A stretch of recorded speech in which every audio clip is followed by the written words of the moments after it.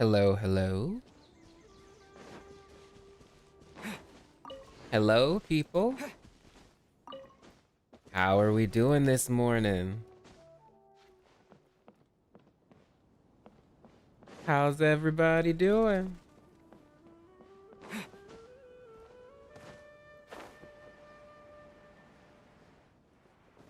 Glad to see y'all here.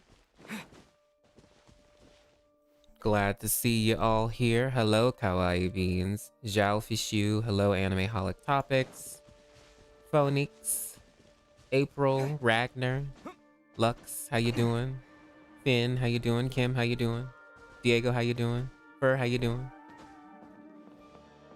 Jess Blues, how you doing? Hello, Cronny, how you doing? Welcome, welcome, welcome to the stream. I'm gonna let some people get in here. I'm just gonna do my dailies really quick while we have some downtime. Hello, River. Hello, Finn Sky. How you doing? Have I seen Way's Theory? No, I have not. Maybe we could watch it. I have not seen Way's Theory. Is it on the Descenders or something? Hello, One More God Rejected. Oh my god, I love your name. Hello, A-Skip. How you doing? Zapkey. Hello, Leon. Hello, Robert. How you doing? Hello, IDK. Am I gonna talk about the new Archon quest? Yeah, we can talk about a lot. Wait, where am I going? Whoa, where am I going? Where's the jellyfish? Oh no. Oh no. Do I go over here? Where the jellyfish? Oh, yeah, okay, it's down there. But yeah, we can talk about the Archon quest. I want to talk about the gods. I want to talk about the Descenders. I want to talk about a lot. Hello, Angie. Hello from Greece. Oh my gosh. All the way from Greece. How you doing? Yep, Way just dropped another video about Descenders. Oh, okay, though we can watch it. We can check it out. Is it brain rot time? Yes, it is. Robert, can I spoil the story? No. Leon, unfortunately you missed my last live. Oh, it's okay. I missed out on the 50-50, but I lost the battle, but I did not lose the war. Because I'm gonna get her. I'm gonna get her. So you don't have to worry about that. Hello, Brian. Hello from the Philippines. I'm sorry about my Paimon theory. Well, wait, what about my Paimon theory? Hi, I'm waiting this theory. Yes, we are gonna talk. We are gonna talk. Yes, lore. Will you be talking about the Golden Slumber? No, probably not. So you don't have to worry about that. But yes, we can talk. We can talk. We can talk. Hi, Mary Studios. Oh, thank you for the super chat. Thank you for the super chat. Hello from France. Oh my gosh. Hi from Belgium. You guys are from all over the place. Goodness gracious. Goodness gracious. Paimon forgot, so she can't be a shade. That doesn't mean that. That's not necessarily the case. She might have a similar relationship that Kusanali did with Ruka Devata, where they're like the same being, but also not. They're different people. But who knows? We'll talk about it. We'll talk about it.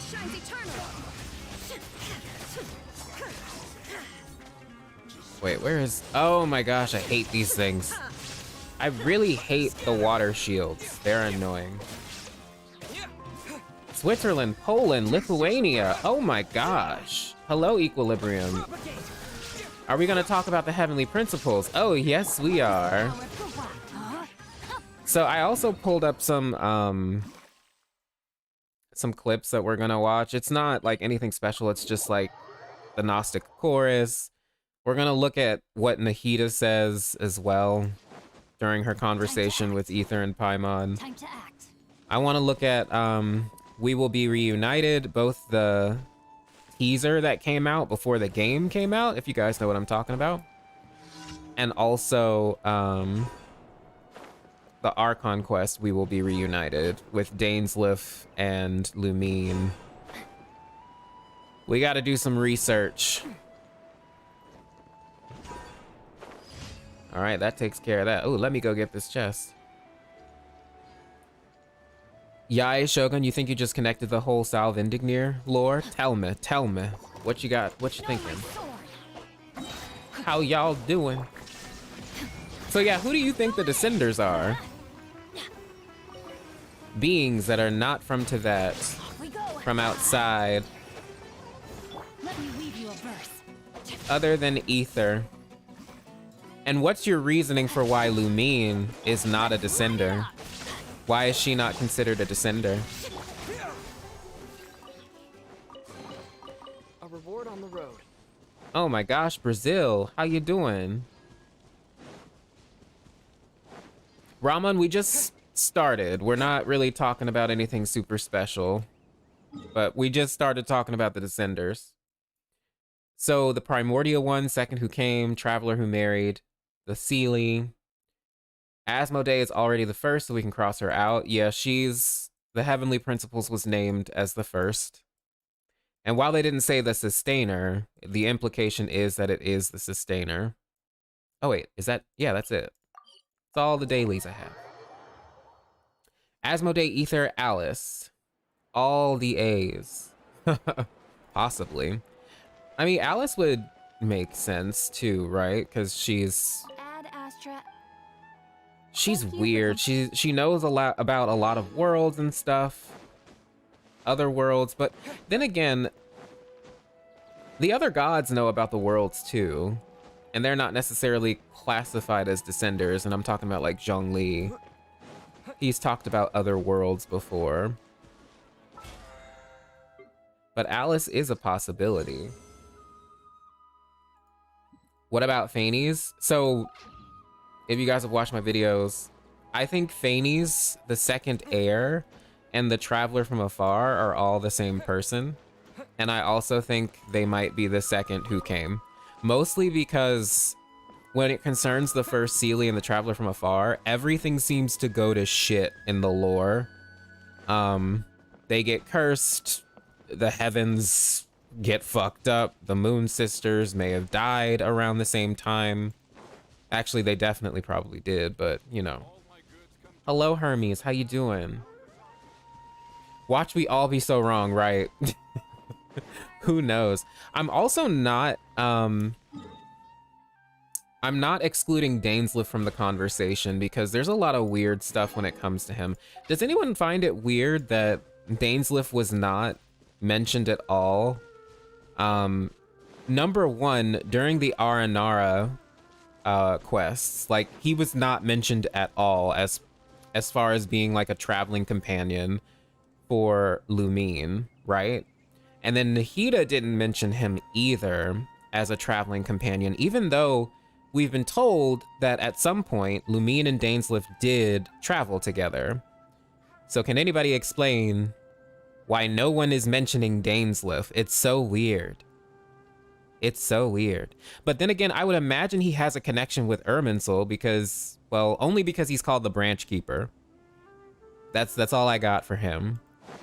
But that doesn't mean that he's... I don't know, that doesn't mean his memories are being recorded by Irminsul, though. You know what I mean? I don't know, there's a lot of strange stuff about Dainsleif. Like, if he was the Paimon to Lumine, I've always wondered, like, how he and Lumine communicated in the first place, because Ether and Lumine allegedly spoke a different language than what's spoken into that. So how was he able to communicate with Lumine if he was traveling with her? Did he teach her the language of Teyvat? Did he speak the golden language that the Aranara said that the sibling spoke? If you know what I'm talking about.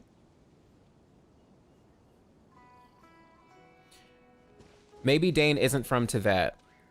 Yeah, I think I'm really suspicious about Dainsleif. Also, I have a question as well about removing memories from Irminsul. So, like, we just saw memories get removed from the Irminsul tree, which was Rukkhadevata's memory. But Ruka Devata was already dead, right? She was technically already dead, so the world has forgotten her. She's kind of like gone now. But I wonder what would happen if you did that with someone who's still living in Teyvat. Removed all the memories of someone who's still living in Teyvat and overwrote everyone's cognition. Would it be like they don't exist? I wonder how all of that works. And then why is Lumine not considered a descender? Did she connect to the Irminsul somehow? And then the person obscuring her fate. It's all very strange. Branch keeper, like someone that keeps a branch of a special tree that has to be cut down in order to replant it? Yes. Kind of. Wait, hold on, guys. Hold on. Maybe no one would remember them anymore and they would be seen as an outlander, right? Exactly. I'll be honest, because I kind of think the Sustainer might be that kind of situation where she technically is from Teyvat, but she's just not connected to the Irminsul. And a good reason for that would be she's corrupted. Really corrupted. You wouldn't want that connected to the tree, would you? Lumine is a descender. Her branch was clipped. Therefore, the records aren't available. Yeah, I feel like something happened to where... I don't know. I don't know. And then also, it doesn't seem like Irminsul recorded anything about what she's doing right now. Right? Okay, so this might just be only a theory from me. To me, Irminsul serves as the tree's brain. The ley lines serve as the blood throughout the world of Teyvat, or universal, thus bubble worlds. Yeah, it like the Irminsul keeps the memories of everything, but it's also said to connect the entire world together.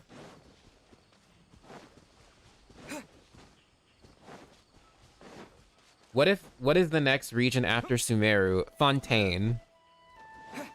The land of Hydro and justice and stuff. Actually, we're gonna go do this. The Quelled Weaver. Sorry, y'all. I'm like doing like my daily stuff that I need to do. I want to spend my resonance stuff while we talk. Well, Nahida didn't say that. I didn't get the idea that Lumine is not being recorded anymore, but more like she's being obfuscated. Yeah. I mean, like, it's just I just question why Nahida wasn't able to see what Lumine is doing, like, right now. All we know is that she popped up in Conria. We know that the twins both did, right? And then she journeyed through the 7 nations. And then at the end of her journey, nothing? Which is really suspicious. Body and mind. And my assumption is she took this journey like 500 years ago during the Cataclysm, right? Body and mind. Because we know she was in Sumeru during the Cataclysm.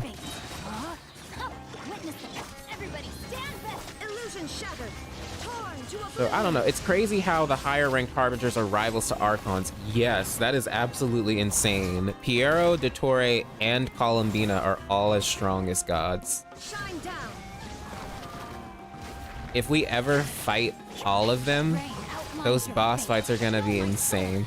Let me weave you a verse. Maybe Lumine cut her branch from the Irminsul. Yeah. Like whoever... I don't know, I feel like whoever obscured or obfuscated her fate is behind all the weird shenanigans when it comes to the tree. And I have a feeling it's probably,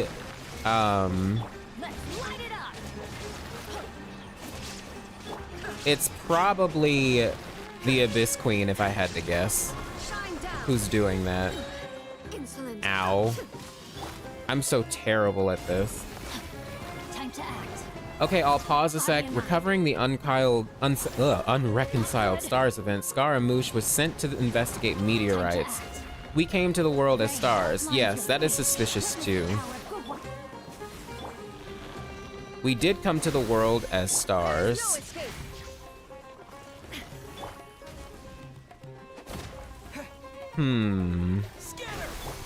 I don't know, it's all Shine a down. big question.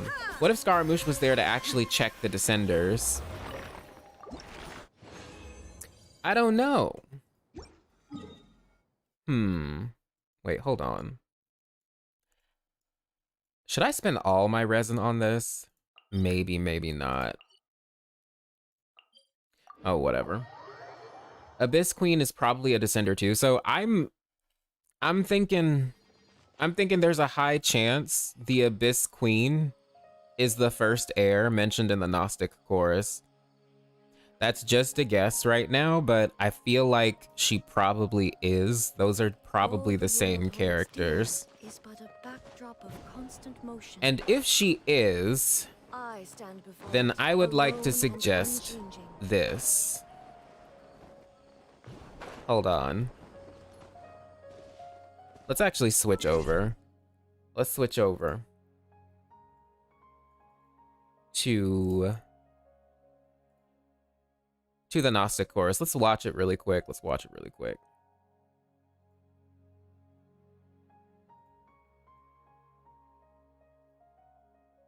Once, Whoa. Wait, why can't y'all see it? Okay. There we go. Whoa, that's not it. Okay. That's why you couldn't see it. Okay. Who is the prince then? I'm thinking the prince was actually Phanes, or the traveler from afar. The lover of the Seelie. Do you think Fontaine will be underwater? I think there may be some diving parts. That's what it's sounding like, because it sounds like we can get a diving license from Fontaine, but I don't know. Okay, let's watch this really quick. there was a glorious kingdom established among the heavens. From that kingdom came a crowned heir, tasked with seeking out the Genesis Pearl from the kingdom of darkness. The first crowned heir began her journey of seeking the pearl. But she was deceived, and the So, a couple things to notice here. First of all, she's descending to the world, right? Descending to the world from some sky kingdom, which I'm assuming is Celestia. Could be somewhere else, but I'm assuming it's Celestia for now. Also, notice that these guards are wearing like this blue capes. Isn't that kind of similar to what Dainsleif wears? Just a little bit, kind of, maybe, who knows? But she descends to that, and I'm gonna be honest with you, it almost looks like she descends in Mondstadt because of all the dandelions, right? What is the Kingdom of Darkness? I'm thinking it's the Abyss, but it could be something else. You can see Salvindignir in the background. So I think this mountain is actually Pylos Peak, because on top of Pylos Peak is a portal to the Abyss. And if that's the Kingdom of Darkness, then that might be where she went.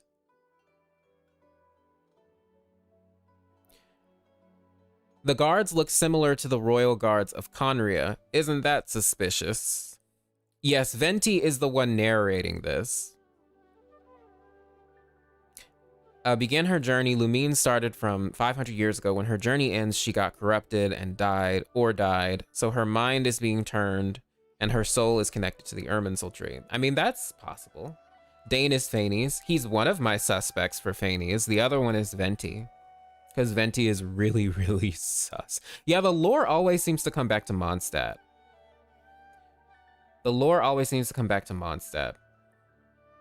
And also, the reason I'm almost certain this is the Abyss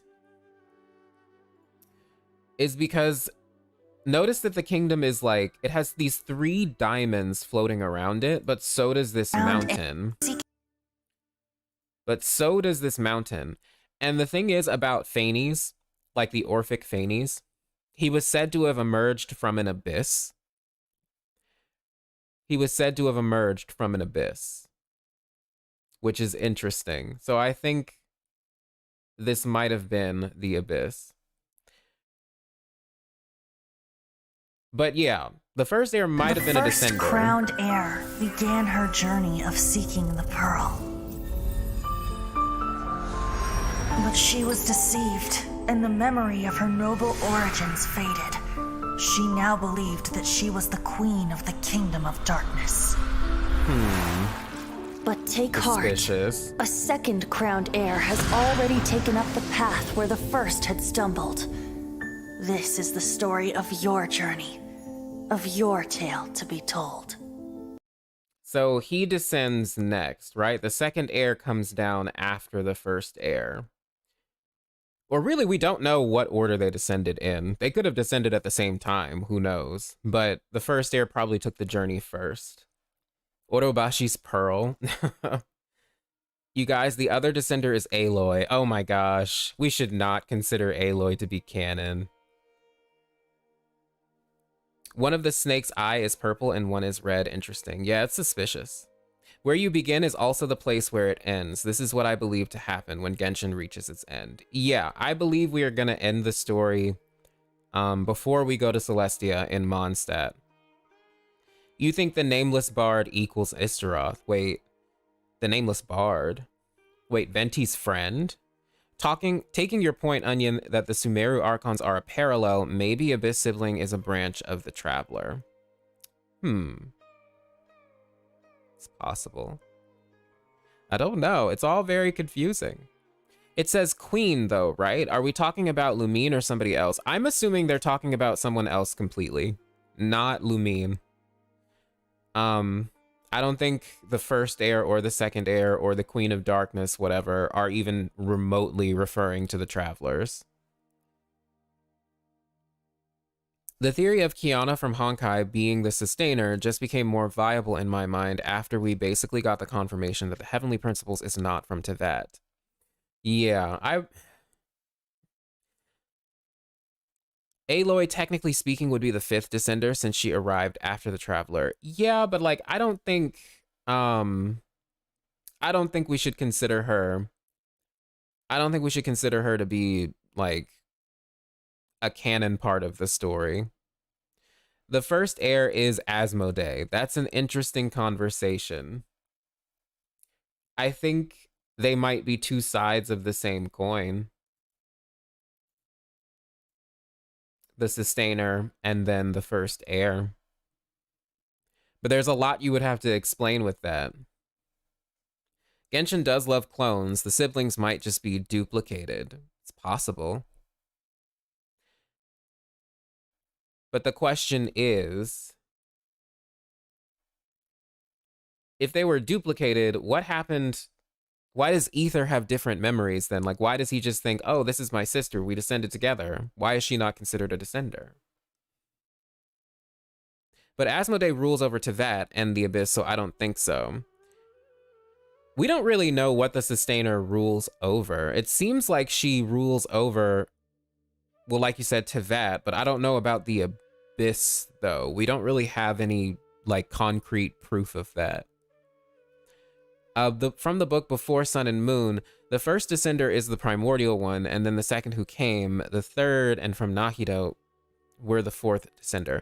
Yeah, but Nahida says that she thinks the heavenly principles are the first one, the first descender, not necessarily the primordial one. What has generally been your opinion on the Kiana? Kiana is the sustainer theory.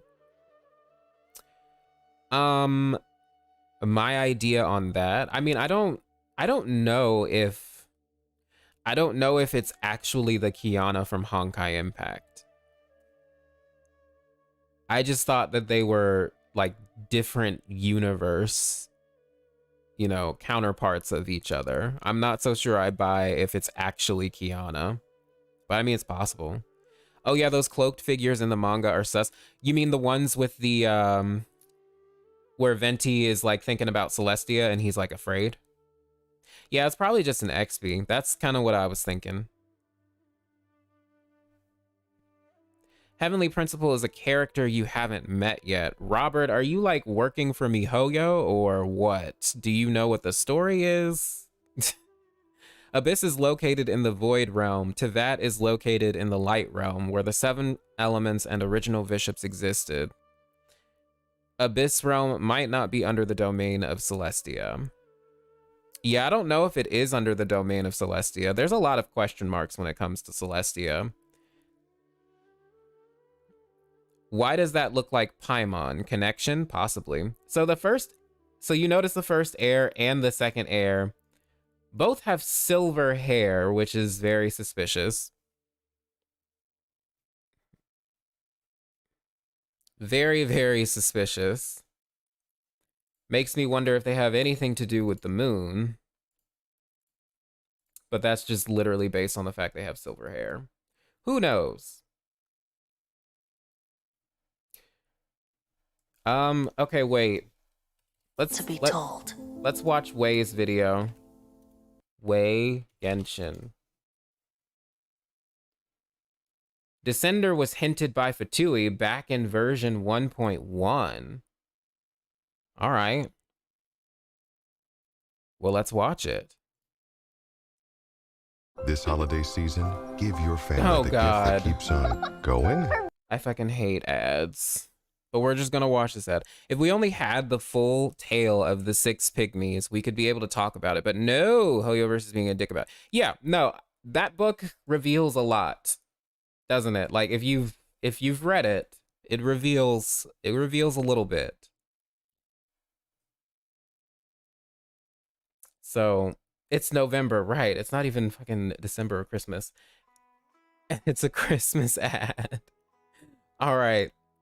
Let's see what Wei's got to say. After completing Sumeru Archon quest, the God of Wisdom Nahida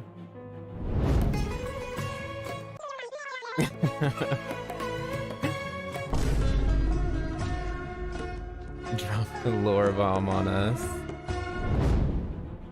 including the concept of descenders, or introducing the concept of descenders. External beings that don't belong to this world.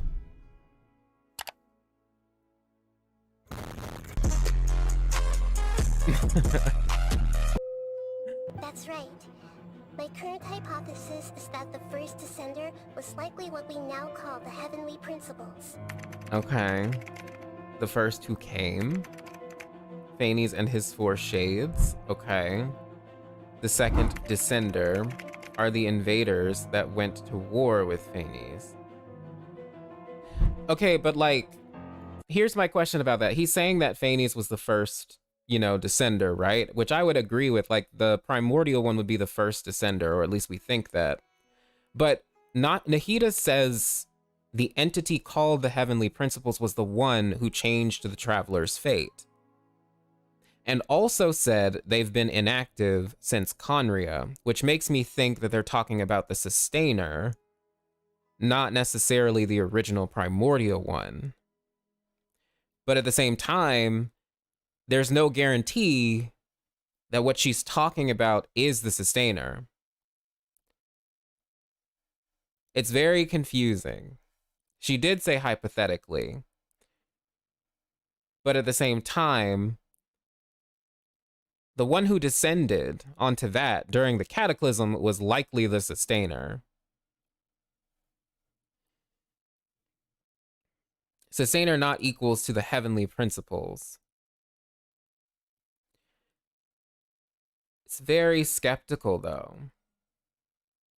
But at the same time, do you guys think that the primordial one is still running things into that? Do you think they're still in Celestia? In Chinese, the Heavenly Principles is also referred to as Celestia. Okay, that's a huge difference, to be honest.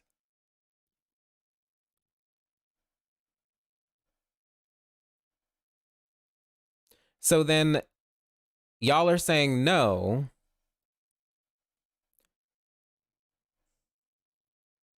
There's also the Scroll of Streaming Song book, if you guys have read that. Basically, Ruka Devata and the Goddess of Flowers are praising, quote unquote, the Winged One, which is in reference to the Primordial One.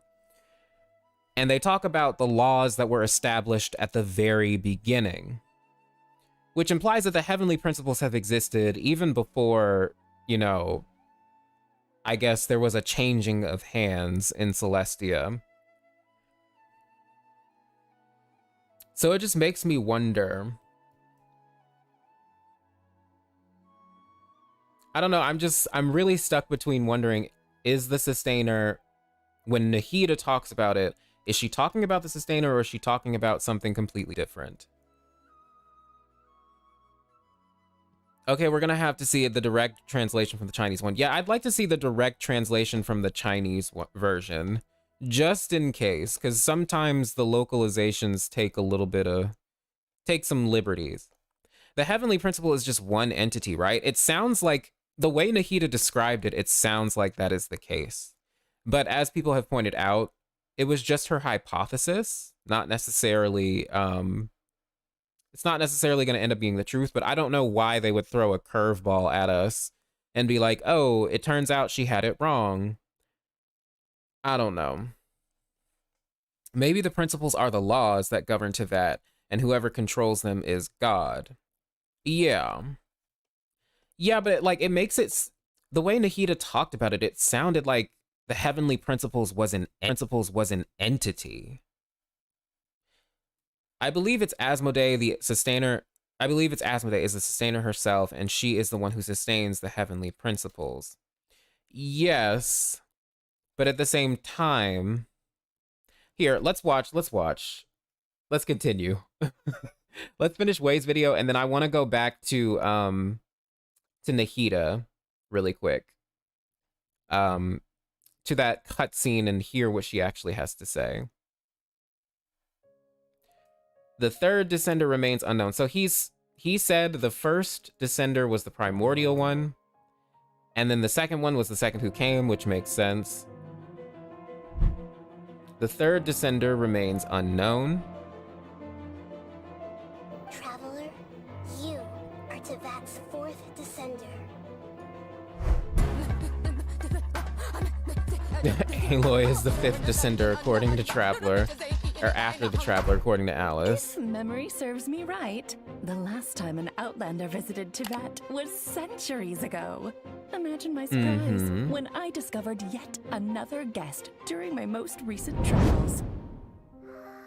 Fatui was the one that categorized these descenders, which means they know the truth of this world. Sure. Heavenly principles are aliens. There were invaders, the second who came. They also know the Traveler's true identity. Since they purposely didn't categorize Abyss Twin as Cinder, and we still don't know why that is. Remember the Unreconciled Stars event? Scaramouche was sent on a mission to investigate the meteorites. Traveler is a descender who came to Tevat in the form of a meteorite.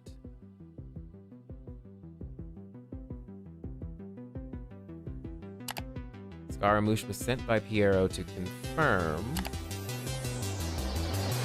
whether they are meteorites or new descenders. I don't know. I thought he sent him, oh god, another ad. This time about Disney shit. Oh, okay, though, that's it. I don't know about that.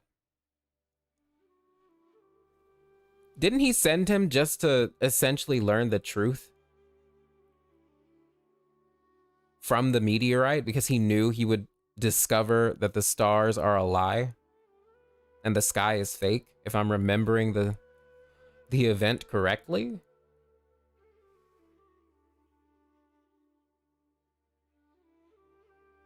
Is it weird that only Mondstadt has a church and a religion? There's a lot of things that are weird about Mondstadt.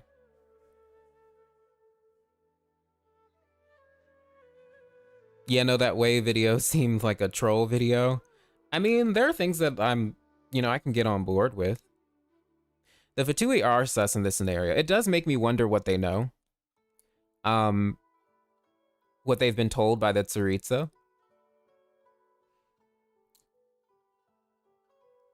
It's all very sus. It's all very sus. They did mention the fake sky in this story too.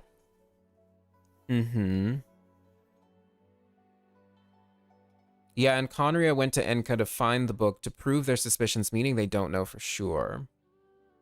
Yeah, they did. Okay, so we do have to remember that. So they went to Enkanomiya to discover that the gods are not originally from Teyvat.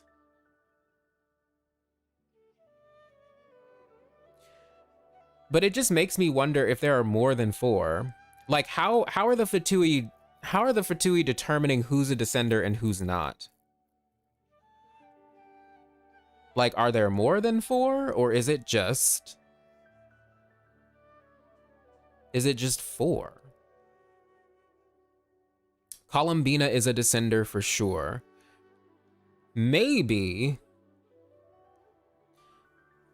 Dottore is a good guy. Possibly. I mean, eventually I feel like he's gonna be playable. Should we trust that the Fatui know all of it? There could be more than 4. That's a thing too, like, I just wish I knew what their criteria was. And if the Tsaritsa knows the truth of Teyvat, who exactly told, like, showed her? Yeah, I don't know. It's all confusing, y'all. It's all very confusing. Yeah, the Fatui probably don't have all the information, or at least I'd like to think they don't. I mean, if you think about it, since we know now know that you can literally just change people's memories forever, and they just don't know it. It literally, I think everything we were told could be a complete lie. Yeah, that's true too. Like, we know it's possible to remove memories from Irminsul. We also know it's possible to add memories as well. You could consider the sacred Sakura as possibly planting a new memory in the world, which is suspicious. Maybe the Tsaritsa found out during the Conria Cataclysm. Yeah, the Tsaritsa, she's such an interesting character, even though we don't know that much about her. Definitely something changed during the Cataclysm.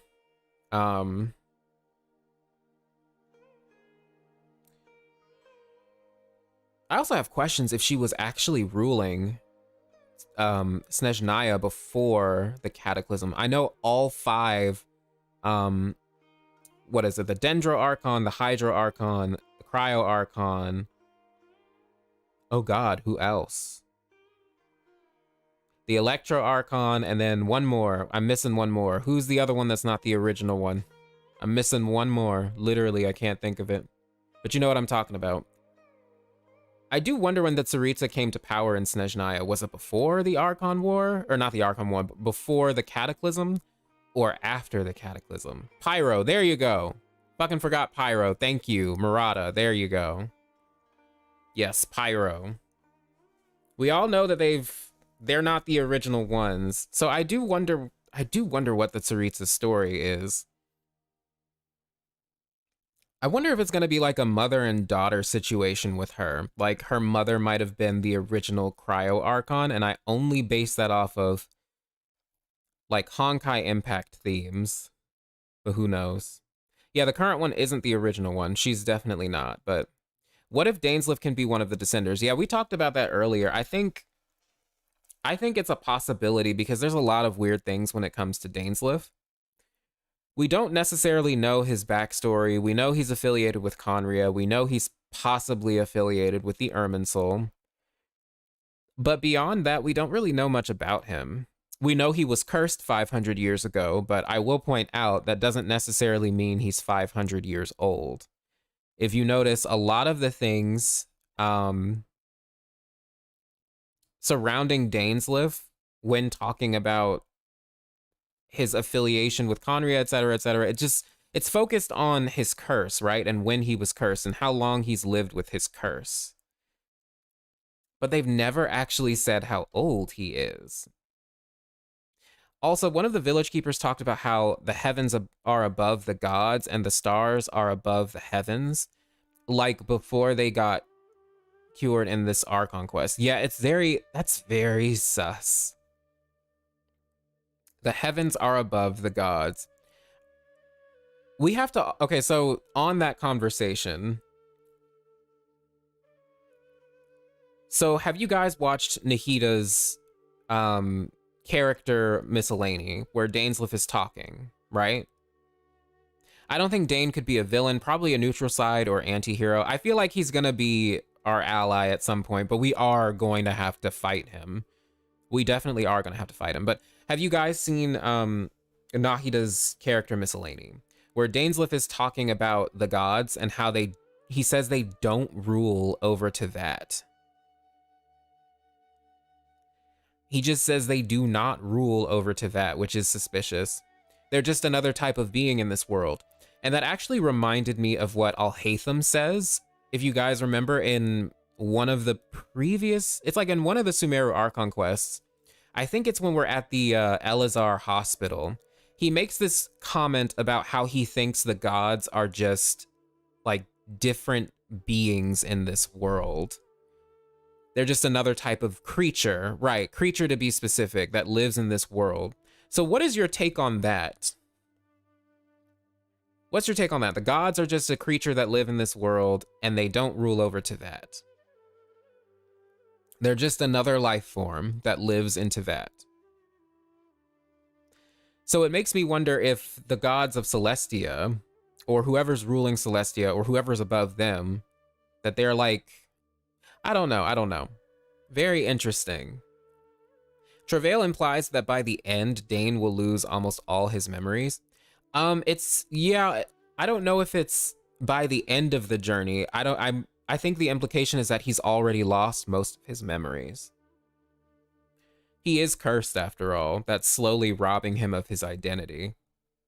I think the gods overwatch Tevat because the current gods of Celestia did not create it. They are the second throne. Right. Maybe Dane used the Bija on Lumine, connecting her to the Irminsul, but he was supposed to use it to save something in Conria. That's why he's a betrayer. Wouldn't the Archons be descendants? And see, that's what's confusing. Because if the gods are aliens, like how are the Fatui labeling descenders? Because there's a lot of things that shouldn't be part of this world, right? That technically aren't a part of Tevat. Now, here's the other thing, though, that we have to remember. So when the Primordial One came, he remade the world, right? They remade the world. So I wonder if things from the old world could also be considered not a part of Tevat. Just a part of the original world before Tevat was essentially made and before the world was remade. Archons are the same as Liyue's Adepti. That's kind of what I'm thinking like right now. They're just a type of super powerful being in the world. Gods aren't actually aliens. Celestia is, not the Archons. So now that I remember, there is this one weird line that talks about Zhongli and when he first descended into the world, which is a suspicious line now. Adepti have godlike powers from the human perspective. Yeah. This is like Big Bang Theory. It's all very confusing. It's all very confusing. Staff of Scarlet Sands got a lot of lore about them. Yeah, it has a lot of lore about the sisters and about the cyclical nature of the world. Correct. Gods are from Tevat. The celestial divine are aliens.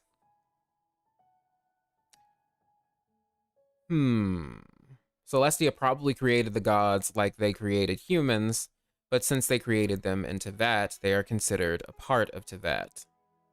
Yeah.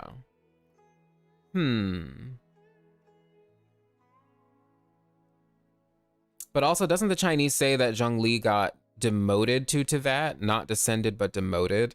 See, I don't know what the original Chinese is. I'm going to have to, like, look somewhere and see what that has to say, because that's what we should be referring to. Like, Venti also said also, vision holders can become Archons. Yeah, it's very suspicious. It's very suspicious. I like the notion that gods are just children of men. Basically, since the Archon is powered by faith, doesn't that mean if enough people in them would lead to their birth? Yeah, if enough people believe in them, that would lead to their birth. Yeah. So that's an interesting conversation, because now we've seen that gods can be created. We know that humans can allegedly become gods.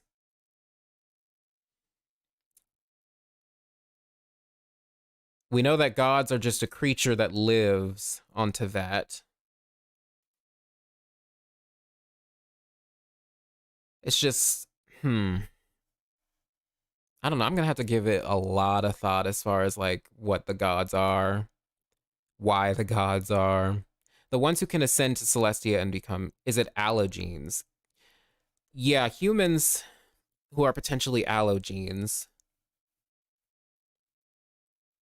can ascend and become gods. Allegedly, remember, it's just allegedly. Do they really become gods, or is something else going on? Didn't Vanessa from the webtoon ascend to Celestia? I think you're forgetting it. No, she did, but do we know that she became a god? She did ascend, but did she become a god? We don't know that yet. Also, so far, we are only in one continent and we don't know jack shit about the rest of Teyvat. Yeah. Are you talking about, like, the world itself? Because Teyvat is a continent, or at least it's described that way. Do you mean if there are any other continents on the planet? It'd be that if a mortal is worshipped by many people, they will gain power similar to gods, since gods' powers are from the number of worshippers they have. See, we don't know if humans work the same way. Like, do they gain power based on faith? I don't know if humans do. Well, we know the Traveler does, but is he like every other human? Not necessarily. The manga did show more of a prison-looking Celestia. Would the game go for it? It's possible.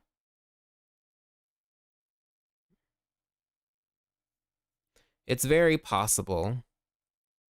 Yeah, the manga is canon. At this point, I think it's canon. They've referenced it enough in the game, I think, especially with like Diluc's vase that Kaya gives him that has his vision in. You can find that in Diluc's manor. There are nods to it. Kale, they nodded to her story from the manga, so I feel like it's canon. There is a theory that of Vanessa being the Falcon that you see in Diluc's idol animation. That would be interesting. Teyvat is not a planet nor a continent. Then what is it? It's been described as a continent in the game and as a world. But if it's not a planet or not a continent, then what is it? Is Celestia based on heaven or hell? Maybe at one point it was heaven, but now I don't think it is. So Celestia being a prison, like, could be possible, or due to time change, it could be a different now. Yes, possibly. Teyvat is a domain. Yes, that's one theory. In demonology folklore, is the mighty Grand Duke of Hell commanding 3 or 30 legions of demons. Yeah, and they like drown people, don't they, or something? Teyvat is a painting. Oh, is that like Griseo lore? Is that what you're referring to? What's with the sky being fake? Well, it sounds like the primordial one may have enclosed all of Teyvat in like this protective little bubble. Are gods from the elemental realm? I don't think they are. We know the 7 sovereigns are, right? Or dragons are, but we don't know. The 7 sovereigns are, but we don't know if the gods are. It's possible, who knows? How did you feel about how Elazar was just magically fixed. I don't know how to feel about it. I mean, I felt like it was fine. It made sense, right? Getting rid of the forbidden knowledge that was residual. Getting rid of Ruka Devata, who was essentially kind of keeping it alive in the world, or at least the memory of her was keeping it alive. So getting rid of her got rid of Elazar, which is fine. I'm okay with that, I guess. Remember when the second who came waged war with the primordial one? The sky are falling and the world is collapsing to darkness. Yes, I remember that. How are the new Archons chosen? Only Zhongli, Venti, and A, and to some extent Nahida, are kind of the OGs. I don't know. It feels like... I don't know, because so far it seems like the next in line has been either a god that existed already. So like A was already there, right? She's been there since the very beginning. She was Makoto's sister. And then Kusanali was essentially a clone created by Ruka Devata. So it makes me wonder, like, it really does make me wonder what the other relationships are gonna be between the current Archons and their predecessors. I don't know. Ruka Devata's situation is like Istaroth, being forgotten. It is very similar, and it's very suspicious. I low-key wish Nahida destroyed the Electro-Gnosis right then and there, but it's implied she didn't really know how to. That would have been interesting to see if she destroyed the Gnosis. Why do I have a feeling if Celestia wakes up, either Liyue, Fontaine, and Sumeru will be destroyed first? I don't know. I think Tevat is hell because the gods are named after demons, right? And the conversation about the gods being from Tevat originally, and then the primordial one, etc., being aliens is interesting to me because we'll talk about it when we talk about the primordial one, but I think the primordial one is going to be based off of King Solomon, right? The dude who captured demons and made them do his bidding, essentially. The dude in charge of the demons from the Lesser Key of Solomon, the one that invokes them. So, I don't know, that is an interesting conversation. The gods being originally from Tevat. Maybe they were part of the 7 nations that existed with the 7 sovereigns. Who knows? When Dottore said that Nahida has no need for the Dendrognosis if she intends to shut down the Akasha, it made me think that the Gnosis is just a source of energy and that it's used for a specific task. Yeah, like what are the Gnosis even used for? I think in her character story, it's mentioned as something that gathers a bunch of elemental energy. But like, what are they necessary for and why? Like, what are they necessary for? Nahida sold the Gnosis to Elon Musk. Oh no, God no, don't sell it to him.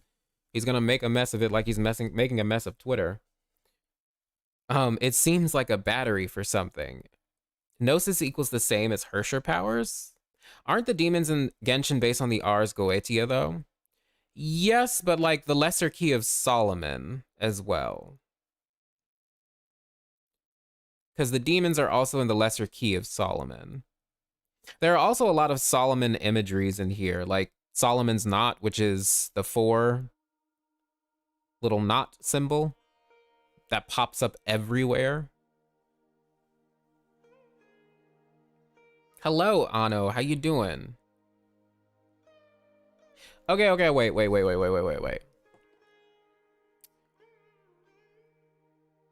Let's listen to what Nahida has to say here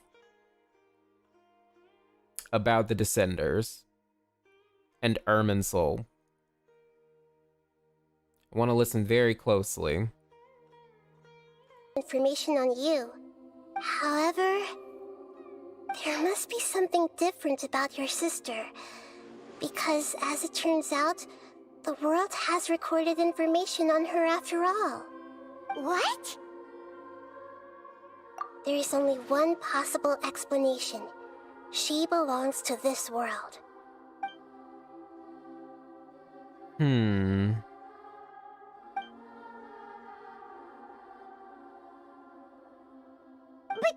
nothing about this makes any sense!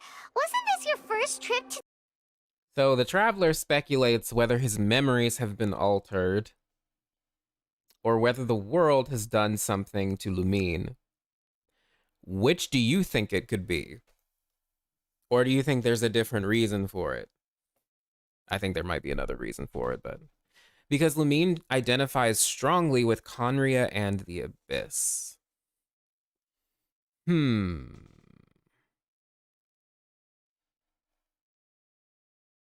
She belonged, not originated. That is an interesting distinction too, right? Nahida says she belongs to Teyvat, not that she comes from Teyvat. You think both? You think there's another reason? Man, it's complicated, basically.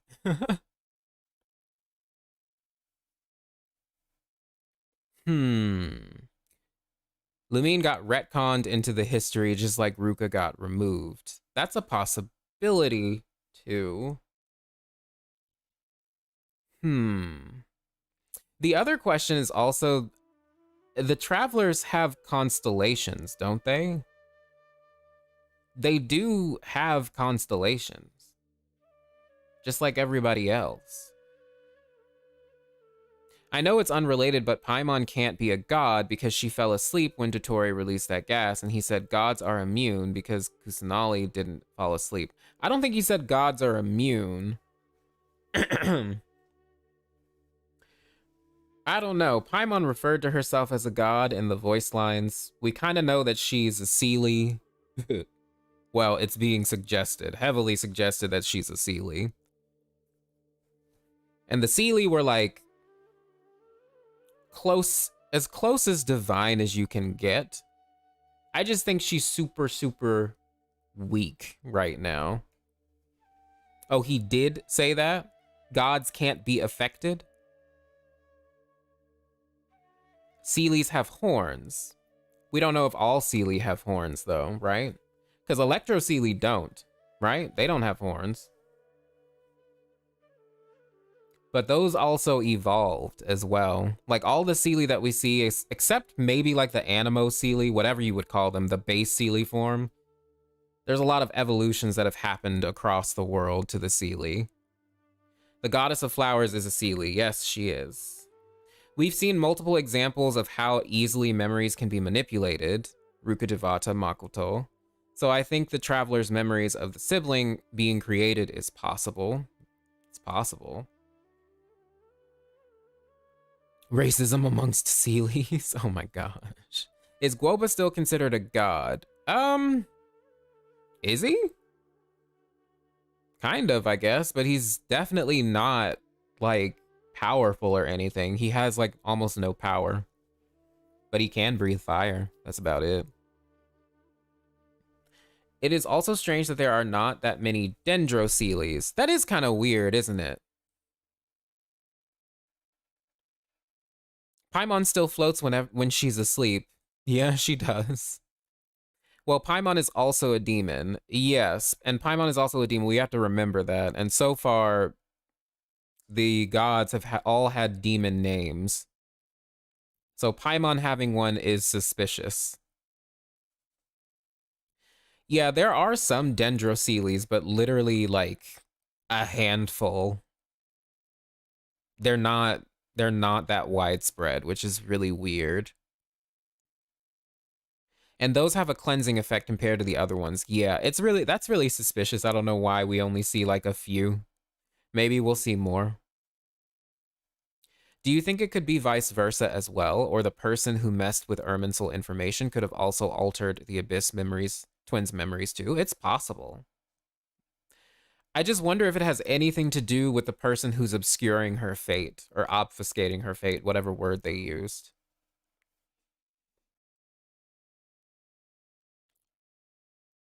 It's weird. This conversation's weird. I saw somebody the other day also compare the Traveler's situation to like Adam and Eve. Oh, Pacho, thank you for the donation. Thank y'all. Cheese, where did you find the Dendroceles? You can find them during like the Aranara quests was when I saw them. I saw them during the Aranara stuff. But yeah, I saw somebody compare the Traveler, like Ether and Lumine, to Adam and Eve, saying that, you know how Eve was created from a rib of Adam? Somebody was saying that maybe Lumine was created from Ether, and that's why she's part of Tevat, because she's a creation from Tevat. I don't know. It's suspicious. If the Traveler is the morning star, then who's the evening star? Lumine has a lot of nods to like nighttime and stuff, so maybe she's the evening star, but technically the morning and evening stars are the same. It's all Venus. Yeah, the Traveler's more like Lucifer. The Loom of Fate, Dane said during the Genshin trailer, is even more sus now. Yeah, especially since they call, what does Nahida call it? She calls Fate the ultimate knowledge or something? What does she call it? Or she calls like knowledge the ultimate fate? What does she say, y'all? Actually, she says it in this, so let's just listen. To that? According to the records I was able to access, your sibling suddenly appeared in Conria. After the Conria disaster, she began her journey through the 7 nations of Tevat. But just as her journey was about to reach its conclusion, the Irminsul records on her suddenly become fuzzy. What do you mean, fuzzy? Did something happen to her? All I know for sure is that somebody, for reasons only they can know, is deliberately obfuscating her fate. And whoever it is, if they can do that, who knows what else they're capable of. But even that wouldn't explain how she somehow comes from this world. So right there, the Traveler said, could it be the Abyss that's obfuscating her fate? And that just makes me continuously wonder, is it the Abyss Queen doing that? According to the records I can access, right. So clearly Nahida, even though she's tied to the tree, she doesn't have access to everything, which is suspicious. Fate will be yours to reweave. That's pretty deep and powerful. Ether could rewrite fate. I think he's gonna do that. Because now we know that by altering the memories of Irminsul, you can dramatically change the world. Whether that's taking memories away or adding them. And I feel like he's gonna do something like that at the end of the game. The twins are like Saiyans, kinda. We have the Night Mother from the Abyss. So the Night Mother is very confusing to me. Is the Sustainer representative of the Night Mother? Or is the Night Mother a completely different entity? I've been bouncing back and forth about that. Traveler is one of the 4 shades. So, aside from like the Moon Sisters, right? One of my thoughts was that the 4 shades were actually just the first, second, and then Ether and Lumine. First, second heirs, and then Ether and Lumine as the shades of the primordial one. But I don't know if that holds water.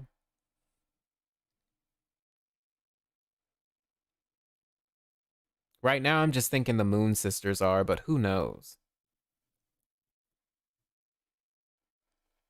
I think that Mona could give us answers. She's the only one who is tied to the stars and fate. Well, yeah. We do have that other astrologist, Layla, right? She's in the game now, too. What if the Abyss Queen is Child's Master Skirk? It's possible. It's very possible. The Pale Princess and the 6 Pygmies is so deeply suspicious, man. I am waiting for them to release that book, because then we can talk about a lot more. But since it is still in lore jail, we will ignore it for now.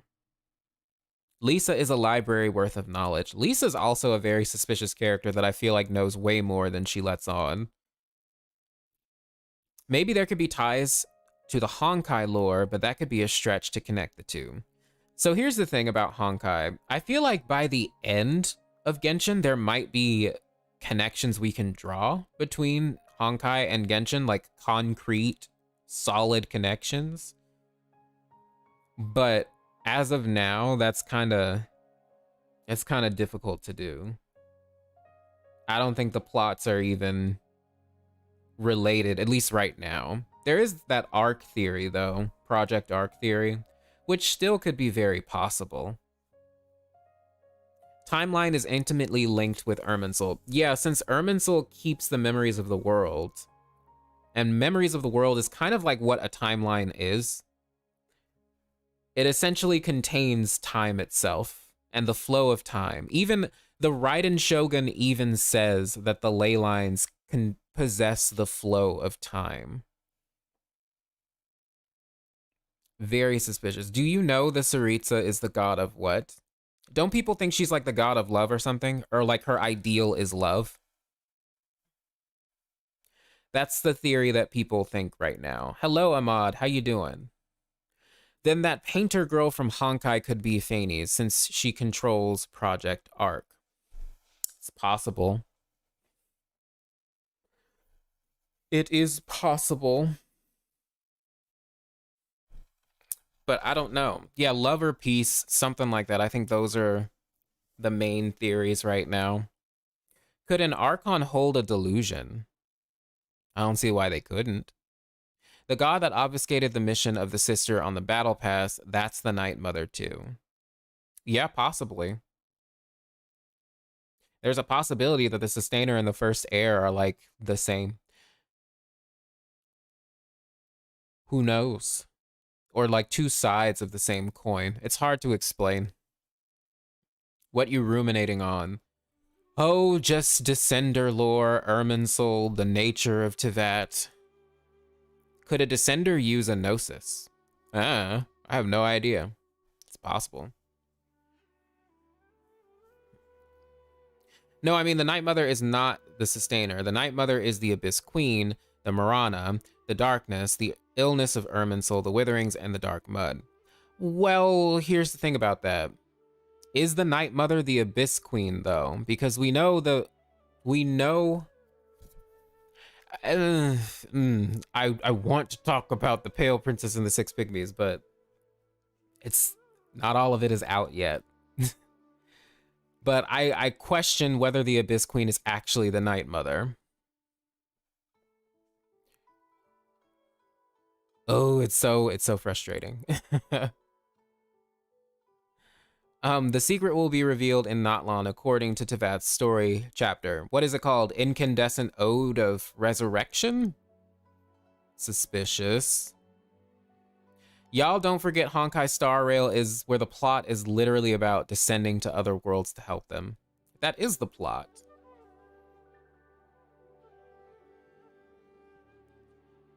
That book is going to be late game item. Yeah, I feel like... I'm hoping we get it in Fontaine or something. Or like Lisa just gives us the rest of the volumes.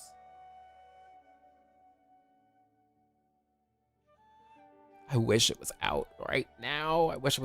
But yeah, it seems like it's going to be a late game item. We need to take the basis of Gnosticism in place. Okay, so the basis of Gnosticism. There's an Eon called Sophia. She tries to create something in her image. Doesn't work out. She creates the Demiurge instead and tries to like put it off somewhere. Demiurge thinks that he's the only god when he's not. There are higher beings above them. Also, Sophia got kicked out of, you know, wherever the monad was. She got kicked out, didn't she? I'm really oversimplifying, by the way. Demiurge creates the material world and humanity. Sophia tries to help humanity discover their divine origins. Does Gnosticism say something about descenders? I don't know. I would have to look. Does anybody know? Good night, RCN. The Tsaritsa is Bronya. That's what people think. Yeah. Demiurge is probably Phanes. No. Okay, so also I do want to make a distinction. So the Primordial One and Phanes are two different people to me. Mostly because the Enkanamians weren't even sure about the Primordial One's name, which makes me think that Phanes is an entirely different character. So when you're talking about Phanes, are you talking about the Primordial One? Or are you talking about somebody else? Because I see them as two different people, but usually when people say Phanes, I assume they mean the Primordial One. But when I say Phanes, I'm not talking about the Primordial One. Is it possible that Phanes is still alive? I think that's possible. I think Phanes is still alive, yes. I am really sus on Dainsleif and Venti. I'm leaning towards Venti actually being Phanes. But we'll see. So yeah, y'all are referring to the Primordial One, but when I say Phanes, I'm not talking about the Primordial One. Onion, did you end up getting Kusanali yet? No, unfortunately. What'd you find, April? What'd you find? Did you find out any idea how Folklore is? I want to do a video on Folklore and my Fontaine speculations, but that's gonna come a little bit later. Ooh, excuse me. Venti is the former wind sprite or spirit. Yes. Yes, he is, but we don't know anything about him prior to that point. There is something about descenders. Let us know, let us know. What is there? Apparently there's a fallen angel that brought evil and darkness. Interesting. Yes, Alice is in Fontaine. We know from hacked files. No leaks. No leaks, Robert. No leaks. No leaks. Do not leak. No leaks. Surprisingly, the Archon quest is a resemblance to the theory where we take the branch from Irminsul and replant it, and you explained about it? Yeah, so it follows the parable of the tree. It's just Ruka Devata was the one who pretty much took a branch from Irminsul and then created Kusanali from it. Isn't the fallen angel Lucifer Morningstar? I mean, there are a bunch of fallen angels, aren't there? Venti is also part of Istaroth Kairos, yes. Robert, do not leak. Stop leaking. You know that this is a leak-free channel. Stop, or I will have to put you in timeout. April, where are you getting this from? Are you getting that from, like, Gnosticism, April?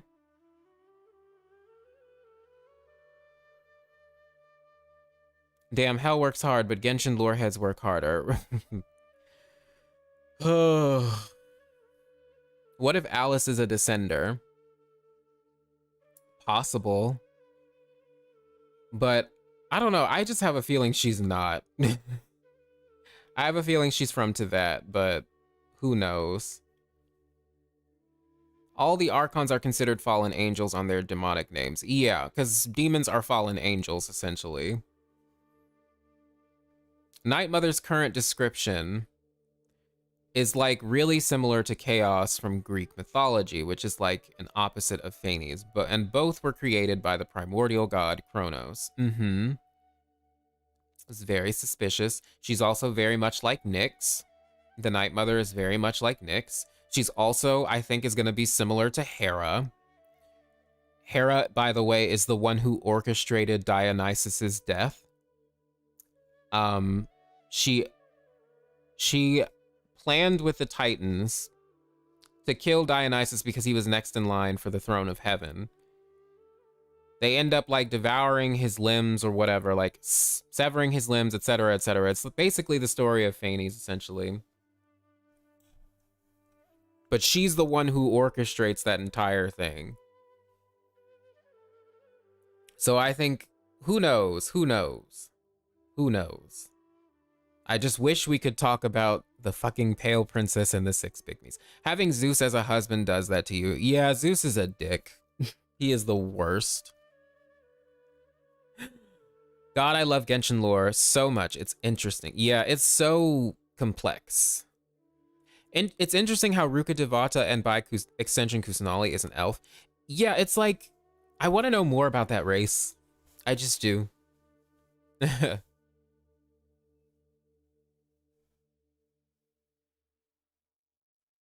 I just do.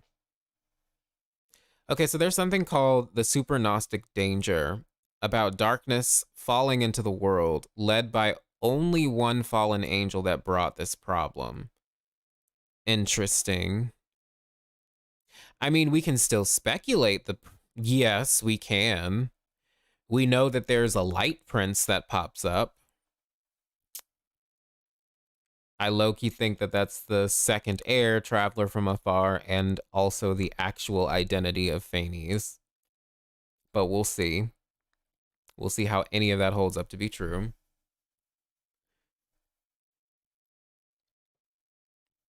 The Fatui are expecting more Descenders, it seems. I just watched Wei's recent one, so now I believe there will be more Descenders coming. It's possible. And like I was saying earlier, I don't know what the Fatui are like, what their criteria is, and if they're even... Like, do they consider all beings that aren't from Teyvat as Descenders? Or is it just those 4? Is Aloy canon? Honestly, I would say no, because she has nothing to do with the main plot of the story. Which is why she isn't mentioned as a Descender. But I guess in the fandom you can consider her one. But I wouldn't consider her as part of the story.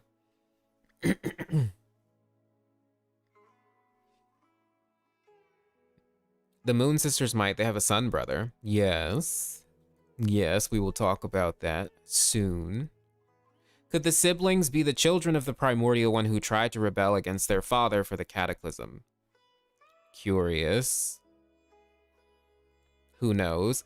I mean, I don't know. Ether and Lumine are weird, or at least Ether, you know, he acts like he's not from this world. It's also clear that he kind of withholds information as well, because the Conria shit just kind of popped up out of nowhere. Remember during We Will Be Reunited, the Archon quest, he just kind of dropped, oh yeah, by the way, I was in Conria. I don't know, he just, oh, he's an enigma. He's an enigma. Aloy is a marketing deal. Yeah, she's just a marketing deal.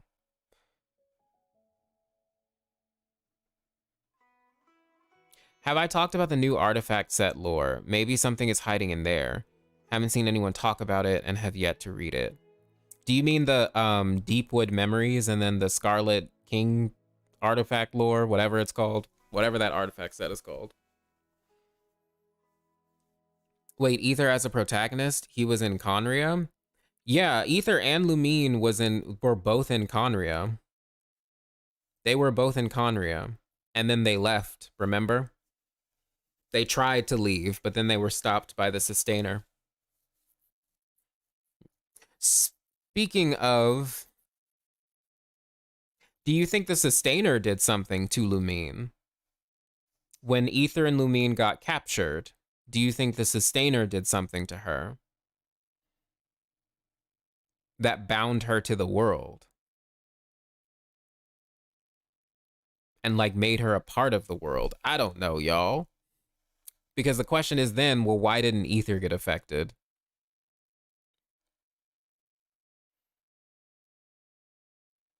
Maybe she killed Lumine and someone revived her. It's possible.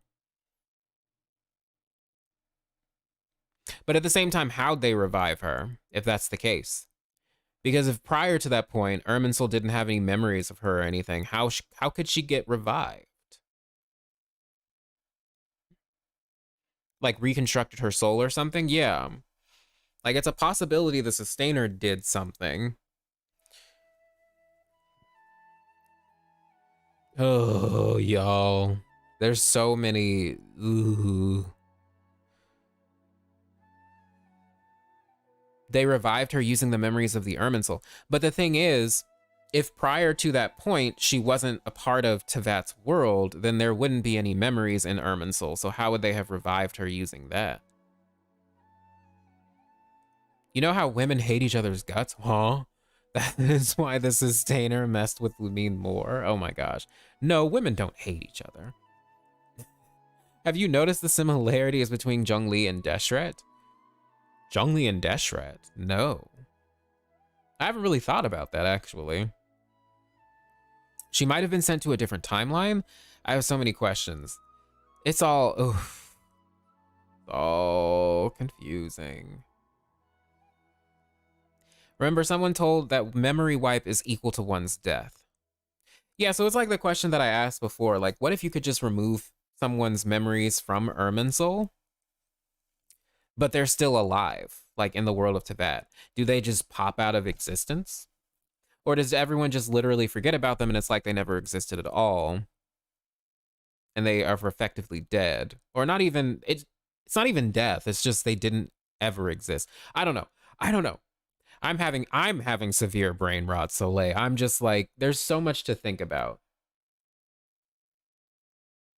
Do we approximately know when Ether woke up? We know he woke up likely at some point when the cataclysm started. Or do you mean after he wakes up after getting caught by the Sustainer? If that's the case, then not necessarily.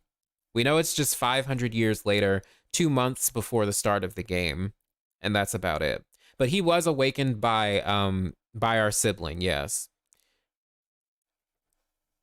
They tried to leave, didn't work, and then Ether woke up 500 years later. But what's confusing... So that's also another interesting thing. So notice how Nahida says she pops up in Conria suddenly. Then she goes on a journey. Hold on. What was the order of events that she said? According to the records I was able to access, your sibling suddenly appeared in Conria. Sibling suddenly appeared in Conria. After the Conria disaster, she began her journey through the 7 nations of Teyvat. Okay, so then she says after the Conria disaster, she began her journey through the 7 nations of Teyvat. So this is after Conria gets destroyed, but I'm assuming this journey is still during the cataclysm because she's helping the Aranara during the cataclysm. So she takes this journey during the cataclysm.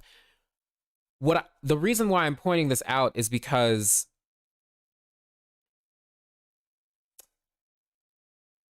it seems like,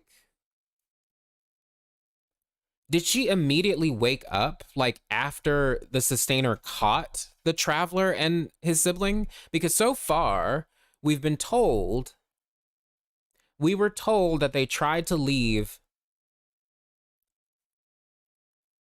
like once the Conria shit happened. They were like, no, we got to get the fuck out of here. And then the Sustainer caught them. So did she immediately wake up after that?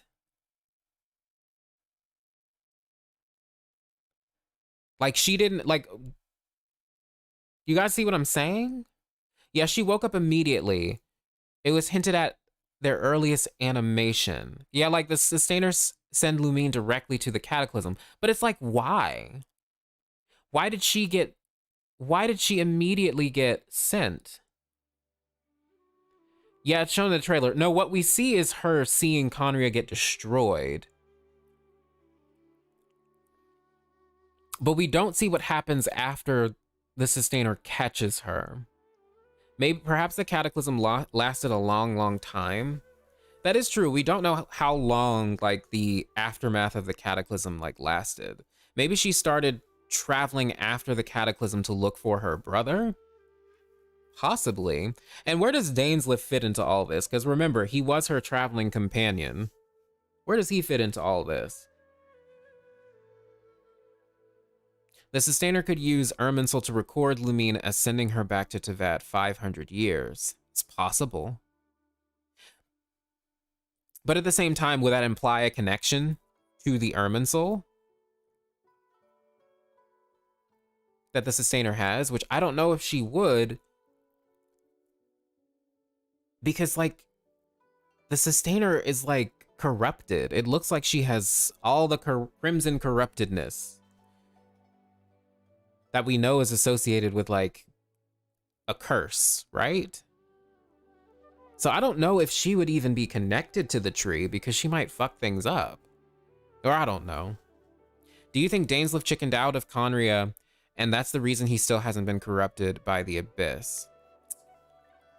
I have opinions on why Dainsleif may have quote unquote chickened out. I don't know if it happened that way. And there are some subtle clues in the lore books, possibly, that suggests that he didn't just like not help. There may have been something else that happened. Can we watch the We Will Be Reunited trailer? Yes. And then Magikarp, I think you asked about Vera's Melancholy. We can look at that in a second. But yeah, let's watch We Will Be Reunited really quick.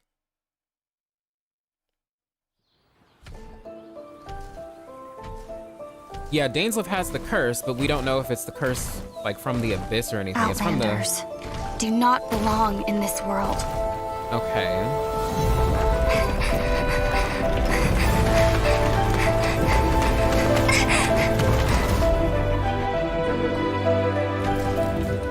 So that scene looks really similar. Like, this looks like she's running through the spiral abyss, right? Because this is what this is looking like. The architecture is looking like the spiral abyss. And then we see a crimson moon in the backdrop with floating sustainer cubes.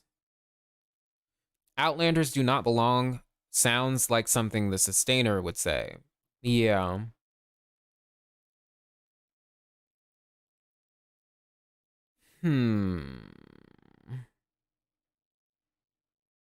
Asmodee could have what is a god equivalent of Elazar.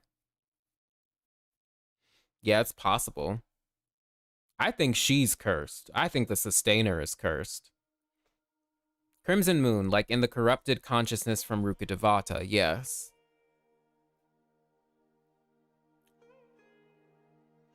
Oh, also, the earlier floors of the Spiral Abyss are just Mondstadt domains. I wonder why. Suspicious. Probably because, I mean, technically, Musk Reef is in Mondstadt. So if Lumine is in the Irminsul and she is also affiliated with the Abyss, then that leads me to assume she has access to forbidden knowledge, which makes me think that the Irminsul should be sick by having her memories. That's true too. But my question is also, why isn't Lumine affected? If she knows forbidden knowledge, why isn't she affected by it? At least seemingly. She's definitely not affected the same way other people are. Even the gods, she's not affected in the same way. Like, the travelers just aren't. Suspicious. But Magikarp, you might be onto something. That might be the reason why she's not an Irminsul to begin with. What if the Sustainer is actually pretending to be Lumine and she has her hostage? Ooh. Wouldn't that be a plot twist? What if Ether just had a dream of them being their sister? I don't know. I don't know. It's weird. It's weird. Let's continue. Let's continue.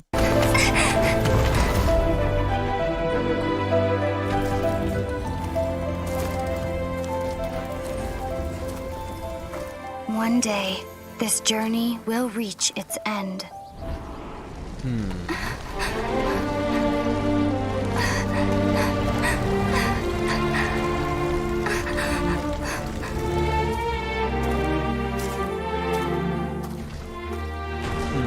But until the Abyss has engulfed the thrones, my war with destiny will see no end.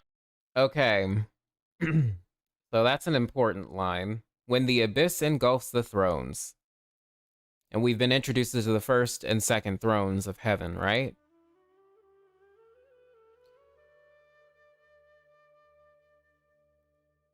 But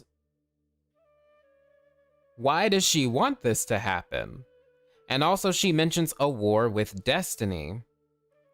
But in Tevat, Irminsul is what propagates destiny, essentially, right?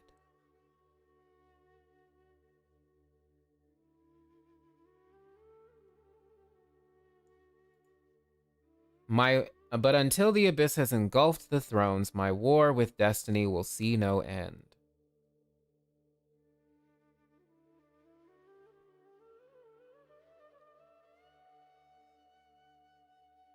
Irminsul's more like records. It's like the Akasha, but we have to remember the Akasha can predict what people do based on their information. So I wonder if Irminsul does the same thing, and that its fruits are actually people's constellations, the stars in the sky.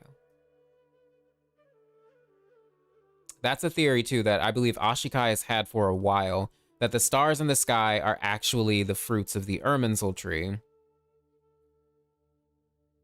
Okay, let's go all the way back. Let's go all the way back. All the way back to the time of the Moon Sisters. Consider the Moon Sisters like the goddesses of fate, of Genshin. Let's say when they had control of the Irminsul, or if they even did, they were using the fruits to weave the constellations of people in the sky, right? Using the Irminsul tree. Yes, like the Sisters of Fate, like the Norns of this game. The Norns were in charge of keeping Yggdrasil healthy from rot. They were also goddesses of fate. There were 3 Moirai, right? So, and I believe also in one of the new lore books, one of the people basically insinuates that there were 3 goddesses that determined the fate of humans. I can't remember which lore book that is. I'll have to go find it. It's one of the new ones, though, that has like a whole bunch of stories about different people. I think it's the one where that dude makes a wish with a genie and he ends up making his mind faster. You guys know what I'm talking about? That lore book? I think it's in that one where it mentions 3 goddesses in charge of fate in the world of Tevat. Predict doesn't mean control destiny, but in this world it might.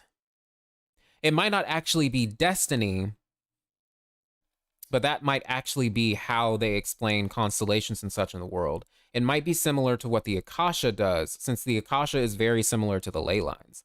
I think that's the lore of Zephos' Moonlight. Oh, okay, so the is that the new staff, I think, right? You know those hooded ones that keep looking at you? Do you think those one-eyed creatures we see in Inazuma could be the Sisters of Fate? Oh, I never thought about that. It's possible. Could be oh, it's a sword. Sorry. I got all my weapons mixed up. What does the Chinese translation say? Yeah, I'd love to see the Chinese translations as well. What are my thoughts on Paimon being the primordial one? I don't necessarily buy it right now. It's possible, but I don't buy it right now. We just don't know too much about Paimon. But it's very possible. I'm not outruling the possibility. But Zephos' Moonlight. Actually, let's look that up. Zephos' Moonlight. That's not how you spell moon. That's how you spell moon.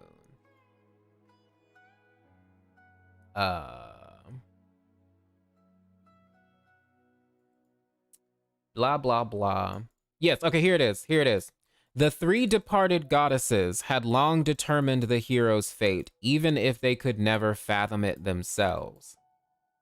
So this kind of implies that the sisters had woven the fate of all of humanity a long, long time ago, even before their death. I'm assuming this is talking about the Moon Sisters. It fits with the 3 departed goddesses. We know the Moon Sisters allegedly died. And this is called Zephos' Moonlight, so there you go. Kokomi is sus. She is. I think she's a dragon. She's like the new highborn. She's the newborn Hydro Sovereign. Sun and Moon Part 2 win. Soon, this month. That's what I'm hoping for. At the end of this month, I'm hoping to get part 2 out. Who's in charge of fate now if they're supposed to be dead? Isn't that the question? Who's in charge of that now? And if they killed the Moon Sisters, whoever took over, yeah, like, who'd they get to replace them? But like I said, I don't think... I think they're keeping one of them locked away. I think one of them is actually cursed. The other one... The other one actually has to deal with a theory that I have to do with... Or the theory that I have on Paimon that I'll share later.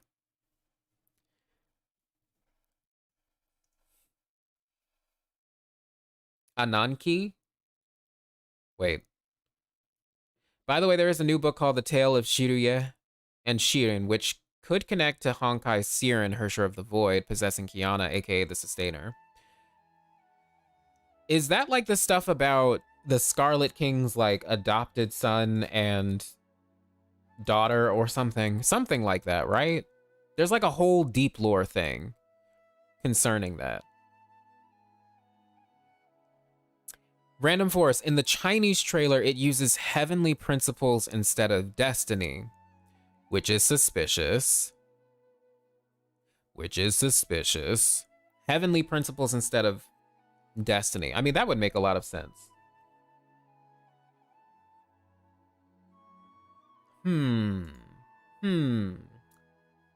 So my war with the heavenly principles will see no end. Suspicious. What happened to Dottore burning the tree? I think we were misinterpreting, possibly,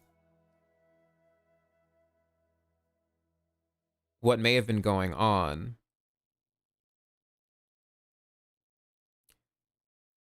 Maybe it was never meant to represent him burning the tree. Maybe it was just a metaphor. I actually think it was meant to represent the tree going through a Homa ritual.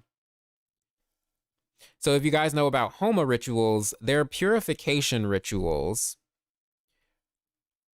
involving sacrificing stuff to the gods, burning it essentially, and then getting things in return like good karma, protection, etc., etc. But the thing is also, in the lore of the Staff of Homa, it talks about how only an unbound flame can purify the filth of this world. So it makes me wonder if it was really, like, the tree getting burned was representative of purifying it in the way that Nahida did, or Nahida did, with the Gnosis. Not that it was actually getting burned, but that it was just being purified?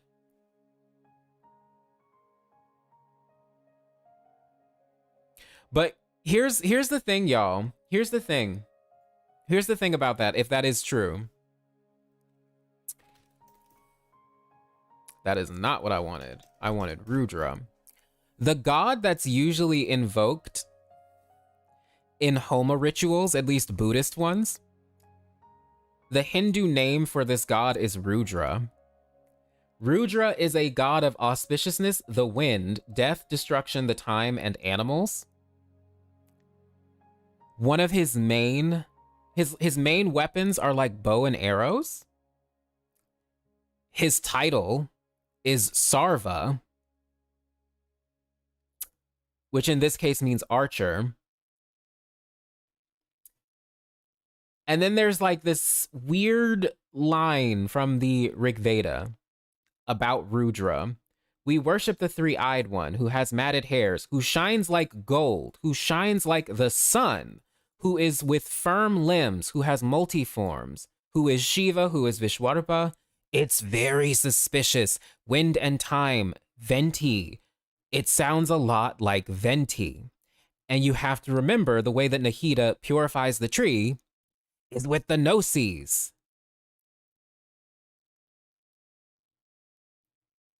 It makes me incredibly suspicious of Venti. Incredibly suspicious of Venti. It's very sus. Very sus. Also, the root word of Sarva is sarv, which is a reference to cypress trees in Persian mythology. Or not in Persian mythology, but the Persian language. Very suspicious. It's all very suspicious. Very suspicious. And you know how Venti was paired with Kamisato Ayato? That one time where they both had banners? I find that to be very suspicious. What the fuck is this? Who is this? That's a Nickelodeon character? Okay, I'm sorry, I got distracted. But you know how he was paired with Kamisato Ayato during that one time? During that one banner? The thing about Ayato is that his constellation is a cypress tree, right? He's also somewhat of an auto XP. Somewhat of one. His last name means House of God, right? Kamisato. House of God. Kamisato meaning, right? Or like the home of God, the village of God, the place of residence of God. So it makes me wonder. I don't know, I'm gonna put this all in the video, don't worry about it. But like, these are the things that have just been bouncing in my brain. There's just been a lot of weird things when it comes to Venti and cypress trees and sun motifs, like... Wait, hold on, let's switch to the game really quick.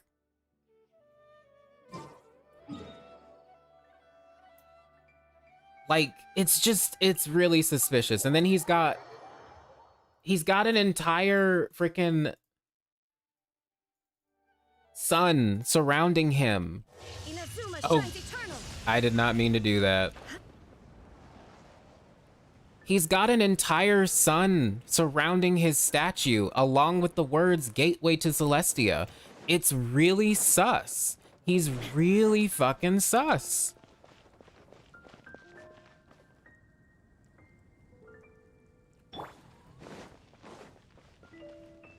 Sussy sus boy. And he's missing a story quest, that's right.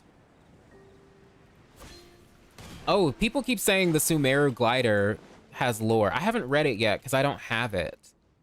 I don't have it yet. Wait.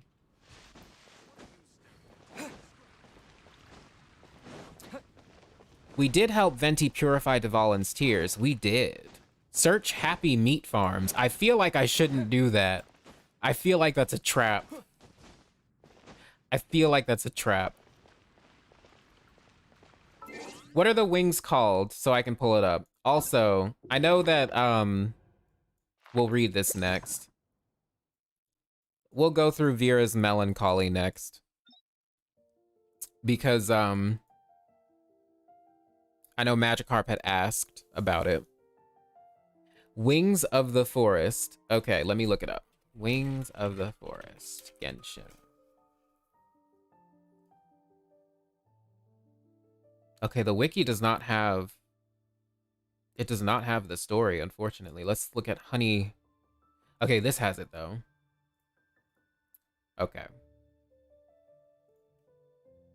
Ah! It's OBS. Ah. Wait, hold on. Let me move this.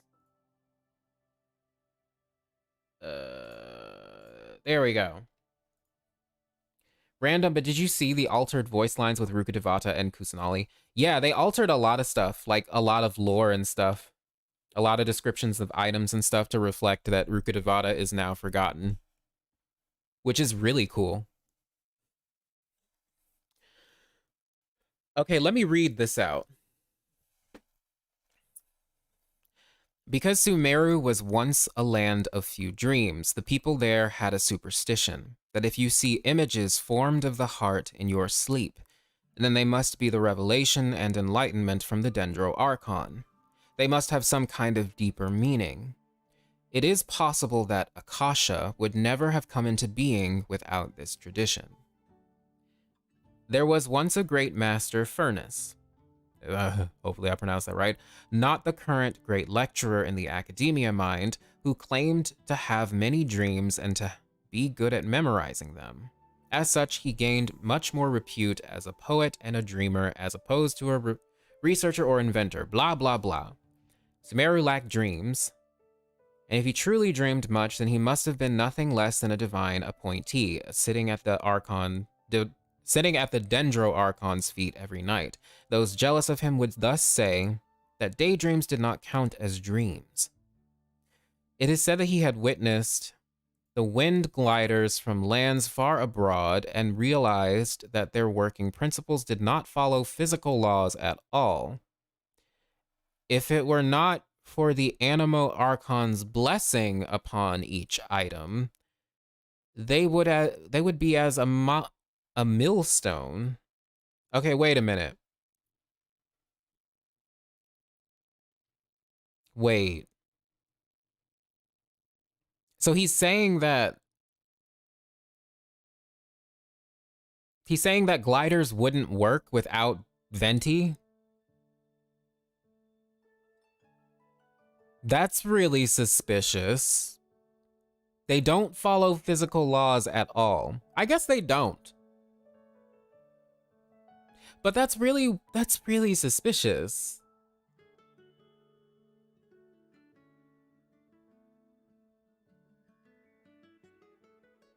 Okay, well anyway. They would be as a millstone even if granted to a mighty eagle, causing it to plummet out of the skies with enough force to smash tortoise shells below. Thus did this great master furnace, and once again I must emphasize that this is not our current great lecturer furnace, resolved to create a wind glider that did not require the Animo Archon's blessing. Yes, it would fly by dint of its own beauty and by the physical laws that governed all things. So the gliders will work in Merjavari. Well, yeah, if Venti's the one keeping them afloat and not the physics of the world, then it sounds like they could work in the Merjavari. That's so strange. Okay. And so he got to work day and night before one day falling asleep from exhaustion. It is said that he once again encountered the Dendro Archon in his sleep. The parent of living creatures listened to the great master furnace's frustrations before laughing and telling him a story. The story was about the wind that had taken on a human form, a talking stone, and a wooden thing made of electro. Okay, so that's definitely Venti, Zhongli, and A, right? Like, that's just straight up a reference to them. That's just straight up a reference to them. The three of them discussed the makeup of the world, and each believed that they were one of the fundamental elements. The stone claimed to hold up all things, and to this they agreed. The wooden object said that all mortal thought was the work of electricity. Makes sense, because we know, we say spark of creativity, etc. Hey, Damien, how you doing? Welcome to the stream. Spark of creativity, we say those things, at least in the English language, so that makes sense. This was a bit of a stretch, they all reckoned, but it could not be said to be false either. Oh God, when it was the wind's turn, yeah, neurons, right? And electrons, etc., yeah. When it was the wind's turn, he told a story. The tales of another world speak of children of the air who dwelt in the skies. Okay, wait a minute. This is very similar to another glider, or another, story from Mondstadt. I can't remember where it is, but it mentioned something very similar about children of the skies, one of them descending to become the traveling companion of a traveler. I can't remember. I can't remember which one that is, if you guys can think of it. Actually, hold on. Let's go back to the game really quick.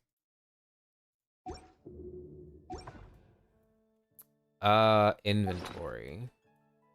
It might be one of these books. I can't remember.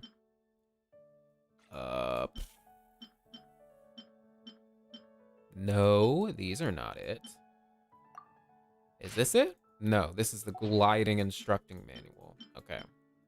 I'll find it. I think it's this. I think it's this. No, no, it's not this. No, no, it's not this. Do y'all know what I'm talking about? Amber's book? Which one is Amber's book? I swear to God. But it might have been a glider. No, that's not it.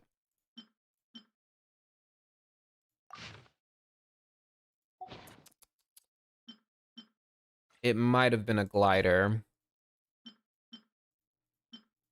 I'm not crazy. I know this book exists. It's been erased from your Irminsul. Hell, it's been erased from mine. Okay, it might have been a glider. Let's look at that. Character archive? Am I going to the right place? No. This is the right place. Dressing room. Wind glider.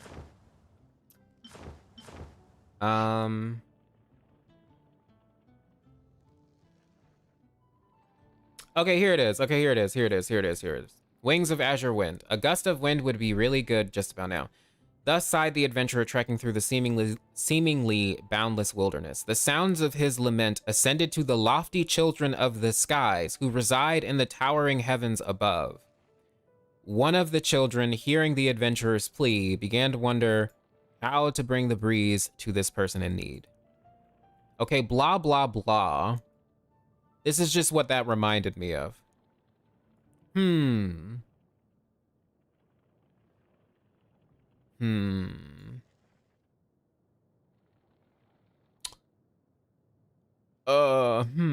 Yeah, lament.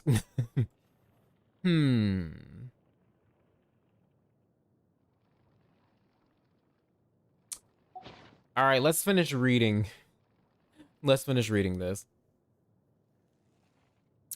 Okay. These were all spirits of the wind. Some of them could slice through mountains and rocks, and others could summon tornadoes to move clouds and water with incomparable force. But the youngest of those children was disregarded by people for the weakness of his breath of life. Thus did he hide himself away. The wind-pollinated flowers were in agony, for there were none to pollinate them, and so the boldest dandelions search for and find the breath of life. Oh, and so did the boldest dandelion search for and find the breath of life. And to encourage him, the dandelion told a story. Once upon a time, in a faraway land, there dwelt a powerful and beautiful queen, who seemed almost to shine like the sun.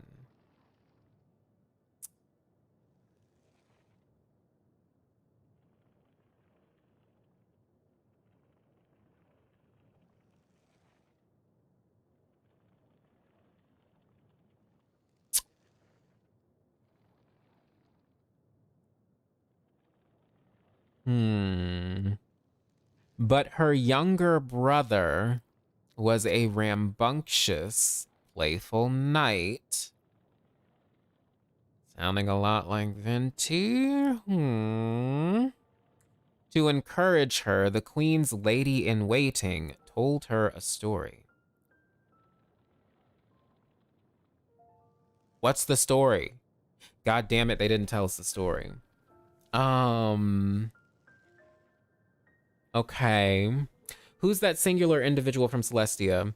If so, that helped the untamed traveler. I don't think it could have been the current traveling siblings, no. Yeah, I don't think the Gnostic chorus is talking about the travelers, if that's what you're referring to. I think they're two separate characters. The descender from Starbucks, honey. Stop. Yeah, the Staff of Scarlet Sands also had Sun and Moon lore. Okay, after that night, the Great Master Furnace constructed a wind glider before asking the Animo Archon to bless it, though it produced the exact same results as any wind glider heretofore invented. The Academia pronounced this similarity to be a coincidence. Legend has it that the first thing the Great Master said upon waking was, "All right, I know, the answer was right before me this whole time." But in truth, these were his words. "Okay, all right, I know. The answer was right before me this whole time. Please, I beg you, stop repeating yourself. I know the gods' blessings are also part of this world's rules." This fable teaches us that the truths of this world are to be honored, but that it is best not to seek physics in fantastical dreams. Okay, so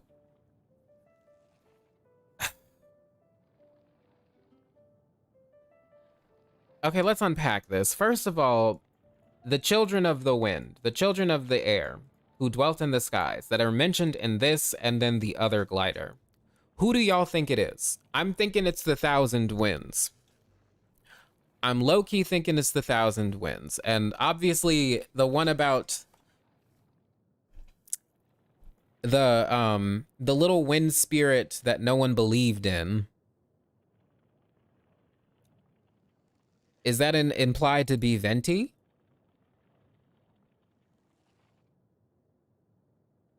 Yes, Venti has siblings. And then there's this thing about a powerful and beautiful queen who had a younger brother who was rambunctious and playful. The queen shined like the sun.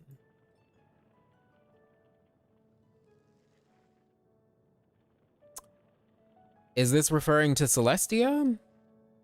Yeah, there's like way too much lore. Is it referring to Celestia? Maybe Leonard is a descender. Maybe Leonard? I don't know about that.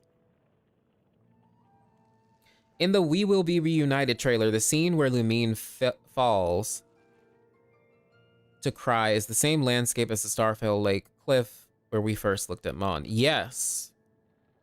There's a lot of stuff that's suspicious. Queen Lumine.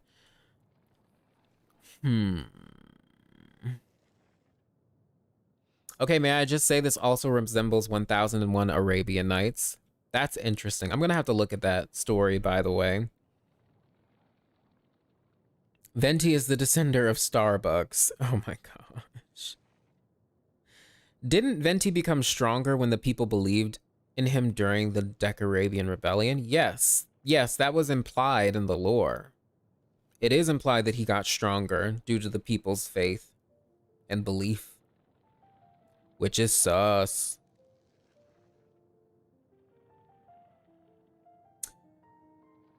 Oh, stories within stories. Yes.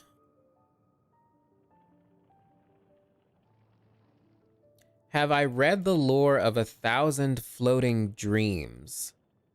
There's some weird things in that too. Istaroth might be the queen. Who's the queen? Who's the brother? Yeah, there's always a whole bunch of frame stories in Genshin. It's like a thing. 1,000 Floating Dreams, Genshin. Let's see.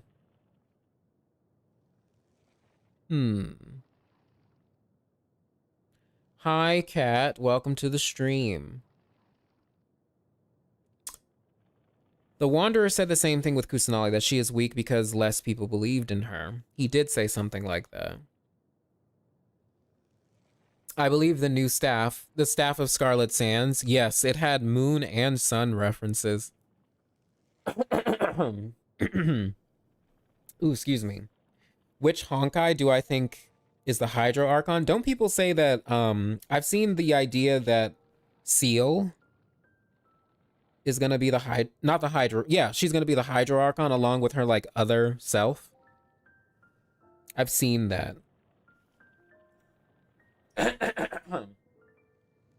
Ooh, excuse me. Every time Ether speaks, I know Corona, I'm sorry. Every time Ether speaks with Paimon, he comes across as playful. Yes, he does.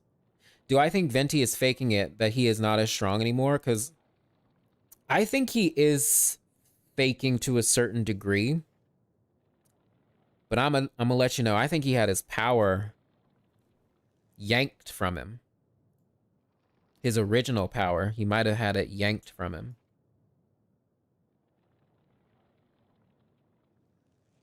It's Seele. Oh, okay. Sorry, Seele. Yeah, but she's the one that people think, or that I've seen at least, that people think she's going to be the Hydro Archon.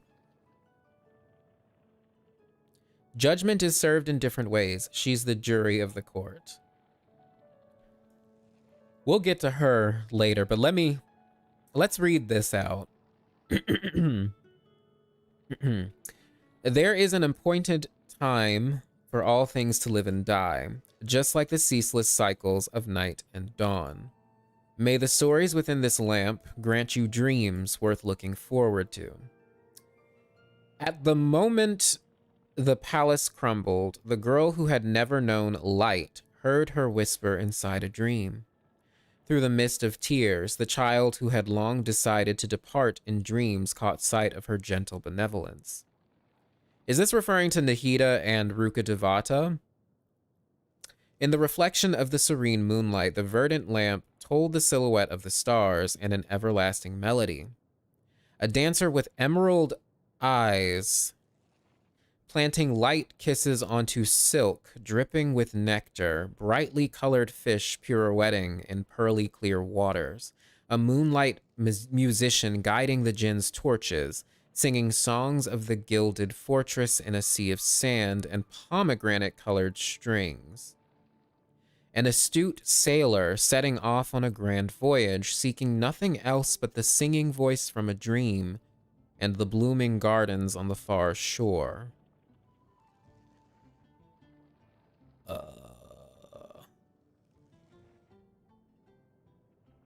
Okay. The fallen palace illuminated by silent night, encircled by breathtaking dreamscapes from 1,000 worlds.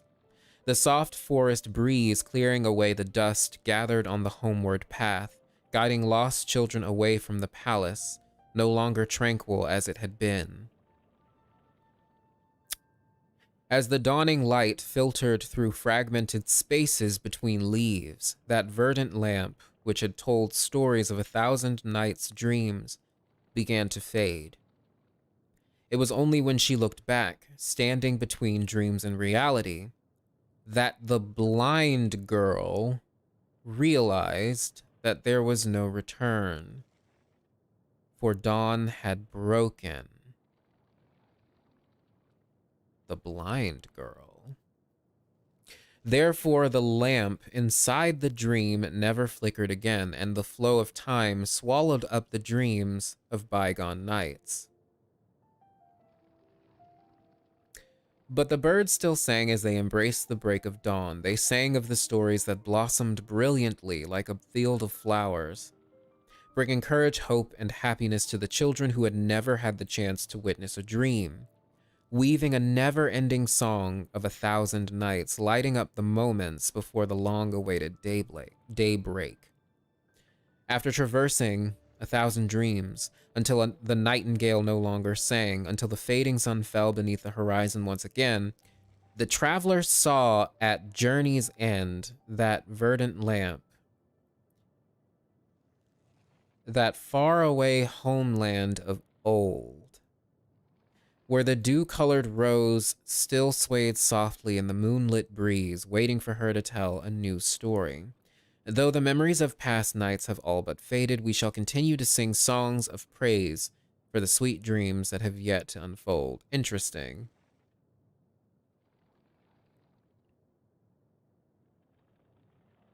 I'm gonna be real with y'all. I don't know what to make of this right now. There are a couple things that make me squint my eyes. but I'm gonna have to think about this a little bit more. Moonlight Musician might be a Seelie, possible. Yeah, this one is kind of, it's kind of, I'm gonna have to think about this one. Yeah, it's that phrase in the trailer. It is, at journey's end.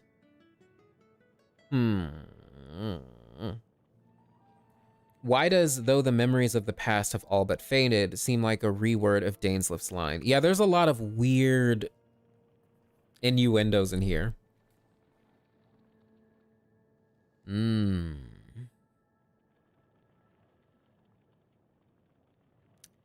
Yeah, this one's kind of, I'm gonna have to think about this one. One more thing, Staff of Scarlet Sands, and then I want to go to Vera's Melancholy. Because, do you guys understand Vera's Melancholy? Or Vera's Melancholy, however you pronounce it?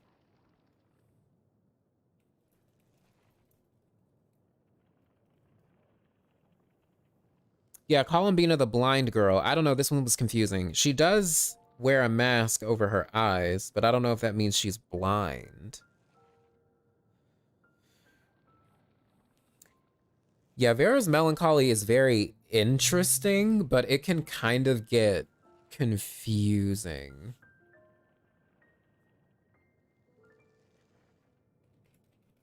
Wait, why am I not able...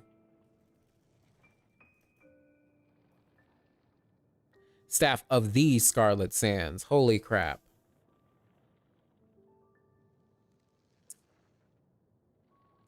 Man, I haven't even finished the Desert Archon quest. Oh gosh. You need to finish it. Perhaps blind in another way. I think blind... blind may not necessarily mean like physically blind. It could also mean like blind to the truth. It could also mean ignorance. You know what I mean? Being blind to something doesn't mean that you are, you know, physically blind. Which is an important topic that we'll talk about later, because there is a blind man, a blind character, that is... We'll just talk about it later. We'll just talk about it later. Sword of Dissension, that also has suspicious lore. First, the sun and the moons were created, and thus day and night came to be. She once described the night sky adorned with 3 bright moons to me, in a language I have now forgotten. Yes, the number of moons should be 3. So this is talking about... Hell, this might also be a reference to the Shining Shades as well. The sun and the moons. So that's the sun, that's 1, and then the moons, if there were 3, that's 4, right? That's 4 celestial bodies that all potentially represent something, right? How many moons? How many suns, though? It seems like it's only mentioning 1 sun right now. Your silence is scaring me, Onion. Huh. Huh. Oh yeah, Onion, are you proud of me? I finally made it to the desert part of the Archon quest. Finally got motivation. Good. Keep playing, y'all. You gotta get caught up. Yeah, 1 sun plus 3 moons, 4 shades of Phanes. Something about 3 moons and the rule of 3 or 4 in Rue's quest. That too. That reminds me of this too. Anyway, may the shadows of the world cast their pearly shimmer upon the earth when they wake up, such that people can follow the silver-plated outline of the dunes at night to find their final fate. Okay. Next, weight was created. Thus sand sank, forming the earth, and that which was without weight became the sky. I stipulated that I stipulated that one should rely on the earth, but dream of the sky. The weight should not be excessive, or the land will bind people's feet, impede those longing to travel far, and hinder expansion through exploration, while causing people to be unable to fly high, unable to explore the future. All these physics. All this physics stuff. Are we one of the shades, maybe? It's possible. I don't know what the travelers are.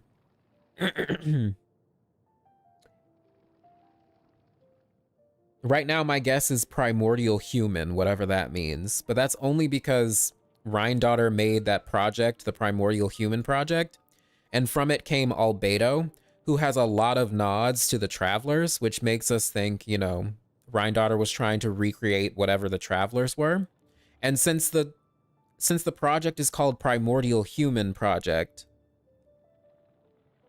then maybe the travelers are primordial humans, whatever the hell that means. Time can be distorted by mass. Oh god, physics. Brain hurts. Brain hurts. Hurt brain. What if the original Sun Brother died and Istaroth, through making the Thousand Winds, made Venti, who became, I guess, a replacement? What if Venti is the remnants, or at least one of the remnants of this Sun Brother that you refer to? But how could Rhine know? She must be really, really old. Right, it's really, really suspicious. She's so sus. And then her code name is Gold. Gold is also another color that's been referenced with the sun in the game. It's very suspicious. She's very suspicious. Is she a descender? Or is she someone, not necessarily a descender, but someone linked to them?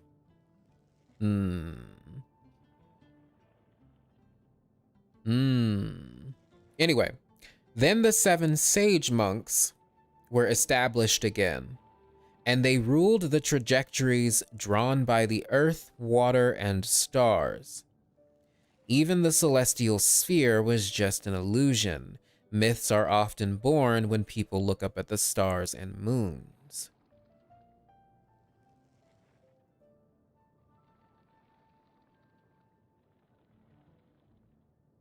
Gold represents the sun in alchemy. Yes, it's really suspicious. Hello, Giovanna, how you doing? What does old even mean in Genshin? Time is a mess. Yeah, the timeline is all over the place. Lumine equals light, ether equals sky. Light in the sky is the sun. Yep, sun plus 3 moons equals the 4 shade of Phanes.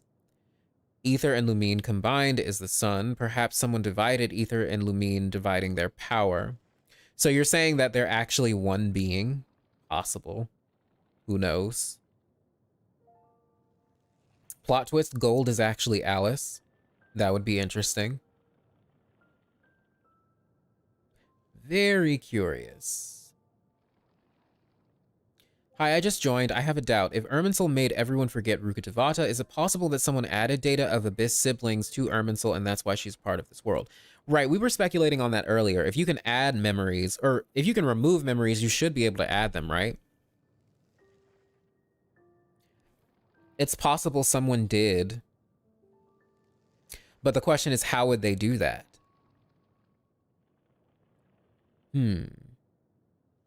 They are a syzygy of eons. Yes, that would make the most sense. They are a syzygy. Rhine and Skirk, 2 women who have very different apprentices, or kind of like their trained students. One taught to wield the foul legacy, and another is a homunculus after Primordial Human Project. Yes, very, very sus. I want to talk about a lot of these suspicious ladies. I want to talk about the Hexen Circle, that circle of witches.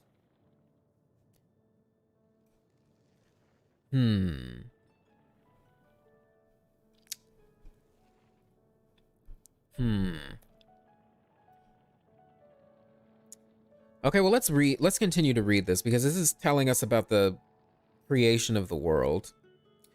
In the original world, the barriers were torn down, and the dark poison had penetrated the earth. Okay. In the original world, the barriers were torn down. So I'm thinking this is after the primordial one, like, crafted the world or remade the world and put the eggshell around the world, right? Which we can consider to be like the barrier, the firmament. The firmament was torn down, and the dark poison, whatever that dark poison is, maybe it's the abyss.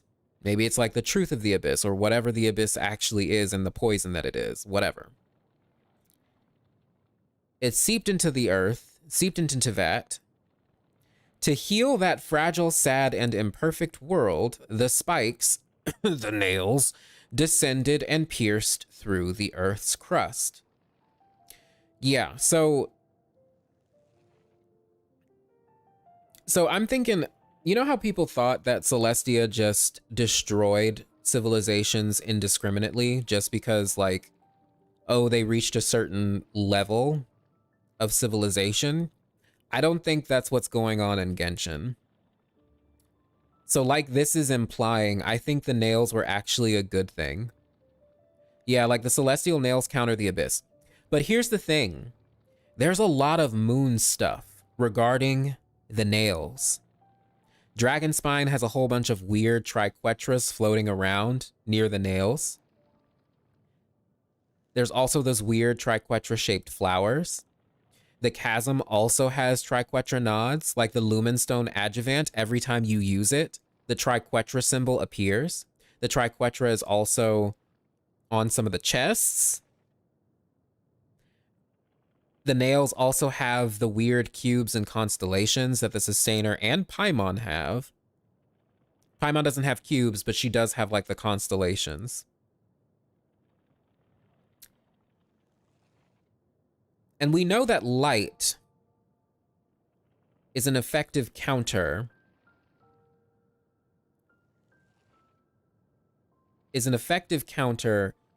To abyssal corruption, right? Especially like in Enkanomiya, where we use like all that light to basically purge the overrun of the Void Realm. If you guys remember that Enkanomiya event. So I'm wondering if the nails are just coalesced moonlight? The power of the Moon Sisters?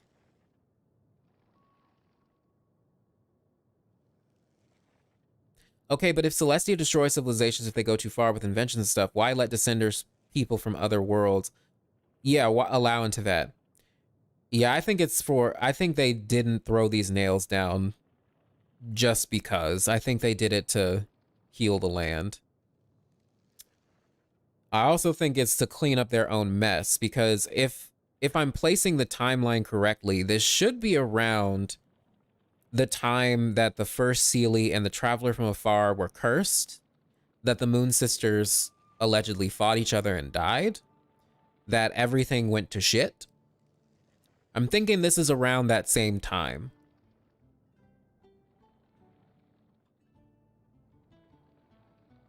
Yeah, elemental energies also count as withering effects. Yeah, they're like radioactive almost. They have negative effects on humans, the elements, if you don't have like a vision.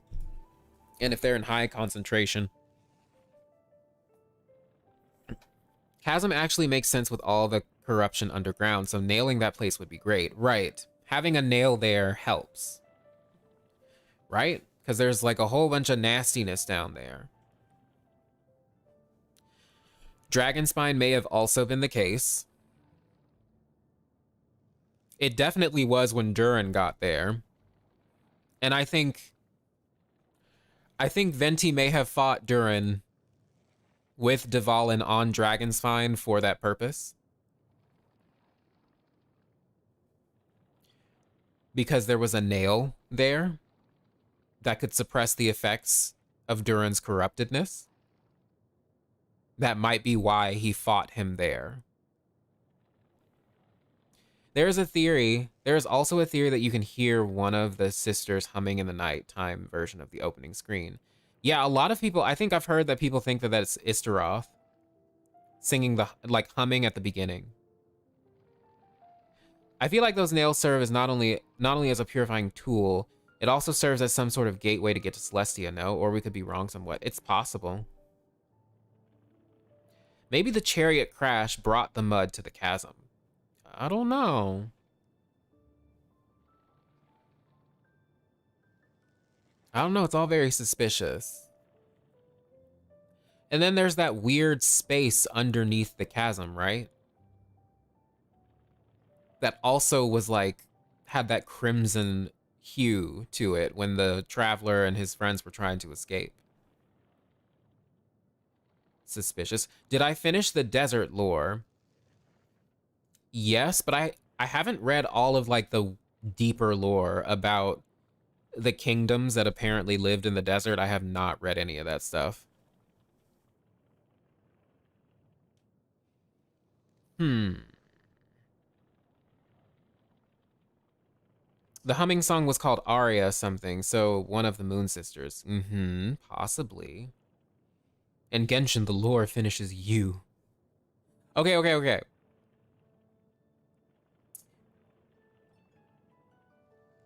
Let's keep reading. However, the rules I have set are more elegant and precise, so there is no need and there should be no followers of hers who shall die meaninglessly on their account, and no poetry should be lost for their sake. Next, the beastly trail from the poison should be cut off, for taking poison is a sin running deeper than the sky. Okay, but how sweet the whispers can be, and how clear the wisdom of which they speak.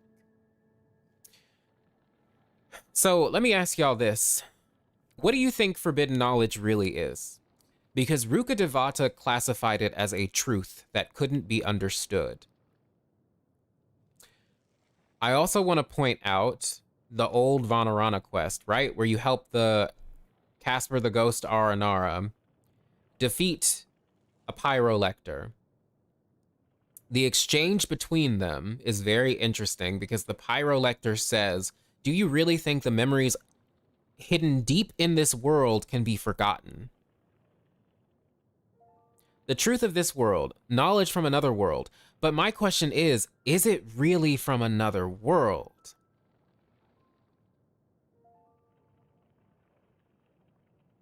Do you really think forbidden knowledge is from another world?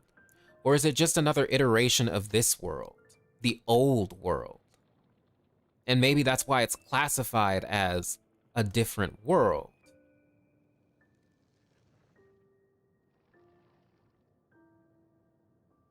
Some sort of memory of death. Well, my question is, the death of what? Whose death? What's death? Or is it just death incarnate?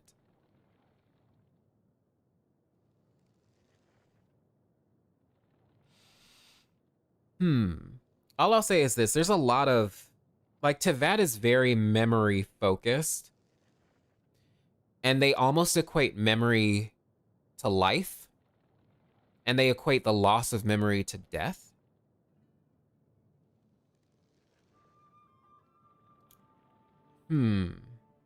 Because losing memory is the same as dying. What if you could forget that you died? What if you could do that for an entire world?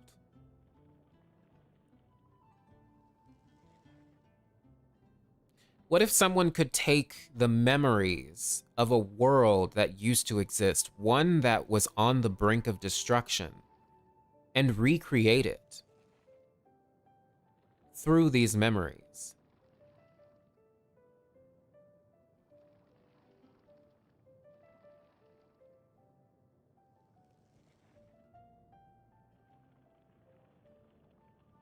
Kind of like Project Arc.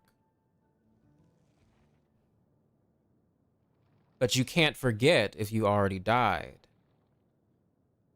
Tevat might even be a simulation of memories.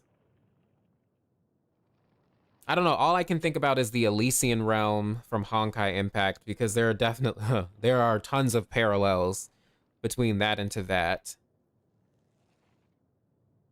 as well as the Hersher of Corruption's appearance in the Elysian realm. Wait, isn't that basically Enkalore because Tevat was seized by another god? A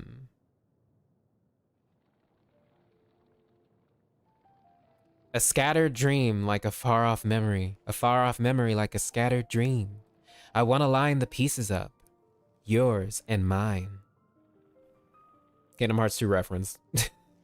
Hold up, I'm thinking thoughts. Let me reword this. Okay. I'm gonna give you some time. Do we think that our current understanding of what happened in Conria is altered in Irminsul, and the forbidden knowledge is what actually happened? Possibly. You know what? That's a good ass question. Like, I don't know. I was about to ask a question, but I don't know how to word this, so I'm not gonna ask it.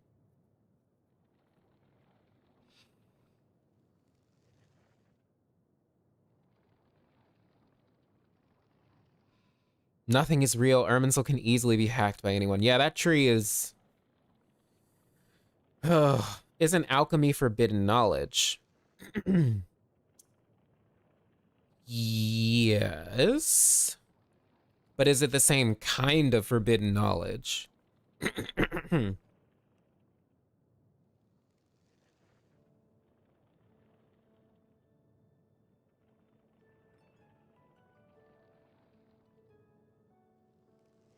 Okay, please see the video of Ashikai of Conria did nothing wrong. I have watched that. She made some interesting points.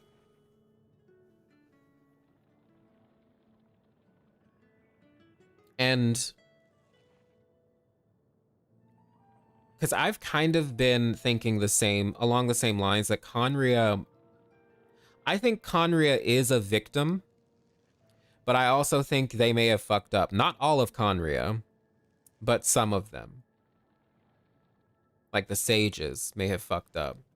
But I do think, especially with like the golem lore, the ruin golem lore, they were fighting against the abyss. They may have just done something that accidentally made the abyss run rampant, but at the same time, it makes me wonder what Rhine-Daughter's role is in the cataclysm, because she was kind of blamed for it, right? She was kind of blamed for the whole thing in terms of the lore. But I'm still stuck between whether or not that was the truth. The forbidden knowledge of alchemy, wouldn't that be the art of chemia? Yes. But is that the same thing as forbidden knowledge, like forbidden knowledge from the abyss? Celestia might have tried to downplay abyssal spread during that time and just let Conria and its citizens take the effect of abyssal energies, which are hilly churls. Possibly. So let me ask you this. Who do you think cursed Conria? Because they're blaming the gods. They didn't blame the abyss. They blamed the gods for that.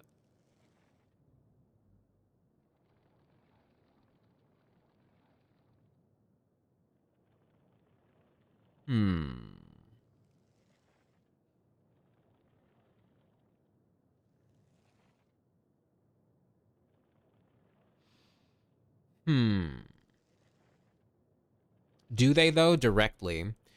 It's implied.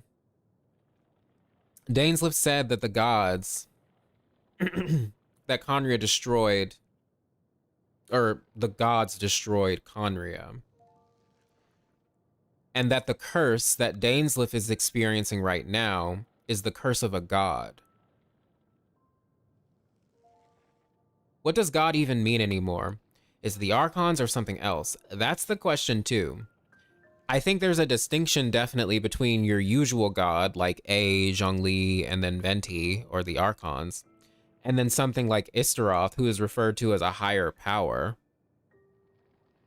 There's like a different magnitude of gods, or divine beings.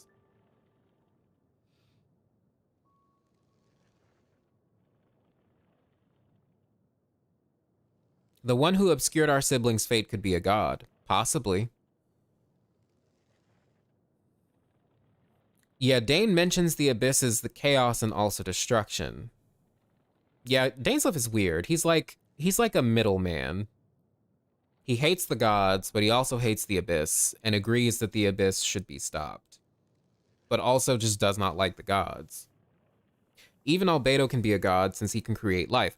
That was my question at like part 1.5 at the end. I was like, alchemy, you can do things that are usually attributed to gods. You can create life with the art of chemio. So at the end of the day, what's really the difference between humanity and the gods other than like power levels or something? Dainsleif isn't fully reliable as a source. No, he's not. But honestly, neither is Lumine, in my opinion. Because the way that she told the story of like Dainsleif not doing anything during Conria is, I don't know if I believe it, because it doesn't sound like that was entirely the case. Like the way that she says he just didn't do anything. Isn't it interesting that Dainsleif doesn't hate Kusanali? Like that implies that Kusanali did nothing wrong. So, here's the thing. Here's what's interesting about that. Venti also is another god that Dainsleif has not shown any sort of animosity towards directly. I know like when we were in Mondstadt, he was hesitant to go into the church, but I found it was very suspicious when he was like, I wonder what the Animo Archon would think about all these churches and shit dedicated to him. It's always made me sus, but like in Venti's character Miscellany, Dainsleif doesn't really have anything bad to say about Venti. Like nothing. He doesn't have anything bad to say about Venti. Did you guys notice that? It's very sus. Nothing bad. Because he probably knows what Venti has been through. Yes. I think that's true in a way. The Tsaritsa cutting ties with Venti is also very sus. What did he do? Yeah.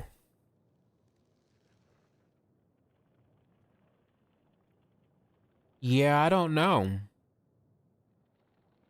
That's a question too. Like, what did he do? What do y'all think he did? Let's rewatch his Miscellany. Y'all want to do that? All right, let's pull it up really quick. Oh, we should probably finish this, huh? We'll finish it in a second. I pulled up the Luminous Glimmer thing, but I don't think there's anything in it. Ooh. Venti Miscellany.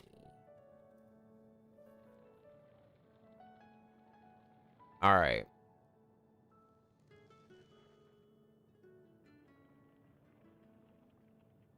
A mysterious bard named Venti has recently appeared in the world, singing tales for the city of freedom and romance. This city is Mondstadt, the crown of the north, a free nation with no ruler. This once bitter cold land in the north of Teyvat is now fertile. A blessing left by the god of Animo, they say. 1,000 years have passed since the god of Animo left this land. But to me, it has only been half that time.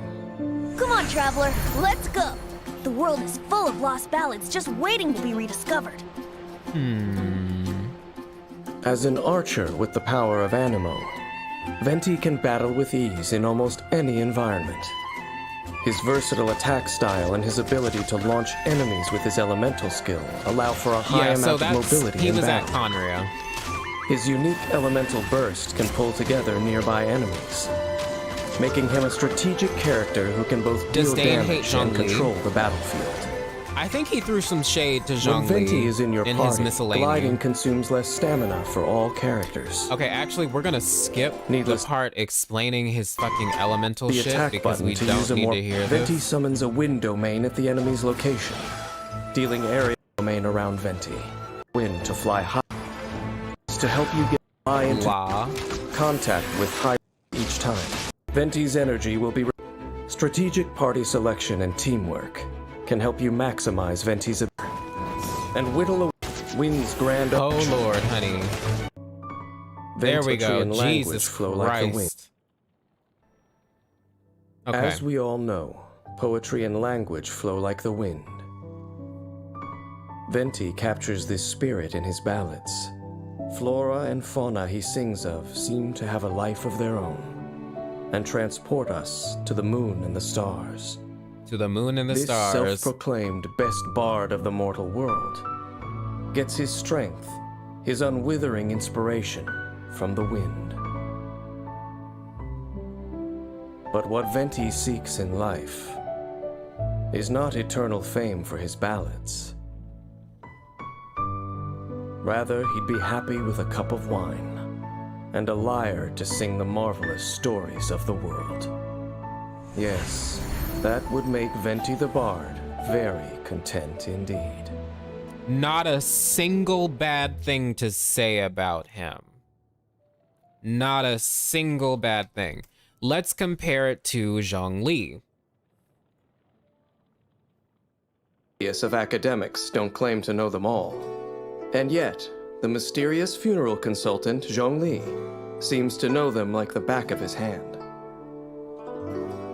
The ancient rite of parting is a most unique tradition. Many details have been lost over time, but Zhongli is still able to perform the rite to perfection. Though he looks young, Zhongli knows each ancient tradition inside out. But his own throws past shade at is A. shrouded in mystery. But we're gonna go to hers as well. Every journey has its final day. Don't rush. Zhongli excels at manipulating Geo. All right, we're gonna able to create prepared for through any all scenario that. together attacks, while Liyue Harbor grows restless on the eve of disaster. As the host of the Rite of Parting, Zhongli still calmly goes about his work. The world around him may be descending into chaos, yet he remains unperturbed, sipping his tea and watching a good show. Quite the fascinating character. As Liyue faces the turbulence of change, does he believe it is none of his business? Or is he also a player in this game, acting behind the scenes? It may be some time before the answers finally emerge. But no matter, for time is not something I lack. Yeah, I guess he didn't really say anything bad. He's a player. Welcome back. He sounds aggressive from the very start. Huh. Now let's see what he has to say about A. It's just a bit of shade, yeah, just a little bit. He was like, as the world goes to shit around him, he's just content to sit back and sip a cup of tea. It's a bit of shade. It's like passive aggressive. Y'all are right. He did sound softer with Venti, like he had nothing bad to say about Venti at all. Now, let's hear what he has to say about fucking In the A. eyes of Inazumans, the Raiden Shogun is not only an Archon, but also a symbol. She is their superior leader who embodies eternal thunder and radiance. Her Excellency, the almighty Narukami Ogosho, a 1,000-year-old protector of Inazuma. Little do they know that the current ruler of Inazuma, hello, the Wondrous, Raiden welcome Shogun, to the stream. residing high up in Tenshukaku, is no longer the same Archon who emerged victorious from the Archon War. The campaign begins. The Raiden Shogun is a martial artist in pursuit of perfection, with a sole goal of achieving eternity. No matter who stands in her way to eternal euthymia, they have no chance against the divine punishment that shines down with her bidding. Yeah, like how does he know? It was the Raiden Shogun who originated the Inazuman art of sword and polearm, as well as a variety of blade forging. All right, we're gonna skip that. I think he knows because he has some.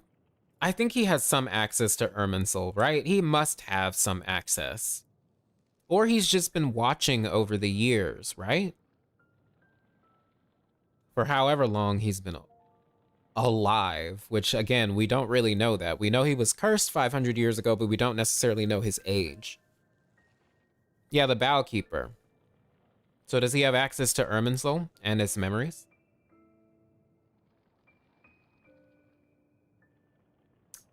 Who knows? Actually, on that note,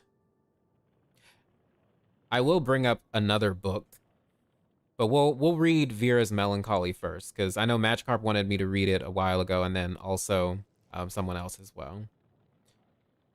But to clean up the down as fast as lightning.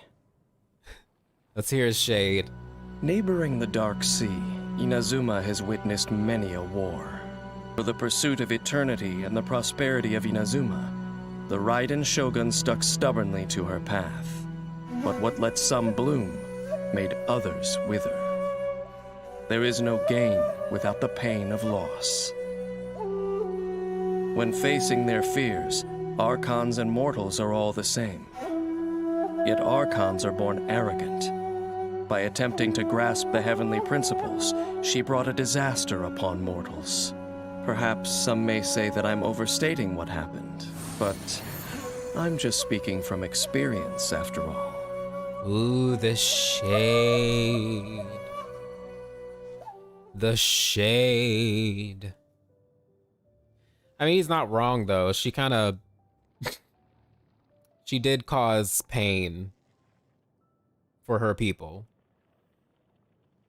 If you take a branch from the actual Irminsul and plant it, will it create a new world? I don't know. Apparently it can create baby gods. Who are these some that say he is overstating?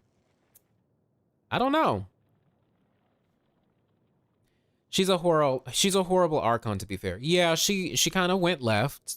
She kind of went left for like 500 years. Or rather, she went left 500 years ago and then decided to do bullshit after that. I love this crack we're going through, yes. Girl.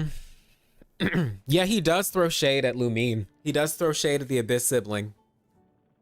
Whichever one you play as, yeah. Yeah, he does do that. Something like, unlike my previous traveling companion, or some shit that he says. I can't remember.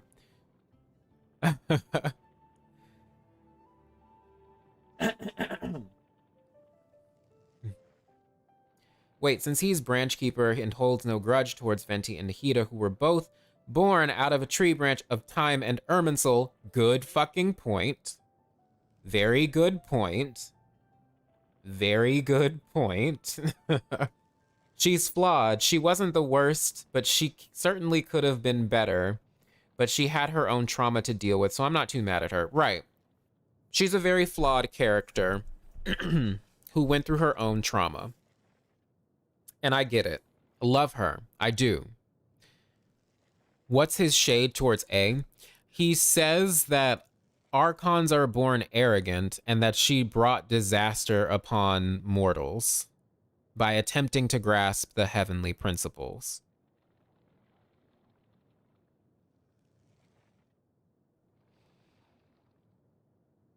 Karin, that was a good observation.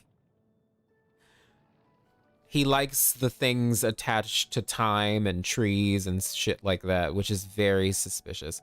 Also, did you guys see Venti compare his ballads to Nahida's powers over dreams? What does grasping the heavenly principles mean? So, A was... What was the line that she said? She said that she's seen a nation stride forward only to get destroyed by the heavenly principles. So it seems like she was trying to keep everything in stasis in Inazuma to make sure that that didn't happen. Because the more that you get curious about the world, the more secrets you find that the gods do not want you to find out. Like Conria, they apparently did something that pissed off the heavenly principles. Grasping in a metaphorical sense. I think it's in a metaphorical sense. So basically adhering to the heavenly principles and kind of just keep her nation in stasis to not... Just to remain in line. Grasping equals trying to understand. That's a way to look at it as well. The Greater Lord Rukkhadevata wasn't there for Conria, so it probably doesn't even matter. Plus, Nahida had just been born that day. Wait, what? Oh, you might have been talking to somebody else. I don't know. Ah, I see. Her eternity was following the heavenly principles, not breaking the rules. Essentially. Yeah, Sumeru's connections to music and animo, it's just all really sus. And then Rukkhadevata being an avatar of Irminsul and having a whole bunch of nods to Istaroth. Same thing with Nahida. It's very suspicious. It's very weird. Yeah, music and time are usually connected to the sisters. Kind of like what really happened in Japan before or its neighboring nations. Yeah, kinda, yeah. Yeah, like clinging to the heavenly principles. Yeah, Rukkhadevata did say all the Archons were summoned during the Conria Cataclysm, except her. She went to Irminsul to go heal it, deal with that shit. Yeah, source song. A lot of things seem to be related to the Moon Ladies. All right. Let's look at Vera's Melancholy, because we've been sitting on that for a while. Like, let's look at that really quick. Let's go through this.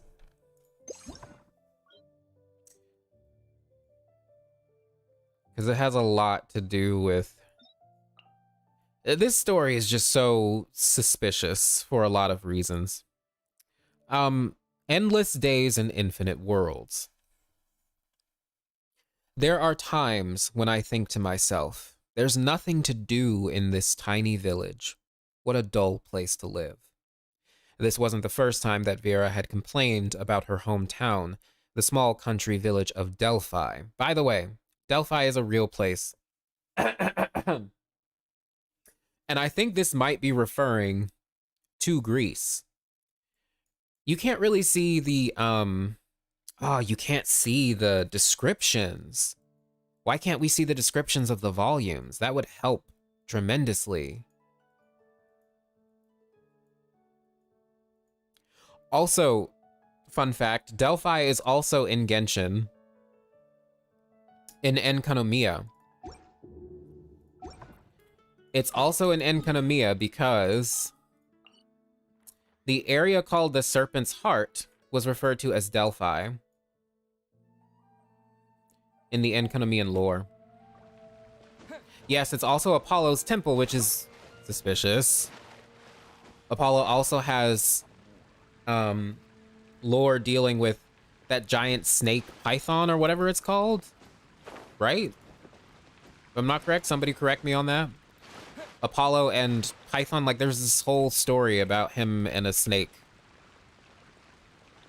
Yeah, Enka is based on Greece after all. Bella Delphine, no. Yeah, Python. All right. Bella Delphine. Anyway, let's continue.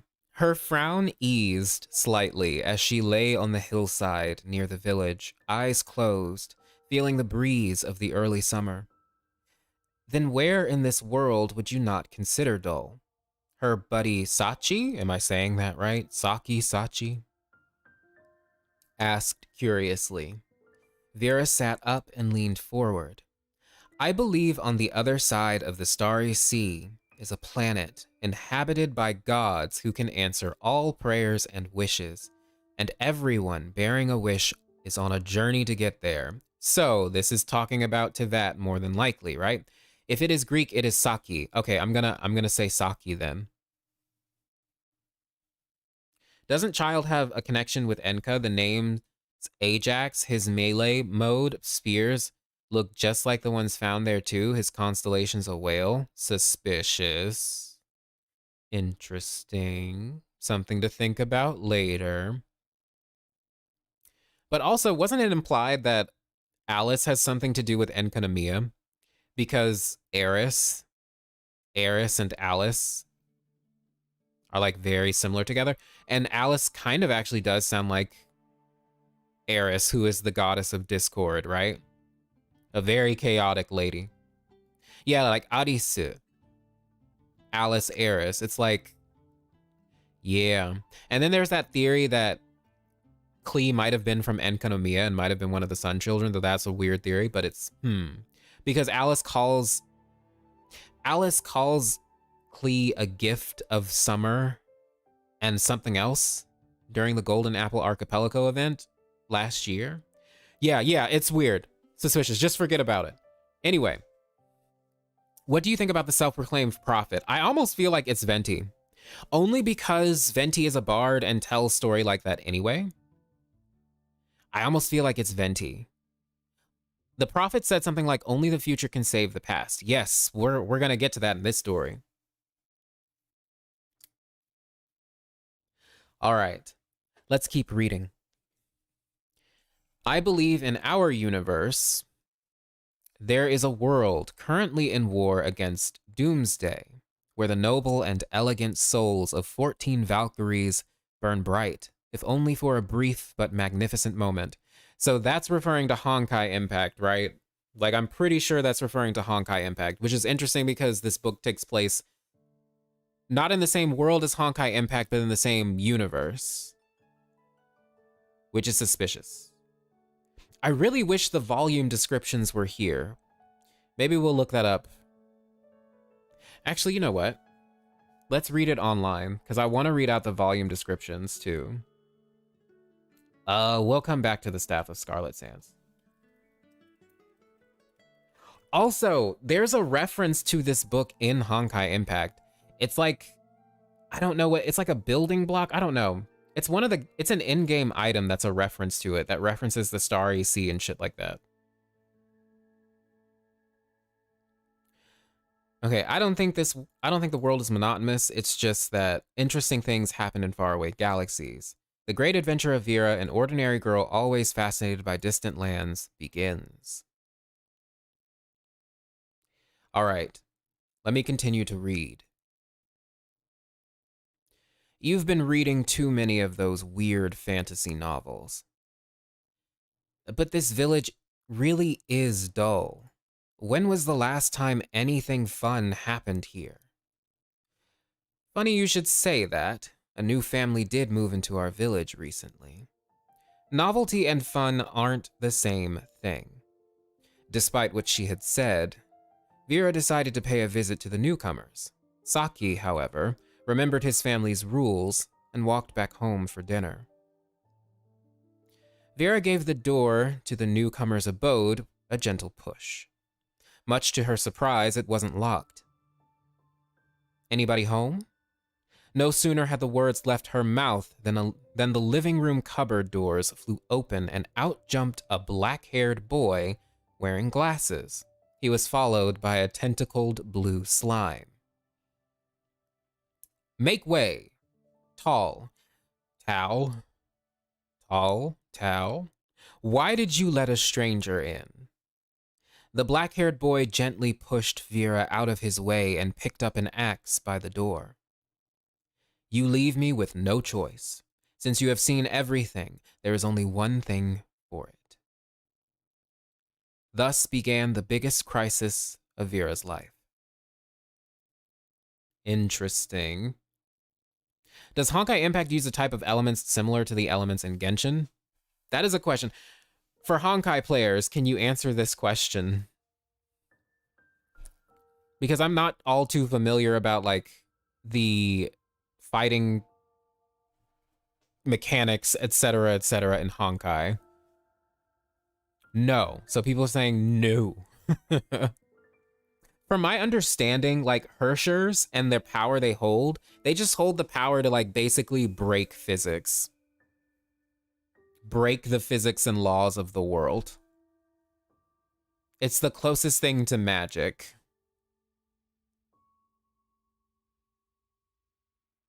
See, not really. Okay. Isn't forbidden knowledge the thing that got Orobashi killed? Yeah, he read a book, and Celestia somehow found out about that, didn't like it, and they were like...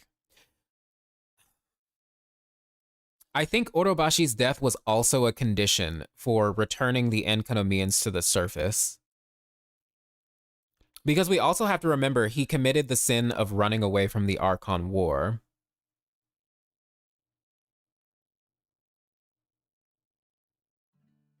I am sorry, what a blue tentacled slime do? I even want to know if you know. Yeah, I don't think about the slime too much. Tentacled slimes, do not think about it.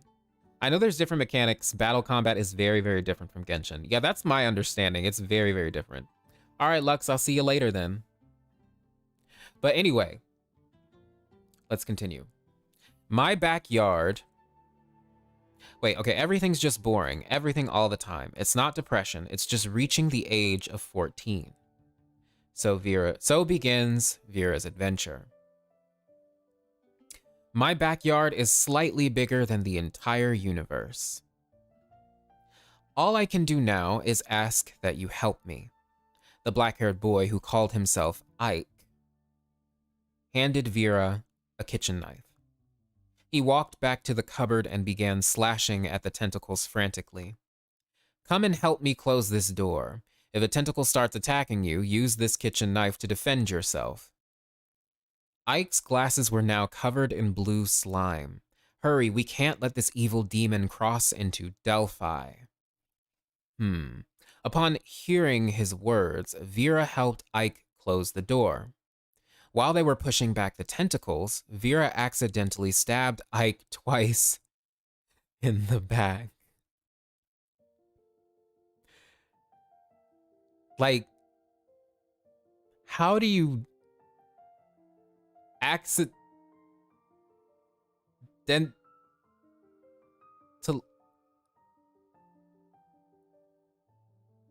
Whatever. Thankfully, Ike's healing spells were quite potent.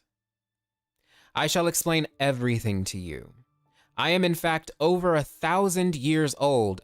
Haha, there's that number again, 1,000. And this door is a gateway to anywhere in the universe. That tentacled monster is an old one from the large Magellanic cloud. I went there to get something. By the way, I'm pretty sure this is actually a real place in our universe. The large Magellanic cloud, because this is technically based in the Honkai verse, which is like a spin on our own universe. But anyway. Ike was covered in slime from head to foot by this point. He wiped his glasses with Vera's dress as he spoke. Is there anything else that you'd like to know? Who's tall? Vera didn't seem to mind. An evil spirit that resided in the man-devouring castle. It has served me as a butler since I subdued it. Strangely, it behaved quite friendly towards you.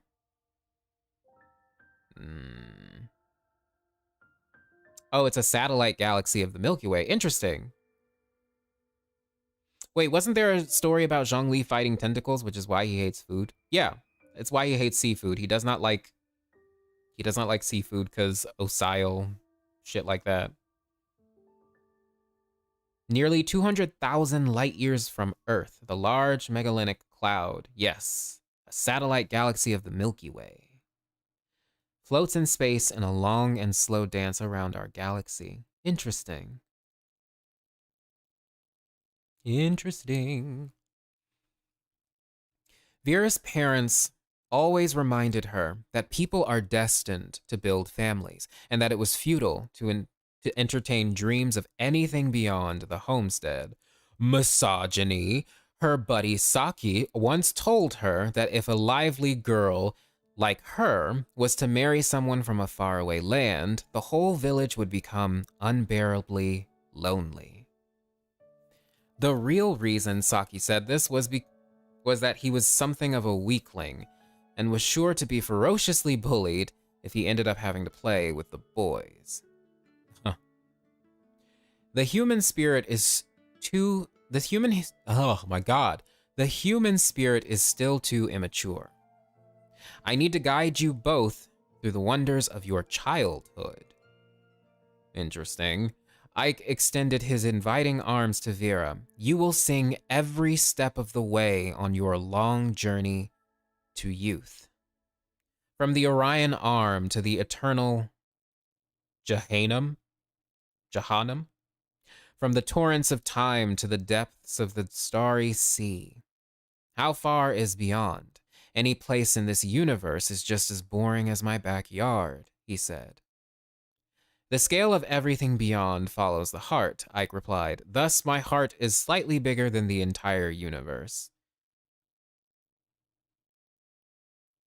The scale of everything beyond flows the heart. Thus, my heart is slightly bigger than the entire universe. What the fuck does that mean? We Greeks gave the world the geh, and you call us misogynists? Shame on you. I'm just saying. Wait, Jahannam is hell in Islam?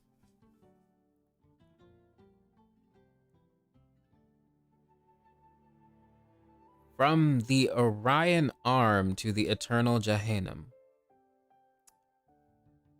Hearts are also mentioned on the statues of 7. Yes, they are. The scale of everything beyond follows the heart.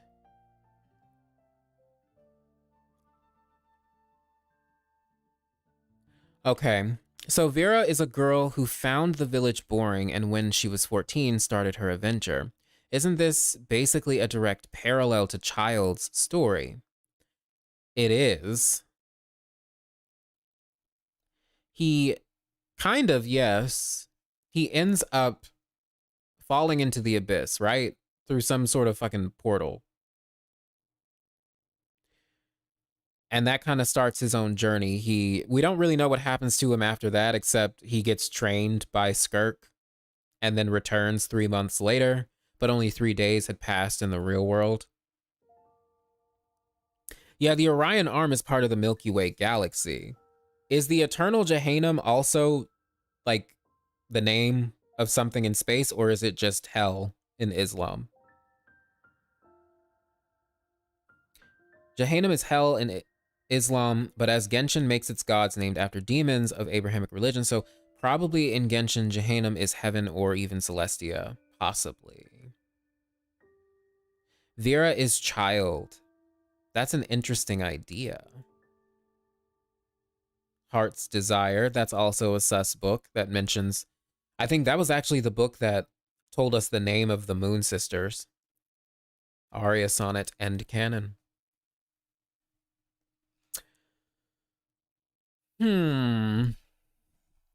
Okay. The Andromeda Empire, also based on something, since we have the Andromeda Galaxy, like right next to our galaxy, I think, stretches across half the galaxy group.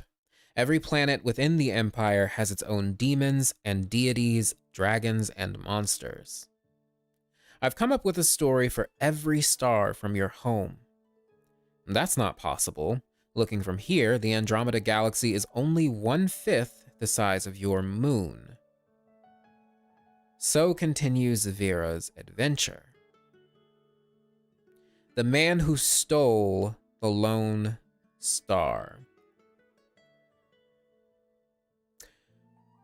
I am the second rightful heir to the Andromeda Empire, and I have more than 200 titles to my name. You shall call me the Princess Andro Basilisks. The charming girl then crossed her arms, savoring the moment of her entrance in her mind and giggling to herself in amusement. Her sole reason for gracing Delphi with her presence was to marry Ike. So, big theme of this book is obviously like aliens, right? And descending onto planets, travelers from afar, essentially. Descending onto a planet, which kickstarts Vera's quest. Vera and Saki's quest, I guess. This book is a space opera. Sounds like it. We're in the fifth element now. I like her. The headcanon is that she's the girl from the Battle Pass. See, that's very possible because, especially towards the end of this book, about her getting poisoned and then needing to be saved, Very suspicious. Very suspicious.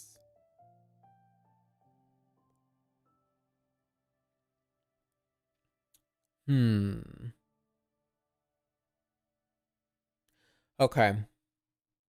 Let's continue. If you, he who conquered a quarter of the universe, marry me, my safety shall be guaranteed after my elder sister takes the throne. If I may ask, how big is the Andromeda Empire? Vera asked. I reckon there are more than 9,000 inhabitable planets. With so many stars in your possession, why come to steal my brilliance? So you aren't here to harm Vera, Saki cautiously asked Ike, who was carrying the scrolls and globes of other planets. Of course not, I think she would make a great assistant. After putting everything down, he clapped his hands. You like her? Me? No, not at all. I don't like her at all. Fucking tsundere. Saki looked away, worried that the old sage might discern his true feelings. He reached for a box full of photo frames. He grabbed a few at random, each picture depicting a different beauty. Look at them. They all said that they gave me their one and only true love, but did they? In reality, I was just one of their many lovers. Saki did not know when or where he had heard the saying, but it blurted out from his mouth in his moment of annoyance. With so many stars in your possession, why come to steal my brilliance? Okay, so obviously Saki is jealous of Ike because he feels like Saki is stealing his lady away. And okay, you don't own Vera though. It's just competition. I'm sure Ike does not care or love Vera like that. He's fine. Random, but I'm seriously nodding off. This is like a bedtime story and your voice is calming. Yes, I am telling you your bedtime story, tucking you in. Bro dipped into his Tinder history. Basically. Basically. Last time I was here, we were talking about Descenders, and now we're giving off mad Wattpot energy. This switch. Well, yes, but basically, yes. Yeah, but the ladies love the indifferent types. They really do.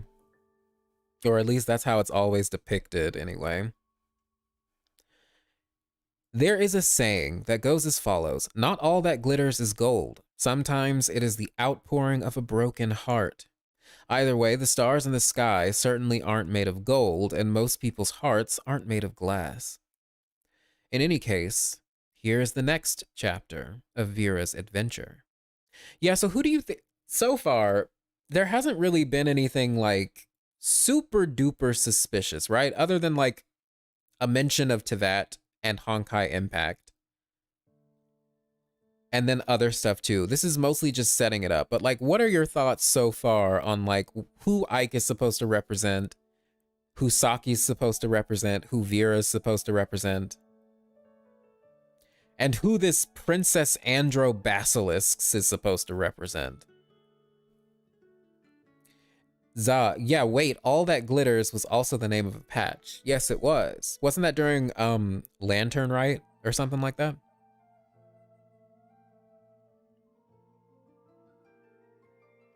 If we treat Delphi as part of Enka,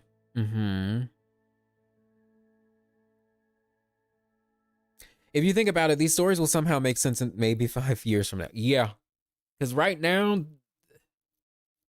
I like this story, but it's hard to like parse through the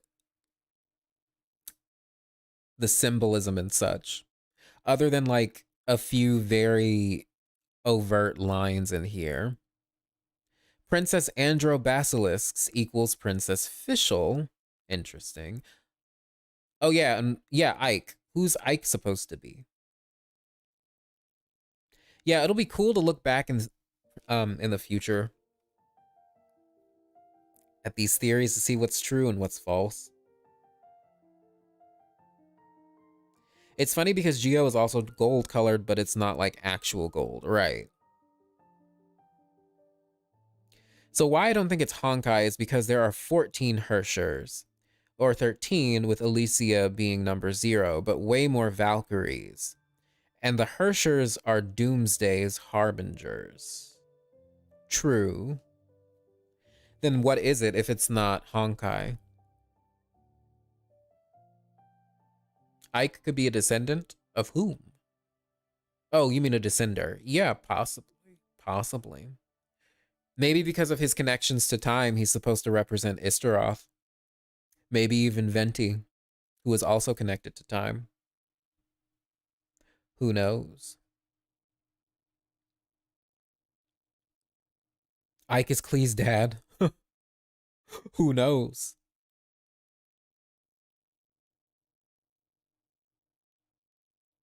Yeah, you think Vera was referencing the sugars? Are those little creature thingies that had to... What did they do to avoid the Honkai?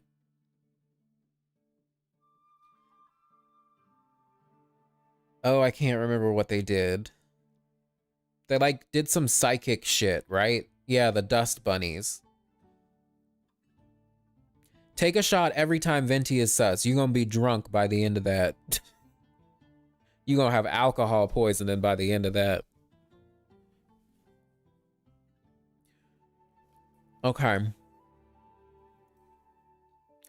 Let's read All That Glitters. The people in these photographs are all so pretty, Vera exclaimed as she picked up Ike's box of framed photos. Of course they are. Otherwise, they wouldn't have had the chance to leave me with a photograph to remember them by. Ike has no intention of evading. After all, he was a galactic sage who was over 1,000 years old. So of course he knew that girls were easily hurt and that they could become trouble very easily. Wow. Ike would thus never cheat a girl. Take notes, boys. Ladies, is that true? Having seen the starry host, I thus make star-shaped jewels to remember them by, he continued to explain. But those stars that shine across the universe do not belong to anyone. So it is also impossible to steal them. Vera did not understand. What are you saying? God's misogyny, right. Ike also sounds a bit playful and rambunctious. Remind you of someone? Right. Suspicious, suspicious. Sus, sus, sus. Wasn't there a hidden meaning to Ike's name or like a mistake in translation, so it's supposed to be something else? It's been so long ago since I came across that, so I might be wrong. I have no idea. A fresh of loaf of bread. I don't know. I don't know. I haven't seen the Chinese translations for this book or anything. Androbasilisks talks like Siren. Yeah, kinda. Lots of interesting thoughts. I'm saying this for the sake of a foolish fellow who isn't present right now. Pay it no mind, humans are just far too young. I will serve as a go-between between you and Ike, Saki said to the princess of the Andromeda Empire in a loud voice. Huh? I love Vera. I don't... Disgusting. Boring. Be silent, worm. You are an offense to my ears. I've already acknowledged Vera as my friend. I will not hand her over to a cowardly person like you. What? All right, everybody's fighting over Vera. What book is this? Vera's Melancholy.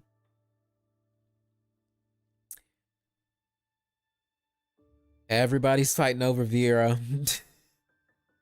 Dang. She got all the dick and the JJ, all she got. She got all of it. All the boys and girls are simping for her.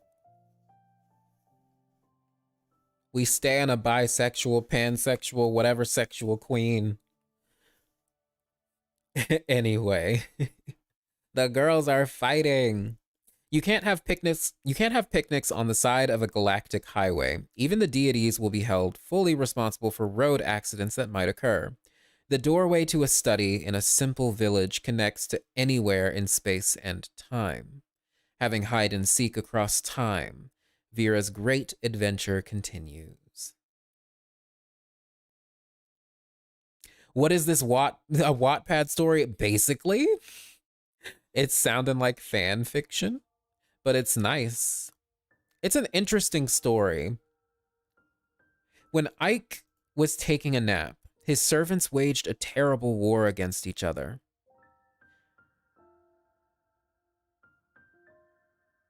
When Ike was taking a nap, his servants waged a terrible war against each other.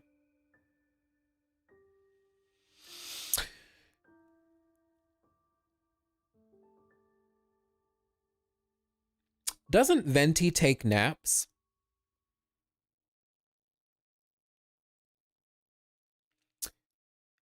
And didn't his people, like the Lawrence clan, took over Mondstadt? Right?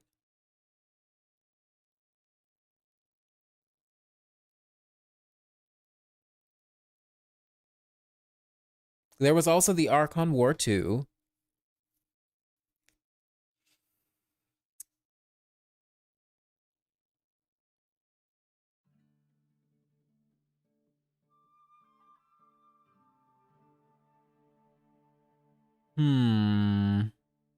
It's kind of a reach though. Yeah, like we need more, right? We need more. We need more than just that, but that's suspicious. But also we have to remember, Ike is also 1,000 years old. Remember that Venti, at least to the people of Mondstadt, had been gone for 1,000 years, right?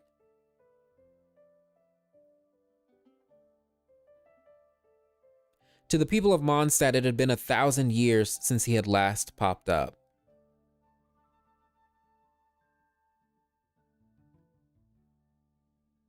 And then, of course, 1,000 goes with the theme of 1,000 years of time.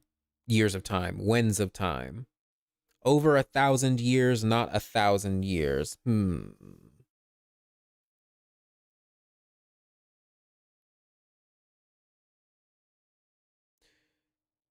All right, let's keep reading. The great wizard had subdued many gods and demons to serve under him. So yeah, like you said, River, that sounds a lot like King Solomon, which is suspicious. As the most formidable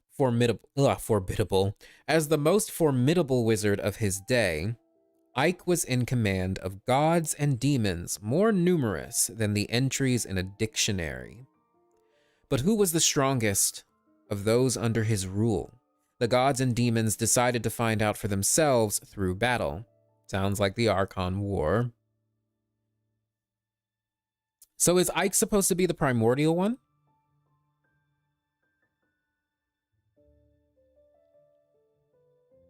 Which is suspicious because there's also some nods to Venti in this. Very suspicious. Wait, you mean the Solomon of the Ars Goetia? I mean King Solomon of the Bible. King Solomon of, basically the Abrahamic religions. There are different interpretations of him amongst the Abrahamic religions. But yeah, this is sounding a lot like him.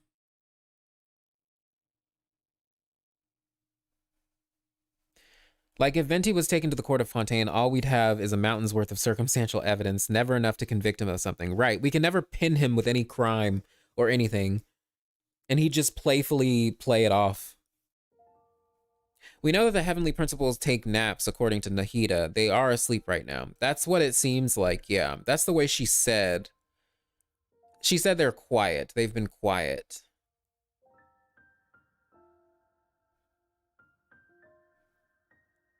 Venti equals the primordial one. I think he might have been a shade of the primordial one. I think he might be the real Phanes. That's one of my theories. But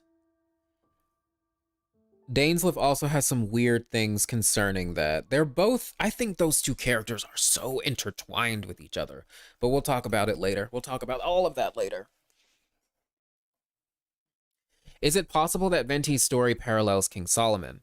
It's possible. I think King Solomon ultimately represents the primordial one.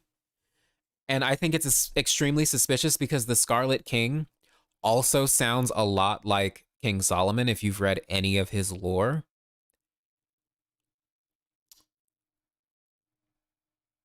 And I definitely think they're using the Scarlet King as a frame story. There's a lot of weird, sussy stuff in the Scarlet King's lore, which we'll go over another time.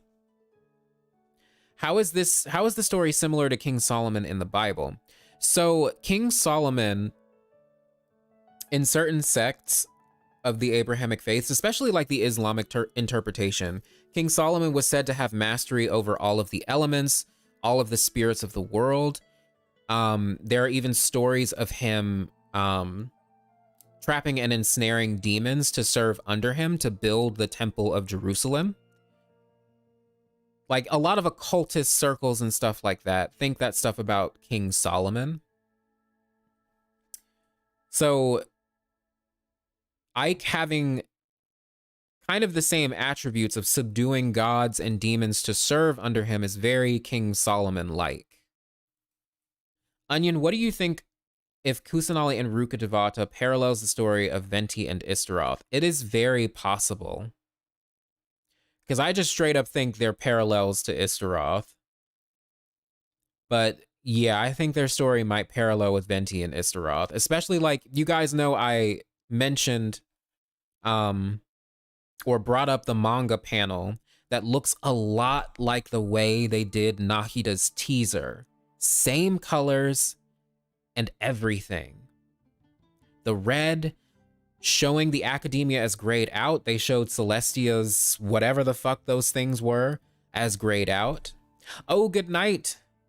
Inazaruma. There we go. Goodness. Good night. Have a good night.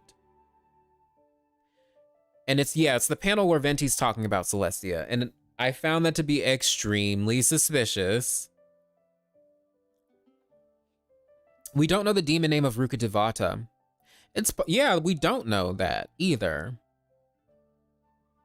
I don't think she's Istaroth, right? I don't know if she's like directly Istaroth, but it might be that Ruka Devata and even Nahida are like extensions of her to an extent. And yeah, it might have been the same as Nahida's. Nahida is Beur, right? Beur, there we go, Beur. It's Beur. Yeah, they could share the same demon name.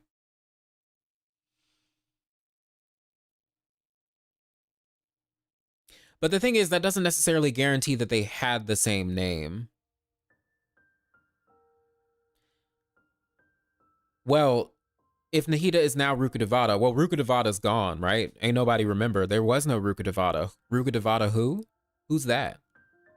Yeah, Ruka calls Nahida Beur.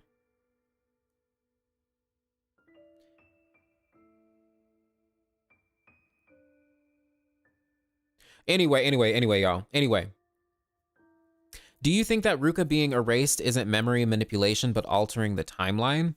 Well, if you think about it, the memories of the world is kind of like the timeline. Memories of the world is kind of like a timeline. So removing a memory from the world alters the timeline, in a sense. Well, technically, Onion, Beelzebul is not of the Ars Goetia, right?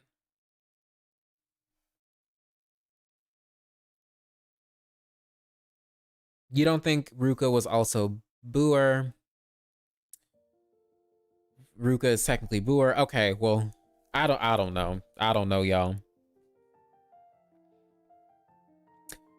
But anyway, let's continue reading this.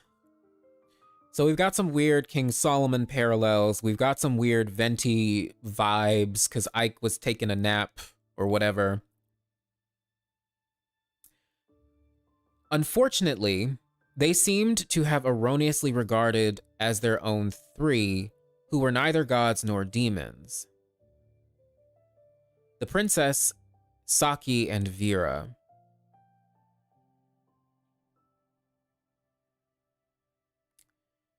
So the gods and demons mistook the princess, Saki, and Vera for demons and gods, even though they weren't. I wonder if that has any meaning as far as like who these three characters are supposed to represent. But anyway, Ike only slept for 2 hours, but in that time, 3 stars had already been destroyed. 3 stars. 3 moon sisters? 3 stars? 3 moon sisters who allegedly died? Anyway, why should I protect you? The princess pulled her hand away, and the giant demon plummeted to the ground, its eyeballs gone. The dominant race of the Andromeda Empire may look lovely and sweet, but on their palms grow 2 special mouths, which they use to devour the eyeballs of their lovers and those they vanquish.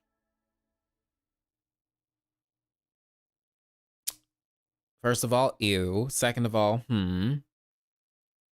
Yeah, what is it? 3s. And then there's 3 stars, like 3 morning stars, possibly? 3 fallen stars?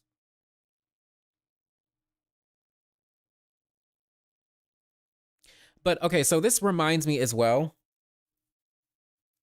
not in any like concrete way, but you guys know this, the curse of the Seelie that they were allegedly born with, where they diminish in form if they fall in love with a human.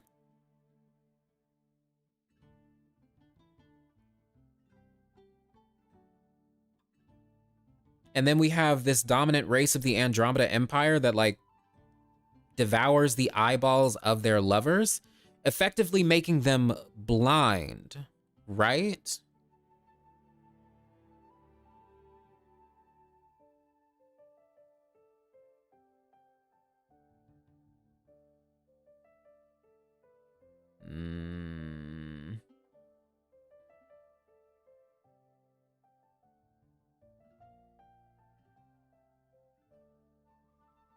There's a lot of themes of blindness in Genshin.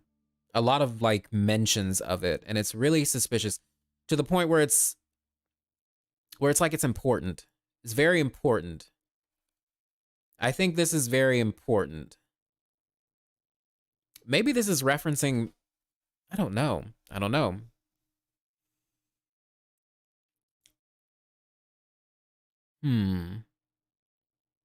Yeah. It's very coincidental. The princess is a sapphic queen. It's insane. Yeah, no, she is definitely a sapphic queen. Taking in consideration that there's only one blind person as well. Yeah. Y'all.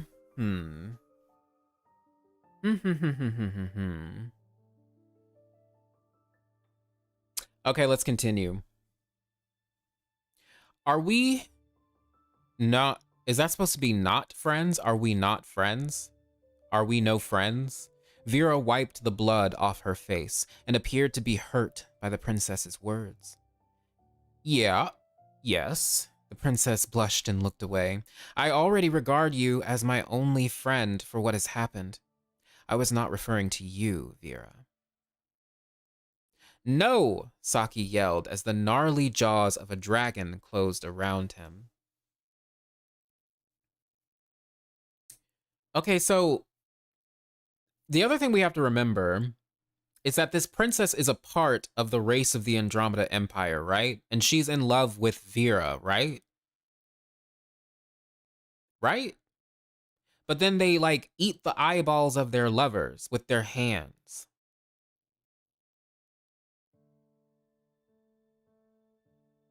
Right?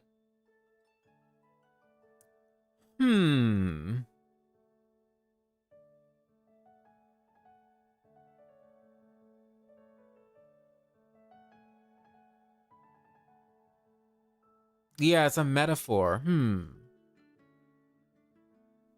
I don't know what this lady wants. Rip Vera's eyeballs. Vera is Columbina confirmed. I mean, if she's Columbina, she may not be Columbina directly, but you guys, if you have seen my Harbinger video, then you know that I think Columbina is actually going to be a parallel to the first Seelie, which is suspicious. You know, someone who did fall in love and got cursed because of it.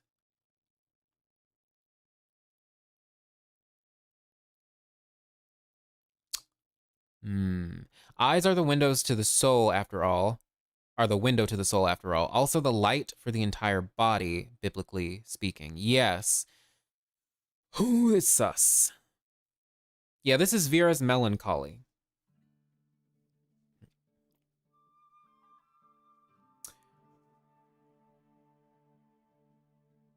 The girl from Mond and the grandpa from Sumeru. Or am I mistaken? Yeah, the girl Glory from Mondstadt, right? And then I don't remember the grandpa's name, but yeah. Yes, gay empire. Yes. Anyway.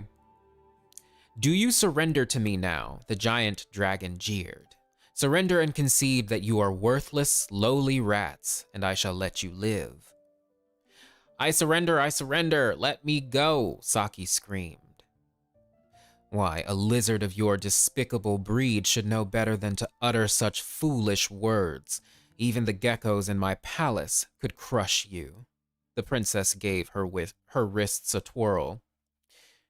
No, this has nothing to do with me, Saki yelled as the dragon cast him into the sky. And just like that, the battle between the dominant species of Andromeda and the ancient giant dragon was over. The moral, you won't get hurt if you just surrender. Ajdaha was blind too before he met Zhongli.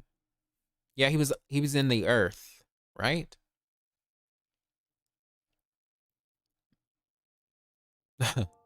I'll also mention this.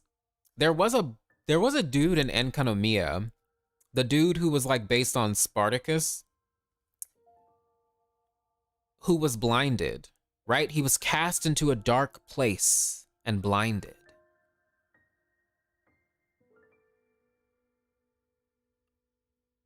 I'm going to talk about that later because Enkanomiya is like one ginormous frame story for the entirety of Genshin Impact's story, because there are just so many parallels that we can make. Yeah, Spada no Hiko, that dude. But you know what's also suspicious? Xingqiu's novel. What's it called again, y'all? $10. Oh, thank you. Thank you for the donation. Lamia, thank you. Also, I remember reading your comment, and you had linked all your theories. I was perusing them a little bit. There's a lot that I agree with. Onion, great work. Near the end, will you look into Yggdrasil in the description of each realm? Consider Celestia Conria equals Asgard, Midgard. Thoughts on the rest of the 7 realms and Ragnarok? We probably won't do that today. I'll be honest with you, but we can do that next week. We can have another lore stream where we like look at lore books and stuff. Cause like going through these things is like hard, but doing it together is a lot easier. Like finding out all the symbolism and stuff. The book is A Legend of Sword, thank you. Yes, A Legend of Sword also mentions a dude who gets blinded by the end of it. Yes, I will make these lore streams a habit. We might have one every week. We can try to have one every week. We'll see how that goes, though. No promises. But let's get through this. Saki was knocked out of the contest and woke Ike up with a slap of a slipper. Vera also survived thanks to the protection of the princess. Ugh, you imbecile. The mere sight of you is revolting. Do not come near me. Don't talk to me. Don't look at me, nor breathe the same air as me, you lowly scum. The princess could not have a lower opinion of Saki. Okay, so I fucking wish the Pale Princess and the 6 Pygmies was out. I really wish. But you know what? I think I'm gonna bring this up in part 2 of Sun and Moon.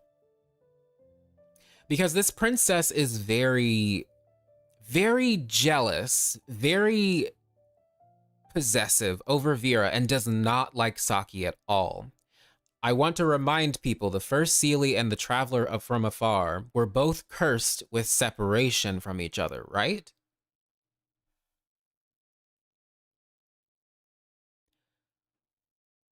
Oh, I really wish the Pale Princess and the 6 Pygmies was out. But anyway, we're gonna move on. Good night, Rukanga. Thanks for joining the stream. Vera might be a Seelie, huh? She might be. She might be a parallel to the first Seelie, but we'll see. I'm not even gonna read the data mines or I would die for not discussing it. Yeah, just don't, I wonder if the VV description changed because of Irminsul.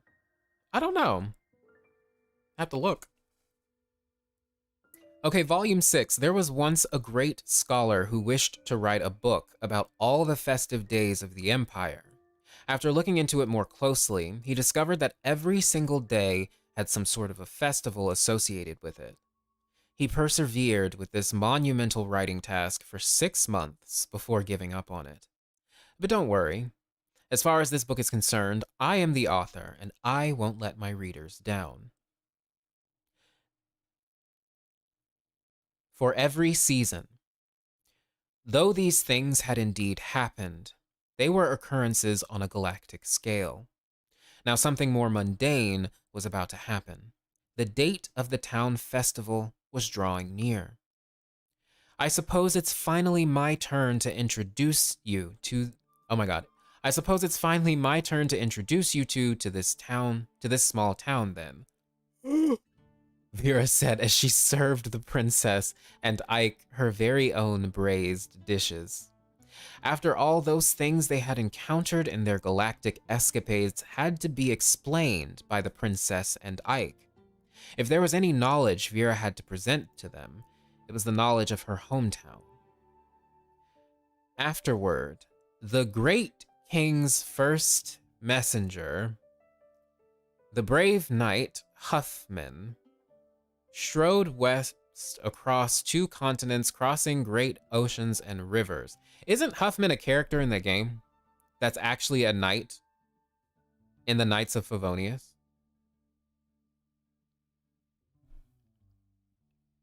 Yeah, that's what I thought. He's actually a knight in the Knight of Favonius.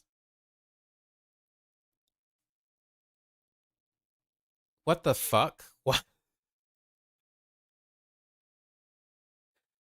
Wait, they're brothers? Mika is Huffman's brother? That's adorable. I did not know this.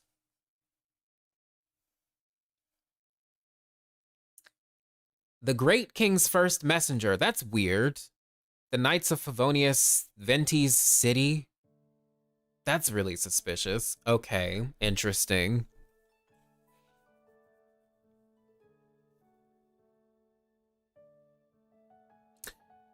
Yeah, I agree, Amanda. This story is just way too suspicious for it to not mean anything. Yeah, I wish they kind of looked like brothers too. Perhaps they're descendants. Certainly random NPC isn't important. Right, it's all about like what these characters represent. Right?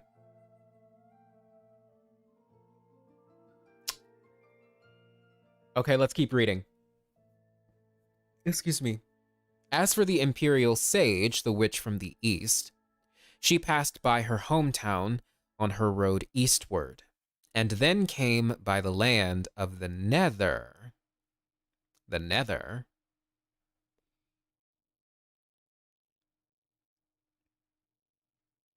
So, like, usually Nether realms are like, what, void-like realms?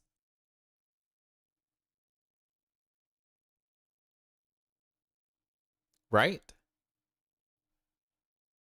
Like the Nether realm, Nether regions. The Dark Sea, perhaps, that's also a possibility. Yes. Alice went to Minecraft. Wait, what? What? Minecraft Genshin Impact crossover. Oh, is Nether like a region in Minecraft? Sorry, I don't play Minecraft, so I don't know. Enkanomiya was described as a nether realm by Enjo. You are correct about that. Suspicious. Nether is another word for lower, so getting abyss vibes. Suspicious. Yeah, you can build a portal to go there. Interesting. Oh, it's Minecraft's hell. I've played Minecraft before, but like only once. And that was when I was in college. It's been a couple years, though.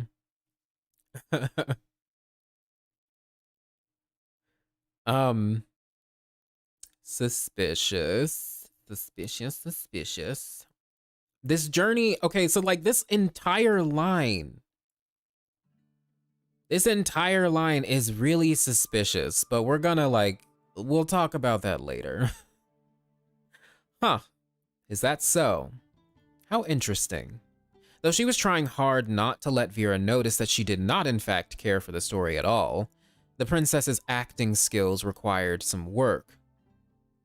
So that can only mean that this place is on the polar opposite side of this world from the Great King's capital, right? The polar opposite side of this world.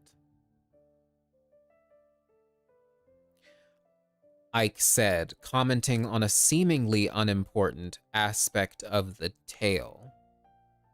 Seemingly unimportant? Yeah, okay. We gotta get you into Minecraft lore. How old am I? Guess. How old do you think I am? I'm curious. How old do y'all think I am? As above, so below. Ike is just defending the Nether realm, which is really suspicious. 25. Interesting. 24. 60. He's right, I'm 60 years old. 25 plus. 78. Close. 22. Prob 16 or 17. 32. 19. Like 25. 24. Interesting. Bye, Sandman. Have a good day. Thanks for joining the stream. In your 20s in general. Around my age, 25, 23, late 20s, 35, 500, 19 or 32. 19 or 32, that's quite the... that's quite the difference. Around 30, 1,000, 49, 25. Interesting. Interesting. I bet you are old enough to be a single dad to Nahida. Oh my god.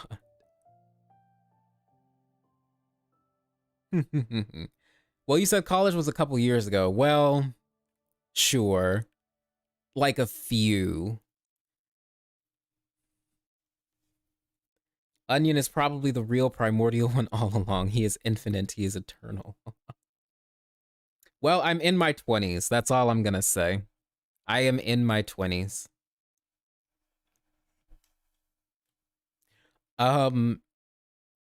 Wait, where did I? Okay, let's continue. Ahahaha. That's true if you think about it. Vera rubbed the back of her head with a crooked smile.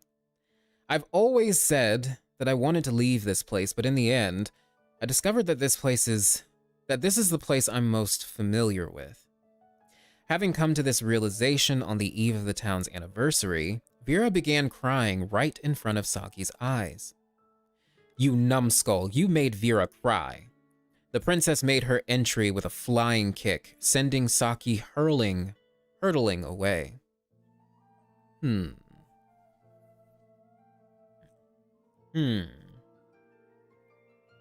I will say this, when I was a freshman in college, I was still 17. I was still technically a minor. In the star clusters at the outer reaches of the universe, habitable planets are far and few between. For this reason, the region is the playground of space captains and pirates alone. With this being the universe, though, there is no part and starboard in the traditional sense.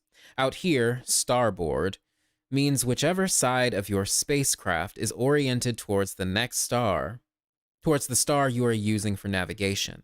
Lose yourself, and especially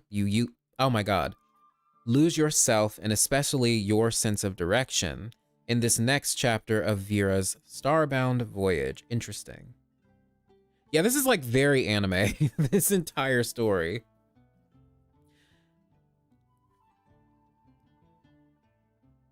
You think the mistakes are intentional? Wattpad vibes for real, like for real. Reigniting a sun is not difficult. I want to remind people that Phanes is a dying and rising god that has a theme of death and resurrection. They have linked, and Phanes is also linked to light and the sun. Reigniting a sun. This is also something this is a theme that's not just present in this book, but if you've read like Flowers for Princess Fischl, if you've read The Legend of the Shattered Halberd, there is this theme of a god king returning to the world. Yeah, Phanes is like a Jesus kind of character. But there's a lot of conflation with the father and the son. Because I think the primordial one is the father, and Phanes might actually just be his son. But anyway, I'm just randomly saying shit. Anyway. Reigniting a sun is not difficult, but I don't think the Andromeda Empire would like to see that happen, Ike said to the panicked Vera. Do you mean that the princess has kidnapped Saki? Vera said with some shock in her voice after giving the matter some thought. How did you come to that conclusion? I'm saying that only the Andromeda Empire would be capable of kidnapping you and the princess. Okay, so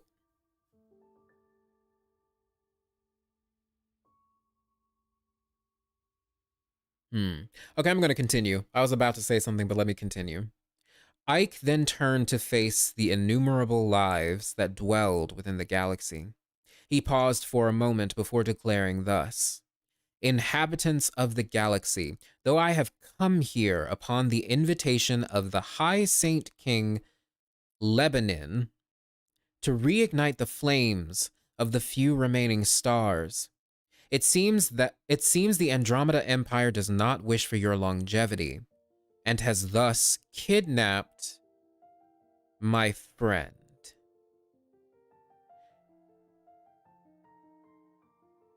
So Saki gets kidnapped by the Andromeda Empire.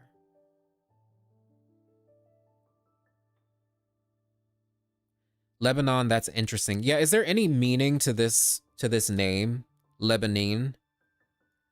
Is this an actual name that has any reference to anything? Could the primordial one be Kronos then? Possibly. Suspicious. Who knows? Could be a lady or absolutely genderless. I actually think this High Saint King in the story is categorized as female, which we're gonna get to later. But I think this High Saint King is actually a woman in this story.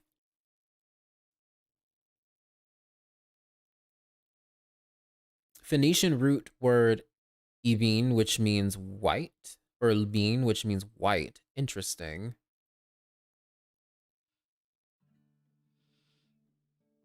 Lebanon means white.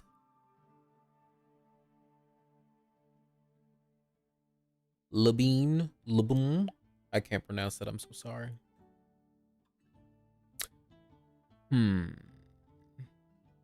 Okay, anyway. Are you then to put their lives over that of all life?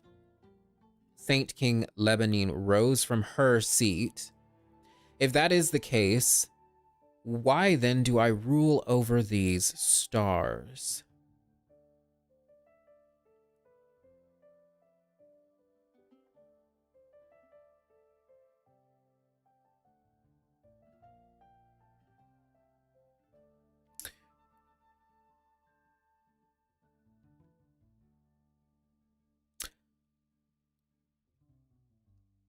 So who do you think this Saint King is supposed to represent?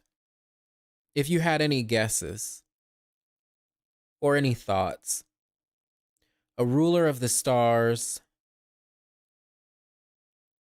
I believe she is like a dragon, isn't she? Like later on she turns into a freaking dragon or something. Istaroth. Why do you think Istaroth? Hello, Gwen. Yes, we are just reading Vera's Melancholy, trying to figure out what the fuck this Wattpad story is telling us. There has already been like a few sus things that we've pointed out. Irmin? Okay. You mean the King of Conria? King Irmin. Irminsul is white.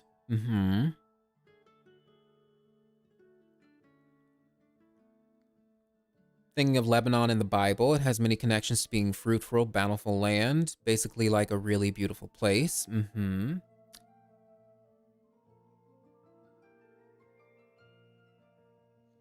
If it's Irmin, then Ike is Daneslith. The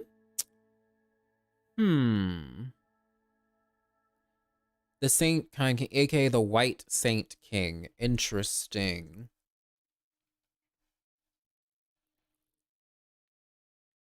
White is also a color associated with the moon, right? Pale. Irminsul's white. Irminsul has a lot of moon references.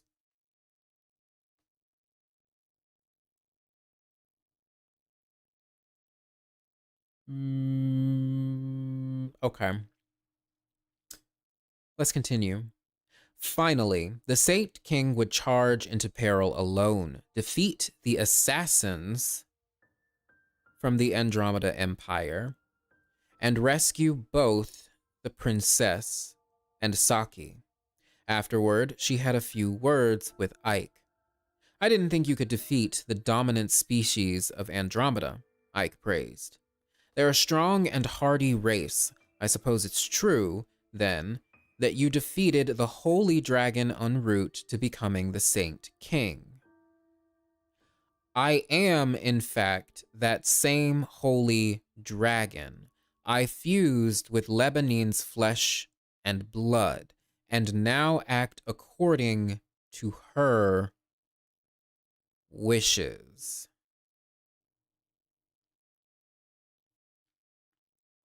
A holy dragon?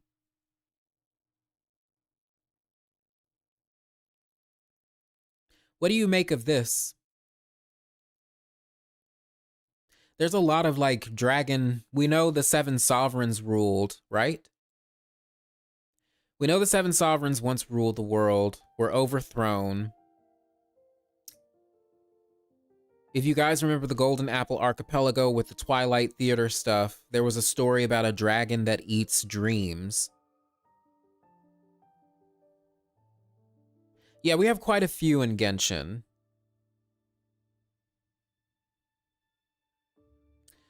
And if you remember the story of Fischl from the Golden Apple Archipelago that they're telling, they did only mention like one dragon. Which we'll talk about the Golden Apple Archipelago and the weird shit that Fischl was saying during that entire thing, because I think it's an entire frame story for like the primordial one, 7 sovereigns, etc., etc. But they do mention the name of one dragon, and I wish I could remember what it was. Maybe you guys can find out, like, really quick.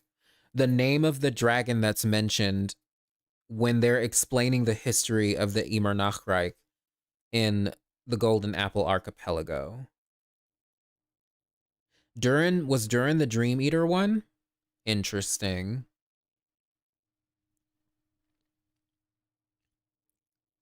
Possibly. Dragon that eats dreams was probably symbolic to Ruka Devata, a Akasha system that took dreams away of her subject. That's an interesting concept.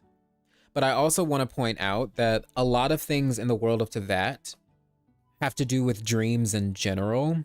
So the fact that there's a dragon that eats dreams is really suspicious and may have like Tevat-wide implications. Okay, Tasrak. What does that mean? What does that mean?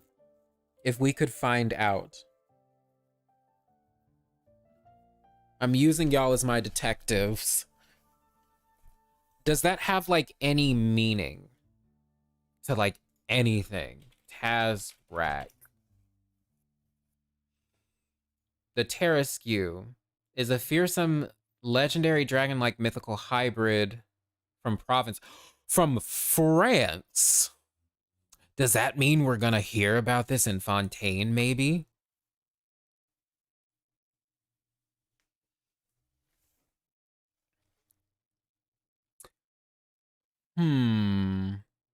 Described as having a lion-like head, turtle-like carapace, 6 feet with bear-like claws, scaly tail like a serpent's tail. Issued poison breath. It arose in Provence.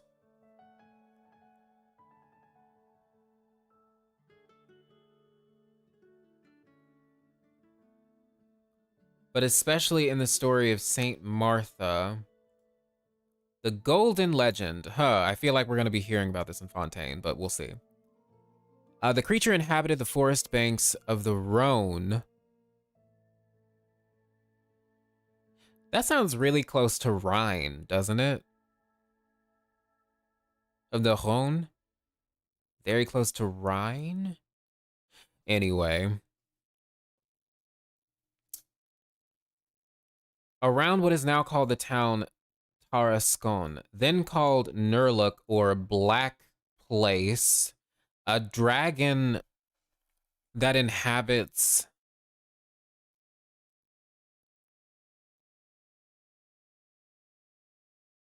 yeah, the Rhine River is a real place.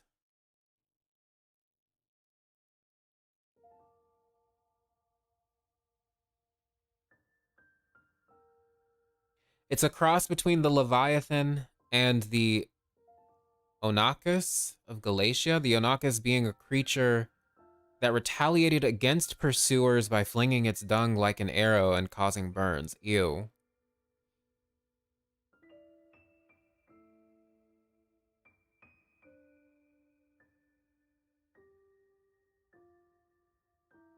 The way Saint Martha dealt with it, she sprinkled holy water on her cross, held it up. The creature became submissive and obedient, and then she tied a girdle to its neck, and then led it to the villagers, who cast rocks and spears at it until it died.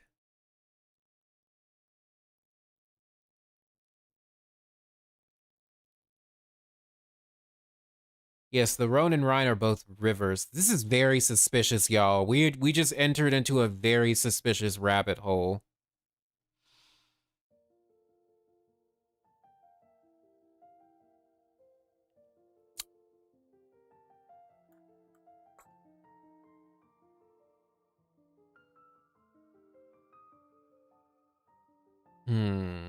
Is Fischl supposed to be Saint Martha? Is Fischl supposed to be Saint Martha and Folklore? Interesting. Interesting, because if we do remember from the Golden Apple Archipelago, Fischl is the heroine of that story, right?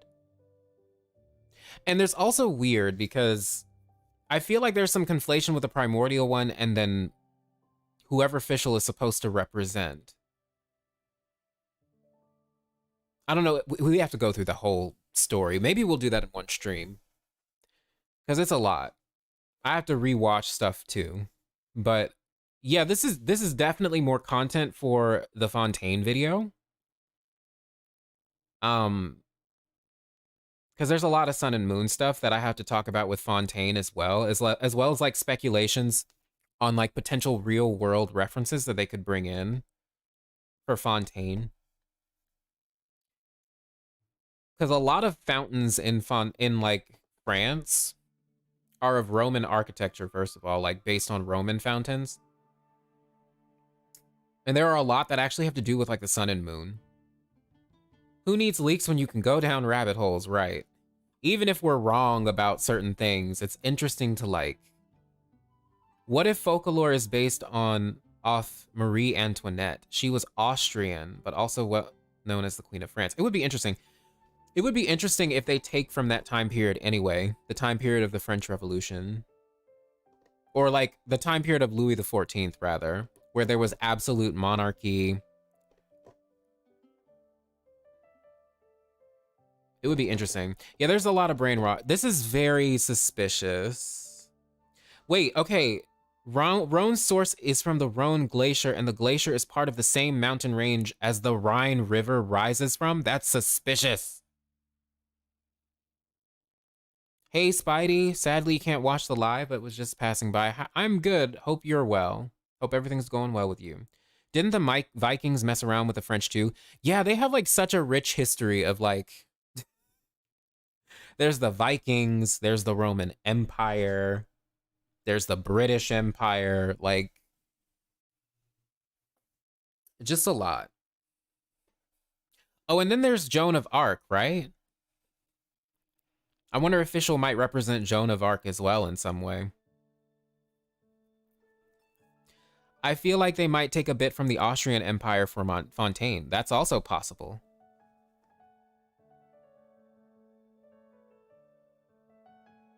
It's very interesting how many places might have Mond influence, right?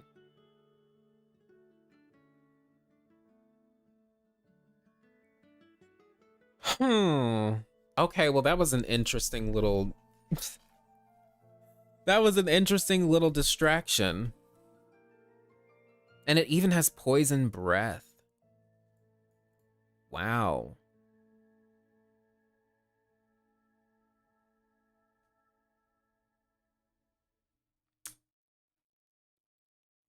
Yeah, I'm definitely gonna be looking at this later.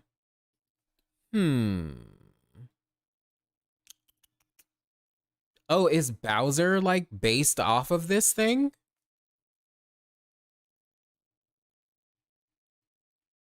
Or, like, similar. He is kind of similar to this, actually. Now that I fucking think about it. But anyway.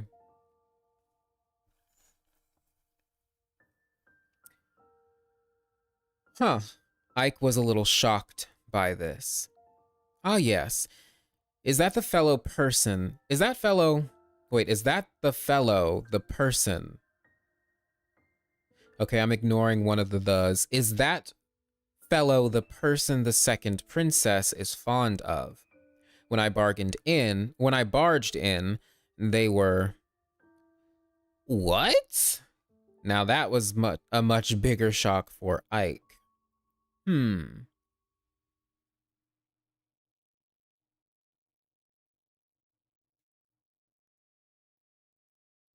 Wait a minute, what was the shock?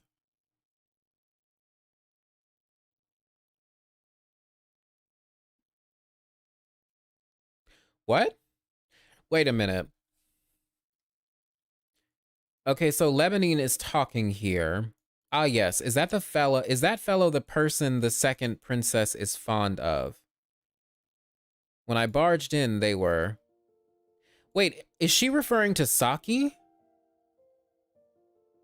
That the second princess is fond of? Or is she referring to Vera?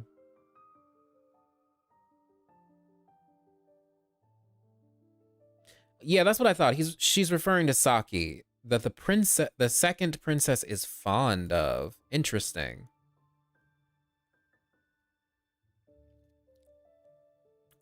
What the hell were they doing?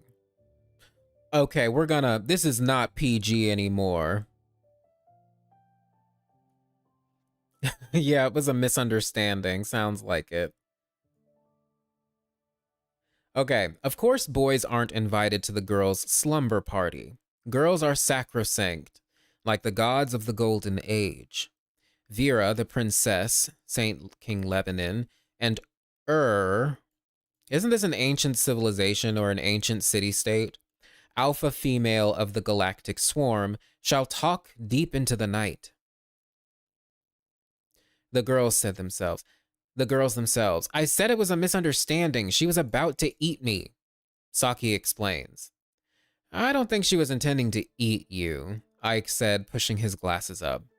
The dominant race of the Andromeda Empire have organs on the palms of their hands that allow them to capture and consume eyeballs. Is a Sumerian city, which is really sus because there's some Sumerian, references in Genshin, because Ishtar and Inanna, well, really Inanna is Sumerian. And Istaroth has some nods towards Inanna. I've seen it before. Looks like some sort of lamprey. Saki shriveled a little as he said that last word. Let me finish. Ike wanted to touch his eyes, but wound up pressing his fingerprint into his glasses. Taking his glasses off, he touched his left eye. The practice of eating eyes has two meanings. Submission, he touched his right eye, and love. The practice of eating eyes has two meanings, submission and love. I really do feel like this is like talking about a fucking curse or something. I don't fucking know, y'all. And I'm getting weird sustainer vibes too. What is even happening here? Girl, that's a good question.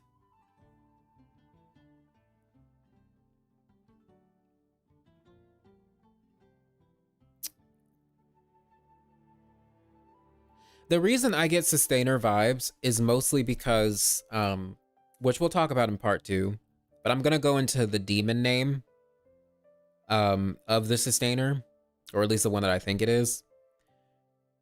A lot of people say Asmodee, which is, you know, something that was leaked from the game's files. But I think it might be Asmodeus as well, which is another name for Asmodee, right? But Asmodeus has a lot of, there's a huge story concerning Asmodeus and love and also blindness that we'll talk about in part 2. From the Book of Tobit, I believe, if you want to do any research on your own. Yeah, Asmodeus is like a lustful demon who lusts after a woman named Sarah. He kills all of her lovers, essentially, because he's jealous and in love with her. So I'm getting like major sustainery Asmodeus vibes from this princess.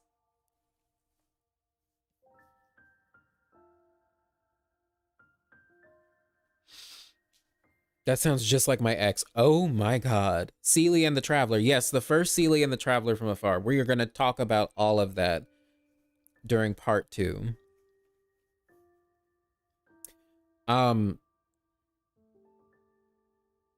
Wait, where was I? Oh, Saki also began to rub both his eyes, thinking about which it was back then. Whatever the case, I don't think the princess really understands the difference. Those who submit to her, those things she conquers, those who love her, they're all the same to her. People who can't hurt her in an imperial succession battle. This is so... oh my gosh.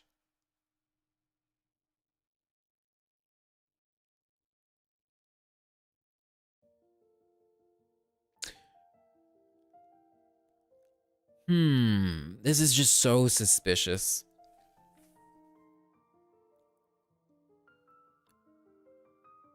The reason that this is suspicious. So earlier I said like the sustainer is probably based on I posited Nyx, the primordial entity Nyx, and also the goddess Hera. The thing is, in the Orphic cosmogony, there is a line of succession that the scepter of heaven passes to. So first it's Phanes, then Nyx gets it. She's the second in line. Keep in mind, this princess is the second princess of the Andromeda whatever. Then I think it passes to Zeus, or either Cronus. It's either Cronus or Zeus. And then after Zeus is like Dionysus or something. I have to look at it again, but it's really suspicious. And this thing about a succession battle is really reminiscent of overthrowing the primordial one, taking place. You know, the line of succession that the world of Tevat has gone through. Yeah, it's like something Cronus Zeus. I think it's Phanes is first and then Nyx is next. And then after that, it's either Cronus or Zeus. And then after that, it's like Dionysus. The reason why Hera orchestrates Dionysus's death in the first place is because she wants one of her children to rule the cosmos. And Dionysus is not one of her children. So she conspires with the Titans to kill Dionysus. I don't know, this is all... It's all like Venti vibes, Sustainer vibes, it's all very suspicious. All of it. Could this also parallel with Tsaritsa and her being the god of love, with love and submission? It possibly could, definitely. I just wish we knew a little bit more about the Tsaritsa. I just wish we knew a little bit more. Kronos was also scared of his children, that is why he ate them. Right, right. He was afraid that they would overthrow him. But Rhea saved Zeus. Rhea, who is Zeus's mother, right? Yes, Venti is sus. Now you take a shot right now. Heresies, but Zeus eats the eyes. Ooh, interesting. Kronos is not Kronos. So technically, no, they're different, but they were conflated over time because their names are so similar, essentially.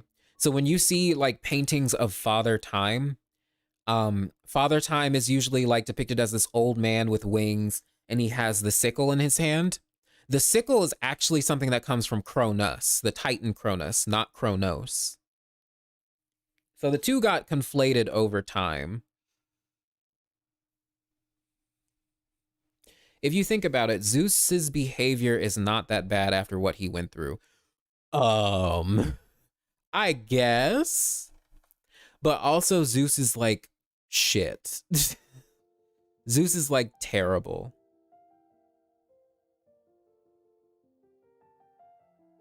He's horrendous. Wait, where were we? Let's continue. Like father, like son, basically.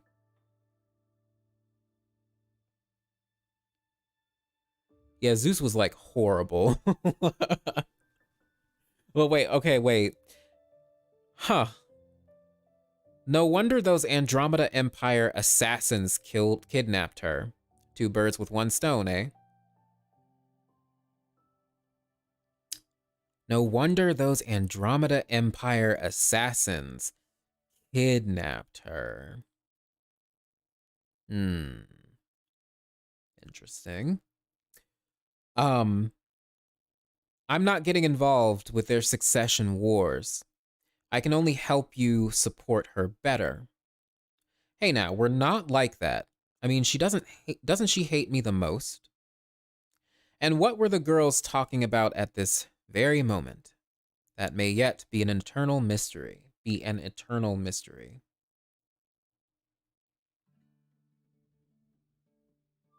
Vera's so beautiful, like a shining star in the universe, but boys at this age are always more petite than girls of a similar age. Childhood must be let go of to welcome the coming of the coming. What the fuck is the coming? The coming of the adolescent years. It's not too late to think about it now. Real melancholy finally hits Vera. Death awaits in abyssal waves. Very suspicious title. As Vera and Saki grew up, the chemistry between the four changed in subtle and inexplicable ways. Enough with excuses, Saki said to Ike. Vera will not cease pursuing you, even if you never reciprocate her feelings. Ike was a symbol of a faraway land. He stood for the unknown, for that which was waiting to be discovered. A brave bird would never nest there, but would be forever adrift in the winds of admiration. A brave bird would never nest there, but would be forever adrift in the winds of admiration. You know what's another bird that never nests or like touches the ground and always stays adrift? The Homa bird.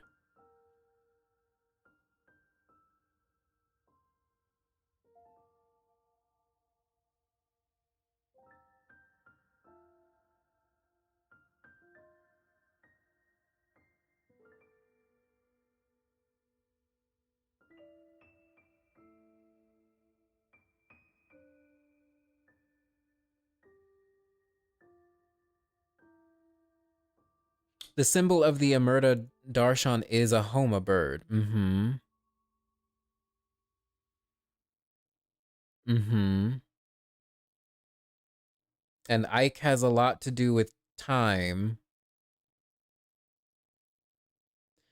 The story doesn't parallel hers at all, but Vera as a character reminds me of Vanessa and Murata's clan in general. Yeah, I can see that.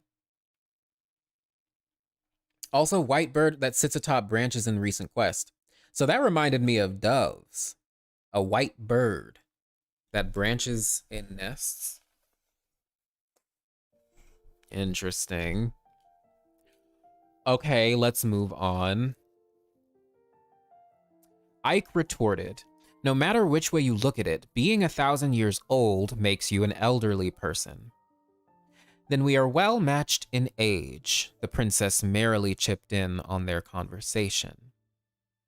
Okay, so that's another detail of this story we have to remember. So the princess came to marry Ike, right?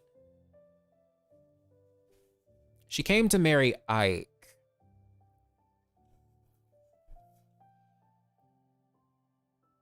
Yes, Akamatsu, when doves held branches.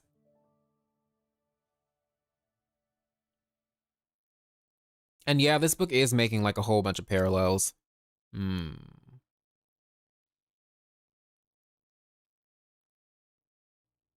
Yeah, and then she gave up.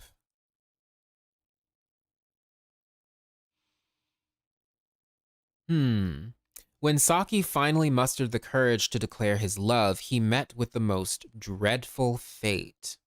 Remember the ancient sword that Ike and Vera received from the old ones when they first met? I do not remember that at all. When was this mentioned in the story? Was this mentioned in the story, y'all? What? I do not remember this, Mr. Author, sir, or Mrs. Author, sir, ma'am. Okay, but sure, they received an ancient sword. It was what Ike needed to propel destiny forward. But now Vera had her finger slit by its blade. And a malicious ancient virus sapped the life out of her.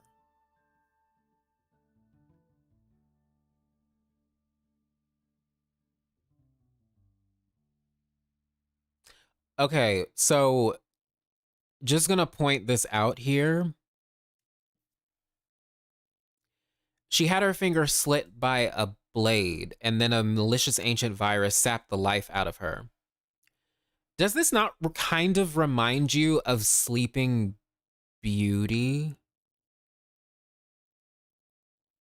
Or Snow White eating an apple or a poisonous apple and then falling asleep, or like pricking your finger on a spindle and then again falling asleep. But that's odd because remember, Pale Princess and the Six Pygmies is called Snow White and the Six Dwarfs in literally every other fucking language. Why isn't it called Snow White in our language? Probably because of fucking copyright or something. I don't know. Disney holds everything in their fucking palms. But I don't know. Yes, it's very suspicious. We have a Snow White in Genshin. That's the Pale Princess. And a cursed sword. Reminds you of Albedo's event. Interesting. It also reminds me of The Legend of the Shattered Halberd, because there are ominous swords in that story.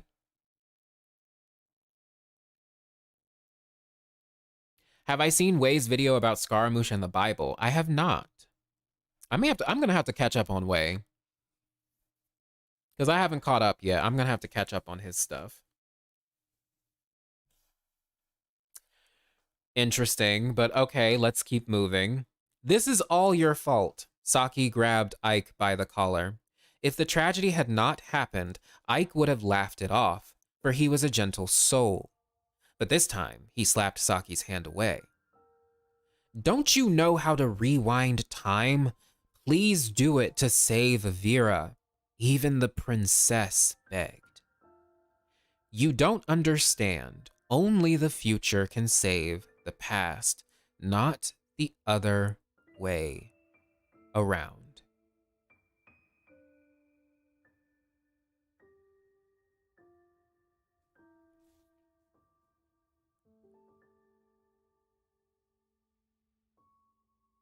So we saw evidence of this, right? We saw, and yes, right, River, you're right. Dainsleif is literally the name of a sword, which is suspicious. That cannot be sheathed unless it kills a man. Very suspicious. But yes, we saw this with the Sacred Sakura, right? A planted the seed in the future, but it got planted in the past, and therefore it saved the past. Also, remember the objective of our journey. Well, for the traveler is to reunite with his sister, but it sounds like we're going to be reweaving fate. So I wonder if we're going to like completely change what's in Irminsul and change the fate of the world itself. There's also the meaning of eons, which is one of the boss drop items for the Raiden Shogun. And it says one thought can end all calamity.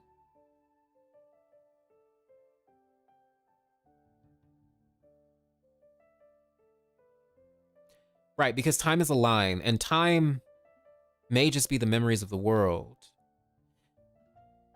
Oh, this is really suspicious. This is really suspicious. The next line is also really suspicious. Okay, Ike bit his lip until blood came flowing down. A local myth speaks of a silver age. Silver is a color associated with the moon, BT dubs. We all know this. When people enjoyed a seemingly endless childhood that could last up to 200 years. This only made their short maturity a pain to bear. To the others, childhood was long gone, but youth was forever beyond their reach.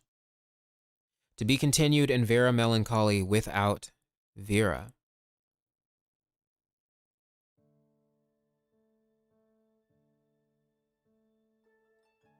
Wait, wasn't it Ruka's future self, Nahida, that saved the past? Essentially.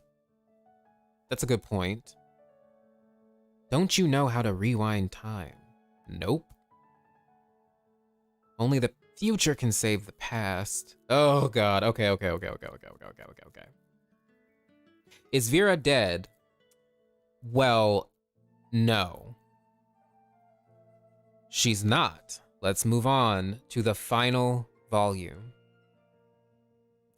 It's enough. Let's go home. The furthest place I've dreamt of is the Delphi where you are. Though the explanation is delayed, you should know that Delphi is the center of Greek mythology. Vera's Melancholy, the perfect ending. Or is it? Wait, they know Greek mythology, it's canon? Yeah, this is why I wanted to read the titles of these volumes, because these titles are actually really suspicious. Which, like, this author, whoever wrote this book, like, in universe, is really sus. Really sus. Vera's Melancholy. To revive Vera, Saki, Ike, and the princess embarked on a spectacular and thrilling journey that lasted 20 years. From battling Senor Inferno, gonna give you a guess as to who the fuck Senor Inferno is supposed to be, to slaying the Star Devourer. Suspicious. We have an abyss that's eating away at the world in Genshin that allegedly has a will. Yeah, gender bent La Senora. I feel like that's like a reference to La Senora. I do feel like that's a reference. And if that is, then that makes it suspicious as to who Vera, Saki, and Ike are supposed to be. Or Saki, Ike, and the princess are supposed to be, right? Makes it really suspicious. Who's the Star Devourer? I think it might be representative of the abyss, or that which is eating or consuming the world. But who knows?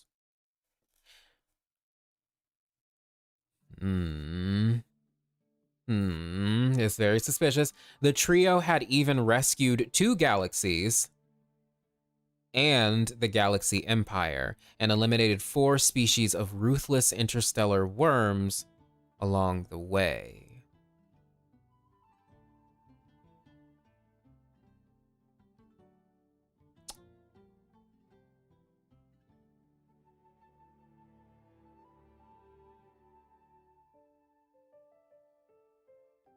What the fuck are the worms in Genshin? If we could parallel it with Genshin, what would be the worms? We do have that one worm in the chasm, right? Yeah, like why specifically 2 galaxies and the Galaxy Empire? I just can't help but wonder if this is supposed to parallel like the traveling that we're doing right now, that Aether and Lumine are doing. Saving Tevat's countries, defeating enemies. Oh yeah, Osial is like serpent-like, kind of.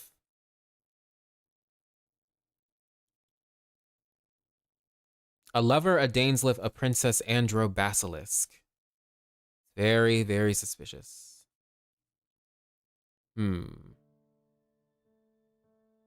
I'm not entirely sure, but aren't there 4 harbingers without visions? This is true. What are they? Dottore, possibly Pantalone. Who else? Pulcinella? Someone else? Aether, Lumine, and Paimon, maybe? Yeah, the Genshin books are really fucking suspicious. This one especially. Okay, let's keep reading. When Vera opened her eyes. So we don't know how they brought her back, do we? Like, is it ever explained? I guess we'll see in a second, but when Vera opened her eyes, she found herself in the arms of Saki, now a hero of cosmic proportions. I wonder if Saki is supposed to mirror the Traveler. To the dominant species of Andromeda, 20 years was nothing more than a few seconds. The princess looked lovely as always, but her countenance was a curious mix of genuine happiness and loss. Saki, having lost an eye in his adventures, was now a tall and strapping young man, his flowing tears soaked into Vera's shoulders. Though still prone to tears, he was no longer his feeble-minded self. I wonder if he wore an eye patch over his lost eye.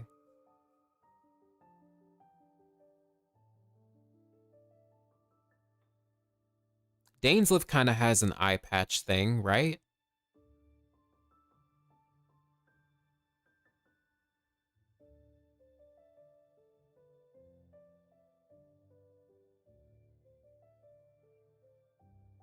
Yeah, Dainsleif and Kaya.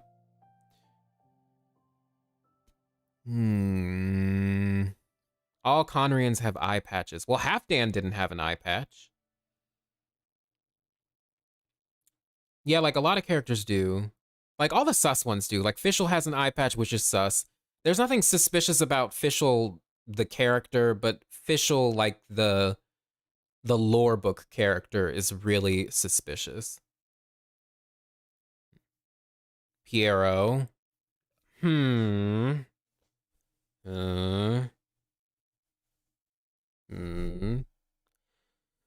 has an eye patch too. Yeah, but she's a pirate.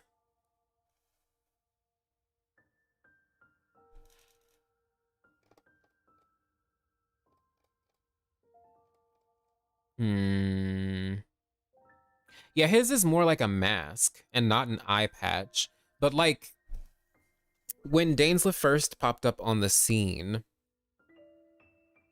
they describe him as wearing an eye patch.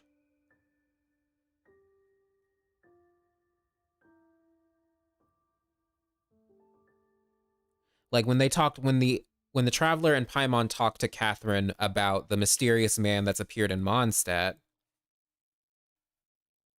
she describes him as like wearing an eye patch kind of thing.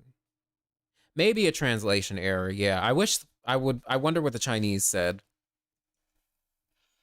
I need to find somebody, if anybody knows who like speaks Chinese and can like translate things, I would love to get in contact with them.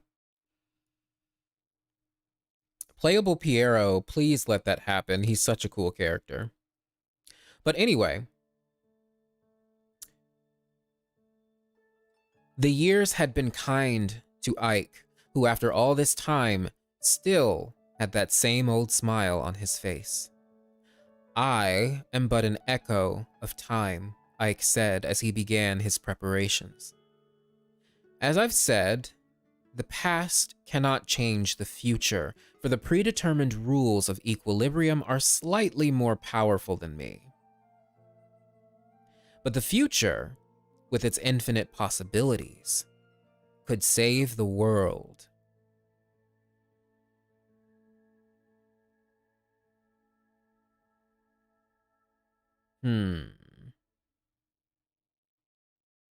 Okay. Yeah, he's like, Ike is really sus. Giving me Istaroth vibes, possibly Venti vibes.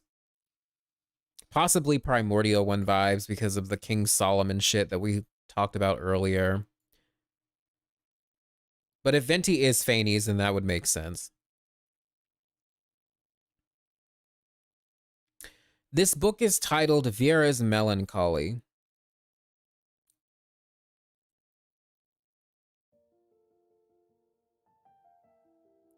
Venti is sus, take a shot. Yeah, like an echo of time could mean like a thread of one of the 1,000 winds. So again, Venti, take a shot. You drunk yet? I definitely am, because God, Venti. Okay, Ike transformed Saki back into what he was 20 years ago, and time reversed itself to the day of their departure.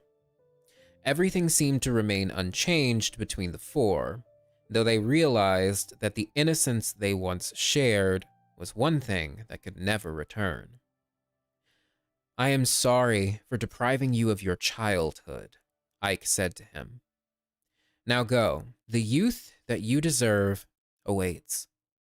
I have witnessed every wonder in the universe for your sake, and this was how my childhood ended. Saki summoned every last ounce of his courage as he stood before the girl of his destiny. I will never reach my youth without you by my side. What will her answer be? Editor's note, the author of Vera's Melancholy is now living the high law. Oh God, is now off living the high life with the royalties from the first 9 volumes. If you happen to see him in your corner of the universe, please help us to impress upon him the urgency with which we require the next volume. Yeah, I'm like, Ike is like, I feel like he's low-key supposed to be like Istaroth or something. Or Venti or something else.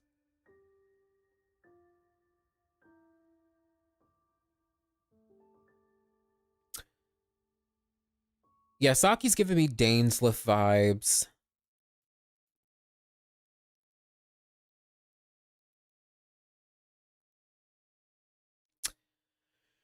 Huh.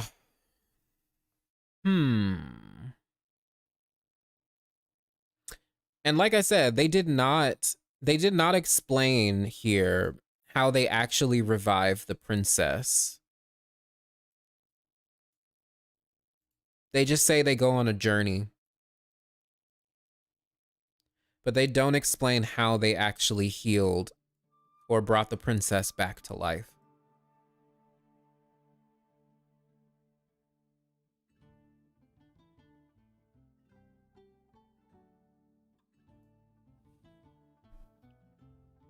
Yeah, they left it out on purpose. Definitely omitted it because they're definitely trying to tell us something with this story.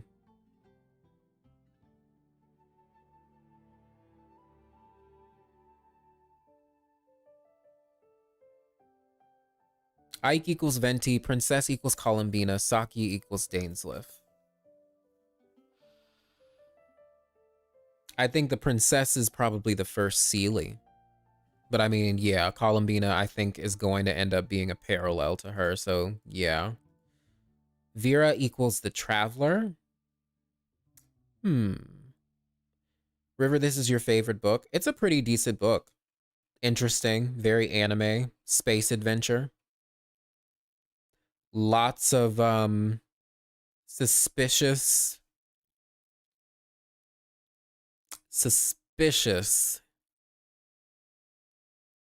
references. Oh, the Korean version is the Melancholy of Haruhi, like the Melancholy of Haruhi Suzumiya. That's funny. The name Vera in Russian also means faith. The famous words faith, hope, and love are all popular female names in Russia. They are also the names of 3 Christian martyrs. This is suspicious. 3 moon sisters. So it might really be the first Seelie.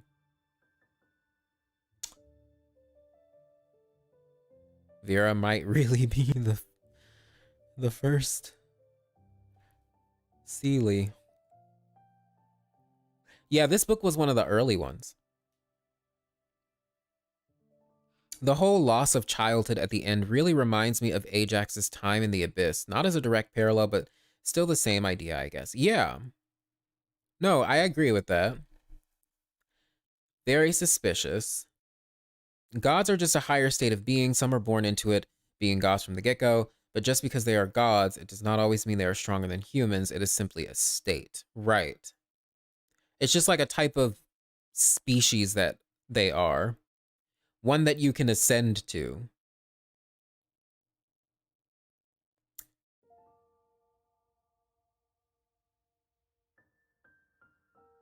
Okay. Oh my god, we've been streaming for like 4 hours, y'all. I think we should call it a day for now. This has been very fruitful though. Very fruitful. I have a lot of thoughts.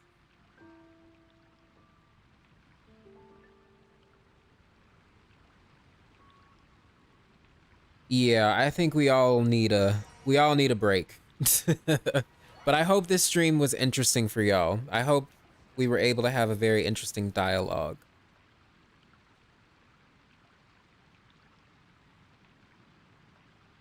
Oh, I wish you could have joined earlier too, Gwen. Yes, thank you guys for joining.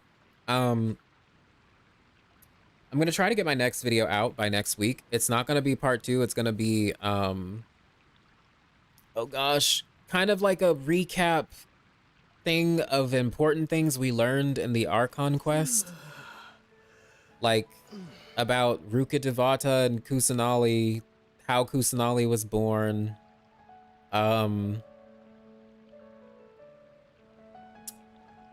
other parallels that we can take. Obviously, all the stuff they talked about at the end, so the Descenders, stuff like that.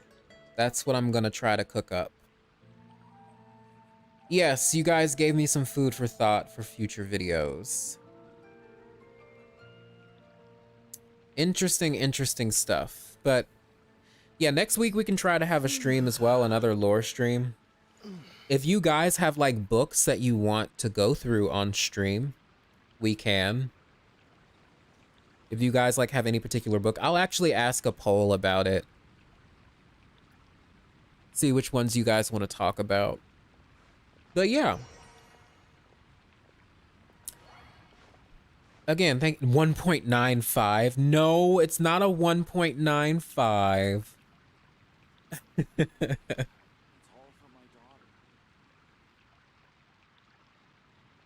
But yes, thanks for watching. I will see you guys later. Okay? Bye-bye. Enjoy your weekend. Bye.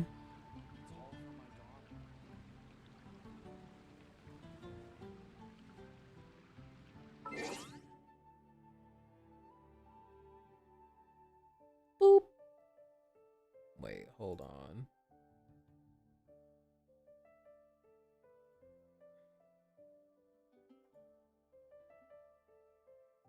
There we go.